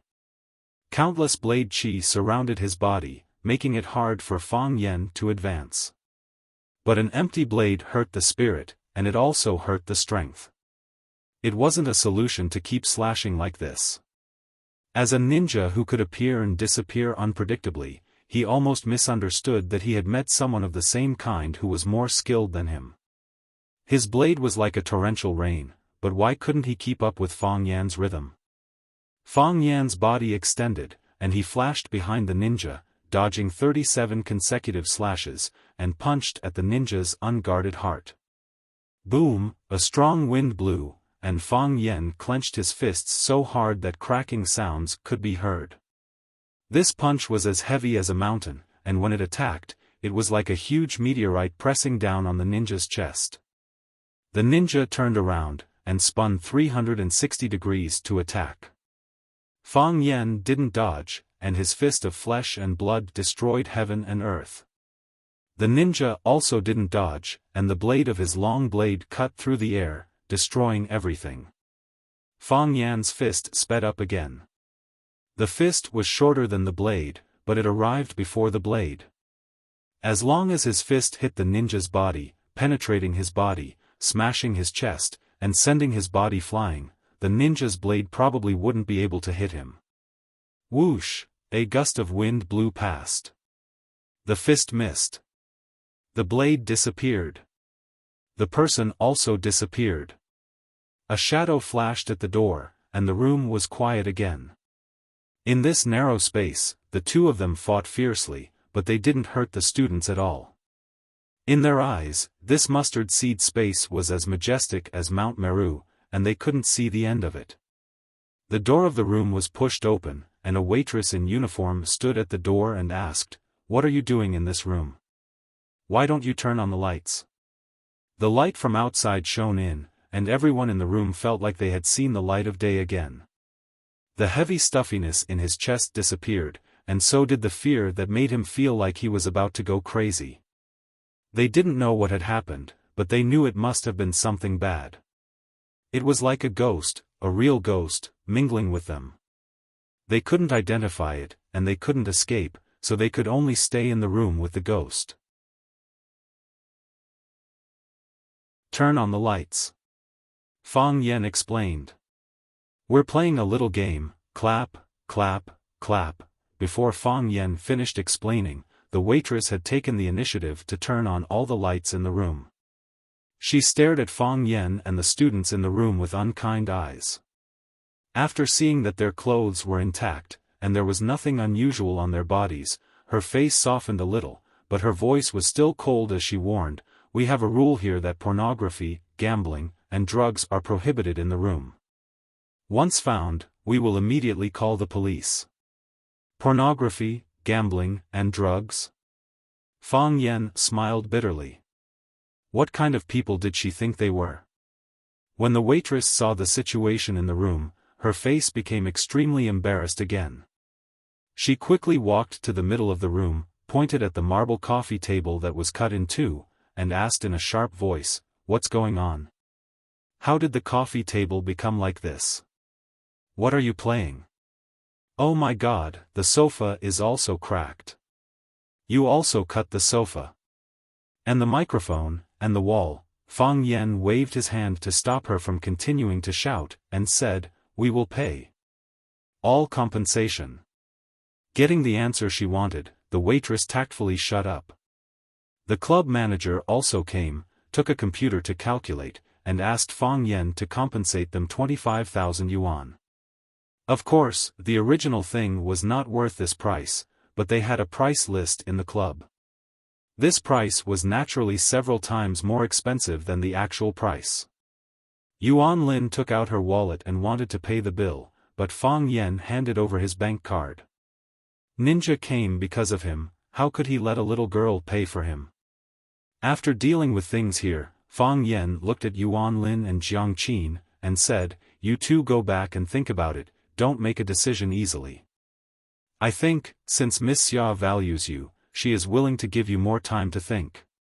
It's very late, you should go back and rest early. Jiang Qin and Yuan Lin looked at Fang Yan, nodded silently and left. Especially Jiang Qin, she guessed something happened in the room, but she was smart enough not to ask. When the students left, Fang Yan looked at Xia and said, "Do you need me to take you back? Are you a gentleman?" Xia asked. Fang Yan thought for a moment, and said, "I am a master's." On the marble floor under their feet, there were spots of bright red blood.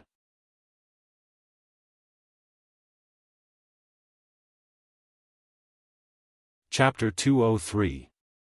The night wind was getting cold. She was only wearing a small black dress in the summer, and it was obvious that she couldn't resist the chill of the city. In particular, the intense and exciting things that happened in the private room just now made her body soak in a layer of cold sweat. Now that her body was cooling down and her sweat was cold, she felt even colder. She grabbed the white shawl on her shoulders with both hands, as if it would warm her up a little. "Take a taxi back?" Fang Yan saw her embarrassed look and said softly. "Take 2 steps." Xia said. She didn't have a RV property in this city, so she was picked up by a driver when she went out. When she came out of Sky 1, she didn't call the driver to arrange a car. Now, she wouldn't call the driver out of her house. The driver also had his own life. Fang Yan walked on the right side of the wind, so that he could help her block the wind a little. He said, "I also thought of taking off my coat and giving it to you. But I'm afraid that you'll refuse and make me feel awkward." "You haven't tried, how do you know I'll refuse?" Xia asked. Fang Yan looked at Xia Ji from the side and saw a pair of bright and gentle beautiful eyes. This girl's eyes are so beautiful. After thinking about it, Fang Yan found a problem. In fact, most beautiful women had beautiful eyes. Qin Etian, Jiang Qin, Yuan Lin, and even Lu Chaoga. The eyes were the window to the human heart. If a person's eyes were ugly, then no matter how exquisite the woman's facial features were, she could only be called a beauty with personality. Thus, Fang Yan took off her black coat. Xia Ji didn't hold back and naturally took it and draped it over her shoulders. "I feel much better," Xia Ji said with a smile. "I often take the coat from the boy when I'm acting. This is the first time something like this has happened in real life. Is this also acting?" Fang Yan asked. Xia Ji frowned slightly as he looked at Fang Yan and said, "Fang Yan, I found that you are very aggressive." Fang Yan smiled bitterly and shook her head. "It's probably because I'm not in a good mood. Can you tell me now? Who is he?" Xia asked as he looked at Fang Yan with a burning gaze. "I don't know," Fang Yan said. He knew Summer would ask this question. He could send away Jiang Qin and Yuan Lin, he could send away those students, but it wasn't that easy to deal with Xia Chen. "You don't know either?" Xia Keek's pretty eyebrows furrowed again. "Although his goal is to attack you, he's also trying to hurt me while attacking you. Do you need help?" Fang Yan glanced at Xia Ji and said, "Yes. I don't need it either." "I need you to help me find him." "I don't need you to do anything," Fang Yan said. "He's very strong. Don't make unnecessary sacrifices." "Understood." Summer nodded. Jiang Qin and Yuan Lin are both good seedlings, that's their business. If you really like them, you can have a good talk with them. Fang Yan said, "I won't make decisions for their lives. Because I can't afford it. But I can see that they trust you very much. Because I'm their teacher. A teacher who thinks he's pretty good. You have to help me with the new album. I need to think about that." Xia Chen was a little anxious and said, "Fang Yan, you're really making me suffer like this. I can find other Tai Chi experts, I can find a replacement. However, I clearly know that there's a better choice, and I clearly know that you're the most suitable. After seeing you play Tai Chi, how can I choose someone else? Fang Yan thought for a moment and said, it's quite difficult. If you don't show up, I'll feel that my work isn't the most perfect. It's the same feeling before the preparation, and it's the same feeling after the work comes out. Even if I think about it many years later, it might still feel like this. I'm a Virgo, and the thing I'm most afraid of is imperfection and regret in life. Promise me, you can make any conditions, okay? Okay. Fang Yan said. What conditions? Conditions are conditions. I can make any conditions. Fang Yan said. Before the ninja entered the house, Xiaofan's words really touched Fang Yan a lot. He talked about calligraphy, tea ceremony, Wuxia, tradition, and education. In fact, it was also to instill the profound culture of Wuxia to the students, so that these students could pass it on from generation to generation and carry it forward. Xiaofan was a star. She sang and acted, but she was also doing the same thing as Fang Yan. Moreover, her influence was far greater than that of Fang Yan. You agreed? Xiaofan asked in surprise. Sort of. Fang Yan said. It's just a scene. I don't think too many people will pay attention to it. This way, I'll solve my problem of becoming famous. Fang Yan, thank you. Thank you very, very much. Xiaofan said with a smile. She waved her hand and a taxi stopped beside her. Xia Ji opened the door and got in. When Fang Yan wanted to follow, the door of the taxi closed with a bang. Don't you need me to send you back? Fang Yan asked with a smile. I'm not that delicate. Xia Ji said with a smile. Go back and rest. There's no need to make another trip. Xiaofan waved at Fang Yan, and the taxi drove away. Fang Yan smiled and walked in the opposite direction. Under the moonlight, in the cold wind, a boy with a cold expression was practicing his swordsmanship. In the courtyard, there was an ancient locust tree. The boy stabbed his sword at the tree with the thick trunk. Pa! Pa! Pa! One sword after another, Qianye Haowu had already stabbed out 1,226 times.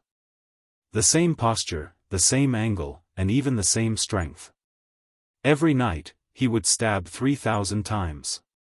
This was the request of his father, the Qianye Ministry of War. The world found it strange.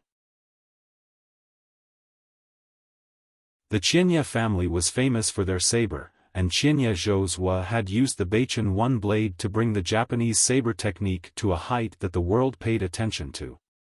However, his descendant, the Qianye Ministry of War, was good at using the sword. Everyone felt that there was something wrong with this person's head. If he didn't inherit such a good saber technique, why did he enter a field that he wasn't good at? While everyone was in doubt, the Qianye Ministry of War traveled to the 17 islands of the East Ocean with his sword, challenging the Yidong sword house, the Kaga shadowless sword, and the Itamoto berserker sect. 3 battles, 3 victories, and 1 fell swoop to take the crown of the #1 swordsman in Japan. One had to know that the Yidong sword house's master, Yidong Jun, was previously recognized as the #1 swordsman in Japan. The Qianye Ministry of War had defeated him, so he naturally inherited this title. From then on, all doubts disappeared. However, there were still many people who felt strange. Why? He used a sword? The saber depends on the strength, the sword is heavy and exquisite. The Qianye Ministry of War stood behind his son and watched. He carefully watched every thrust of Qianye Haomu's sword. Qianye Haomu thrust 1,226 times, and he also watched 1,226 times. Not a single strike was missed, as if each strike was an exquisite sword technique. Dressed in a white robe, his long hair was loose, and he stood ramrod straight. The gentle moonlight shone on his face, making his pale complexion look even whiter. There was a kind of divine light in his narrow eyes that made it hard for people to look up at him. Exquisite is born, but it also depends on hard training. 3,000 strikes a day, the same angle, the same speed, and the same strength. After 81 days, this move will become a part of your body. You don't have to think, and you don't have time to think. You just use this sword when you strike. Then I only know this one sword. Isn't one sword enough? The Qianya Ministry of War said with a smile. What kind of neck needs 2 slashes to break? Wuxia has Taoism, and Taoists pay attention to the life of all things. However, the true great way of nature is that all things return to one. Wulong can see 18 changes in every strike you make, and Qing Yin can see 49 changes. I can see 3,910. Qianya Hamu's hand trembled, and the sword in his hand almost fell out. The godlike experts in his heart, Inoue Wulong and Qing Yin, were actually so far behind his father? In the past, I could see at least 9,000 changes. The Qianya Ministry of War's eyes were filled with infinite regret as he said, every additional strike is an illusion of a sword. Of these 3,910 strikes, 3,909 are illusions. When all these illusions disappear, the supreme sword path can be achieved. Qianya Hamu quickly gathered his thoughts, raised his sword again, and thrust forward. He said, Father, do you mean that the more Wulong and Qing Yin can see, the better, and the less you need to see, the better? No, the less they need to see, the better. It's best if they can only see one strike, the original one. Then Father. Qianya Hamu felt a little dizzy.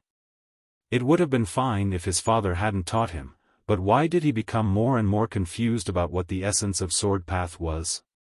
All things in life.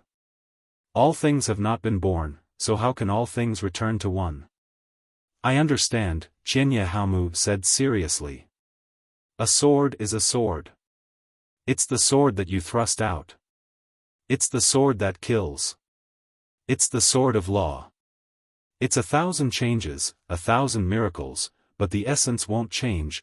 The Qianya Ministry of War's voice was fascinated, and he said, This is why I came to Wuxia. Father, why did you come to Wuxia? Qianya Hamu asked curiously. Wasn't his father here to avenge him? He wanted to beat up that little teacher named Fang Yan, and it would be best if he could cut his neck with a sword. If it wasn't for this reason, why would he immediately make the decision to move his family to China after he returned from a crushing defeat? To practice the sword. The Qianya Ministry of War spat out these 2 words clearly.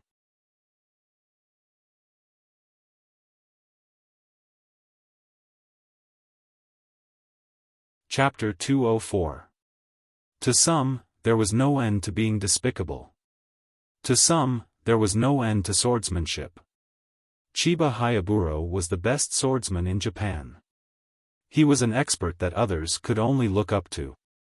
However, he still had his own pursuits and goals. He was learning swordsmanship now. One day, he would be able to attain supreme swordsmanship. This was his life, the meaning of living. Chiba Hamu stopped his sword and turned to look at Chiba Hayaburo. His eyes were filled with admiration and doubt. Father, why did you come to Wuxia to practice your swordsmanship? A girl's voice came from behind. Chiba Kaori had just taken a shower. She was wearing a traditional Japanese kimono decorated with cherry blossoms. She wore wooden clogs on her feet, revealing her 10 cute toes. Her wet hair draped over her shoulders. Her eyes were gentle, and she wore a charming smile on her face. She was a traditional Japanese woman. She was docile and humble, as if she would never disobey her husband. Chiba Hayaburo brought his children to Wuxia and arranged for them to go to their respective places. Chiba Kaori went to Rosefinch Secondary for an exchange program. Meanwhile, Chiba Hamu went to study swordsmanship under his personal guidance. The lives of the siblings were completely different. Chiba Hayaburo doted on Chiba Kaori. He looked at her and said, "Go dry your hair." Chiba Kaori did not reply. Instead, she said, "Father, you haven't answered my question." "Because I'm invincible in Japan," Chiba Hayaburo said. "Sailing against the current, one will either advance or fall behind. Everyone knows this. However, you have to sail against the current in order to pursue swordsmanship. An opponent worthy of respect can shorten your comprehension time by 3 to 5 months. An opponent who can defeat you can raise your cultivation level by 3 to 5 years. Father, are you saying that you'll encounter an opponent in Wuxia?" Chiba Kaori asked sensitively. Chiba Hayaburo walked up to Chiba Kaori and carefully combed his daughter's hair. He smiled warmly and said, "Even if you don't want to admit it, Wuxia has thousands of years of accumulation. However, China has thousands of years of history, and there are many reclusive heroes and experts. There should be opponents worthy of respect." Chiba Kaori tilted her head to look at her father's side profile and said, "Father, if you really meet an opponent worthy of respect, will you die?" "Die?" Commander Chiba of the army thought about it seriously and said, "Knowing the way in the morning, one can die in the evening." "No," Chiba Kaori said stubbornly, "I don't want you to die." "Then I won't die." Chiba nodded seriously, as if he was making a promise. "Then I'm going back to sleep, father," said Chiba Kaori with a charming smile. "We still have morning classes tomorrow." Then, he glanced at Qianye Haowu and said, "Little brother, you have to practice well." Chiba Hoseki nodded and continued to stab forward with full concentration. One sword after another. The courtyard door was pushed open. A man dressed in black walked in. He was short, thin, and his head was hidden in his hoodie, making it hard to see what he looked like. Seeing Chiba, who was standing in the yard, the man walked over, bowed, and said, "Master." "You're injured," Chiba Shinobu said. "Yes," the man answered honestly. No matter how good his disguise was, he couldn't deceive his master even if there was no blood on his face or body. "There's a fire in your throat. Ask your master's wife to prescribe you some medicine," Chiba Shinobu said. "Who can hurt you?" "Master, who can hurt you?" "Fang Yen," the man in black answered. Chiba Hoseki suddenly turned around and said, "Qing Yin, did you go to see Fang Yen?" Qing Yin was the eldest disciple of Chiba Shinobu. He was originally an IGA ninja. After failing to assassinate Chiba Shinobu, he was impressed by his swordsmanship, so he became his disciple and was willing to be his servant. Chiba Hoseki returned from Wuxia with serious injuries because he had a conflict with a teacher in Wuxia. After Qing Yin came to Wuxia, he immediately searched for information about Fang Yen and followed him all the way. He chose to make his move in a KTV box with limited space. "I heard that he defeated Chiba Hoseki. I want to test his strength. You want to help Chiba Hoseki take revenge?" "Master, please punish me." The man apologized in a low voice. Because the action of lowering his head was too big, it once again affected the injury on his chest. With a muffled groan, he opened his mouth and spat out another mouthful of blood. Chiba Shinobu glanced at him and asked, "What did he use to hurt you?" "His fist." "Did his fist touch you?" "No." Qing Yin replied. Chiba Shinobu walked in front of Chiba Hoseki and said, "You keep asking me when this swordsmanship will end." "Yes, father." Chiba Shinobu walked to the side of the locust tree, pointed to its solid trunk, and said, "Pierce it." "Father." Chiba Shinobu looked stunned. The blade was not allowed to touch the tree trunk, and it was just a stab through the air. How could the tree trunk be pierced? Dripping water can wear a stone, at least let the water drop on the stone, right? He can do it. Chiba Shinobu knew what Chiba Hoseki was thinking and said aloud. "Fang Yen?" Chiba Hosake gritted his teeth and asked. Yes. How strong is he? Chiba Hosake asked. He's stronger than you think, Chiba Shinobu said. He injured Chiba Hosake and Ching-in. This young man, I'm really looking forward to it. At the end of the 2 Chinese classes in the morning, Fang Yen walked back to the office with his textbook. Seeing that there was a gap in the middle of the page, Fang Yen opened the gap and found an exquisitely folded paper crane lying there. Teacher Fang Yen, you're getting more and more handsome. I like you so much. It was still a row of beautiful handwriting, but it didn't belong to any of the students in the class. Because Fang Yen was good at calligraphy, he was able to memorize the handwriting of every student. As long as he saw the handwriting, he would know who wrote it. It was very accurate, and he never missed it. Who is it? Fang Yen was full of doubts. Fang Yen didn't mind being liked by others. Being liked was something to be happy and proud of, but he was worried that it would affect this girl's academic performance. His cell phone on the table suddenly rang. Fang Yen pressed the answer button. It turned out to be a call from Principal Zhang Xiaofan himself. What's the matter, Principal Zhang? Fang Yen asked. Teacher Fang Yen, are you in the office or outside? Zhang Xiaofan asked. I just finished my class, Principal. I'm in the office now, Fang Yen said. Come to my office. I have something to discuss with you. Okay, I'll be there. In the principal's office, Zhang Xiaofan warmly invited Fang Yen to sit down and personally ran to make a cup of good tea for Fang Yen. Fang Yen smiled and held the teacup, saying, What are you doing, Principal Zhang? This kind of thing should be done by us subordinates. How can you let the old leader do it for us? Zhang Xiaofan waved and said, There are 2 problems in your words, Fang Yen. Do you know what the 2 problems are? I really don't know about this. Fang Yen said with a smile. Principal, give me some advice? First, I'm not an old leader. The only one who can be called an old leader of Rosefinch is your grandfather, Mr. Liu. Who in the education field doesn't regard Mr. Liu as their life idol? Principal Zhang is too modest. You are also our old leader. Fang Yen said. Although he knew that Zhang Xiaofan was trying to build a relationship with him, he was still very excited to hear someone praise his grandfather and regard his grandfather as his life idol. This was the principle of flattery being the best. Second, who made the rule that subordinates must make tea for their superiors? Can't the principal make a cup of tea for the teacher?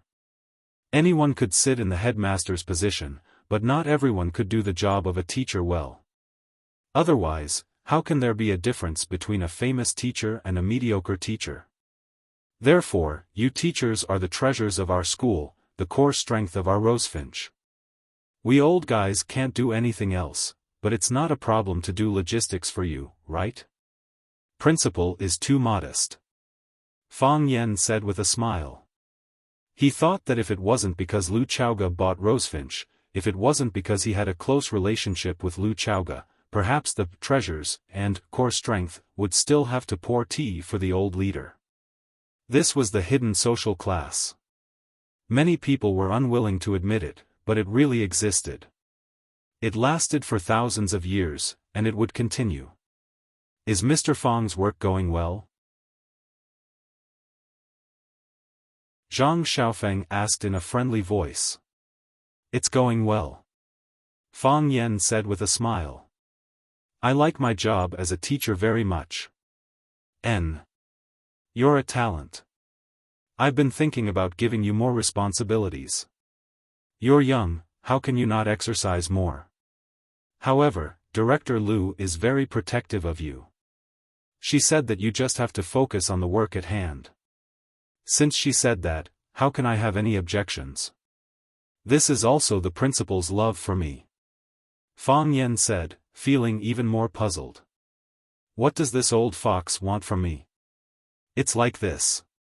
Recently, there have been more and more students' parents looking for me, and my phone is getting busier and busier.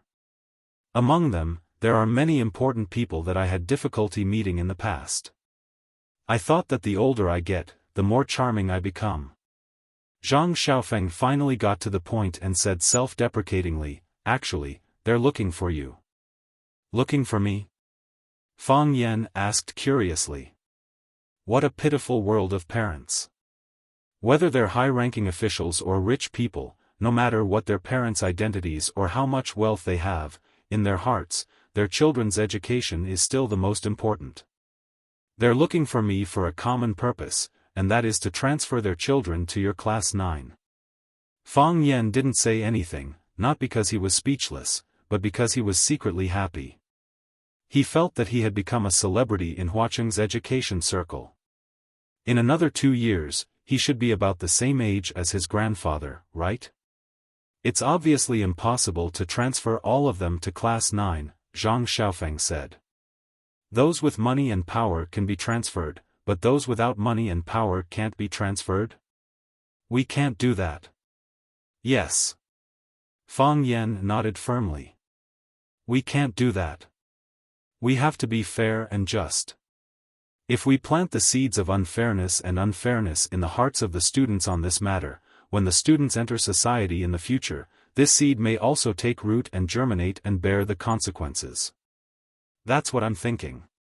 Zhang Xiaofan said with a smile, "So, I'm here to ask for your help." "What can I do?" Fang Yan asked. "Have a big class," Zhang Xiaofan said. "Give all the first-year students a language class." You're tuning into the Xiaofan's Wuxia Tales YouTube channel. Don't forget to subscribe and join us on this journey to catch the most captivating stories.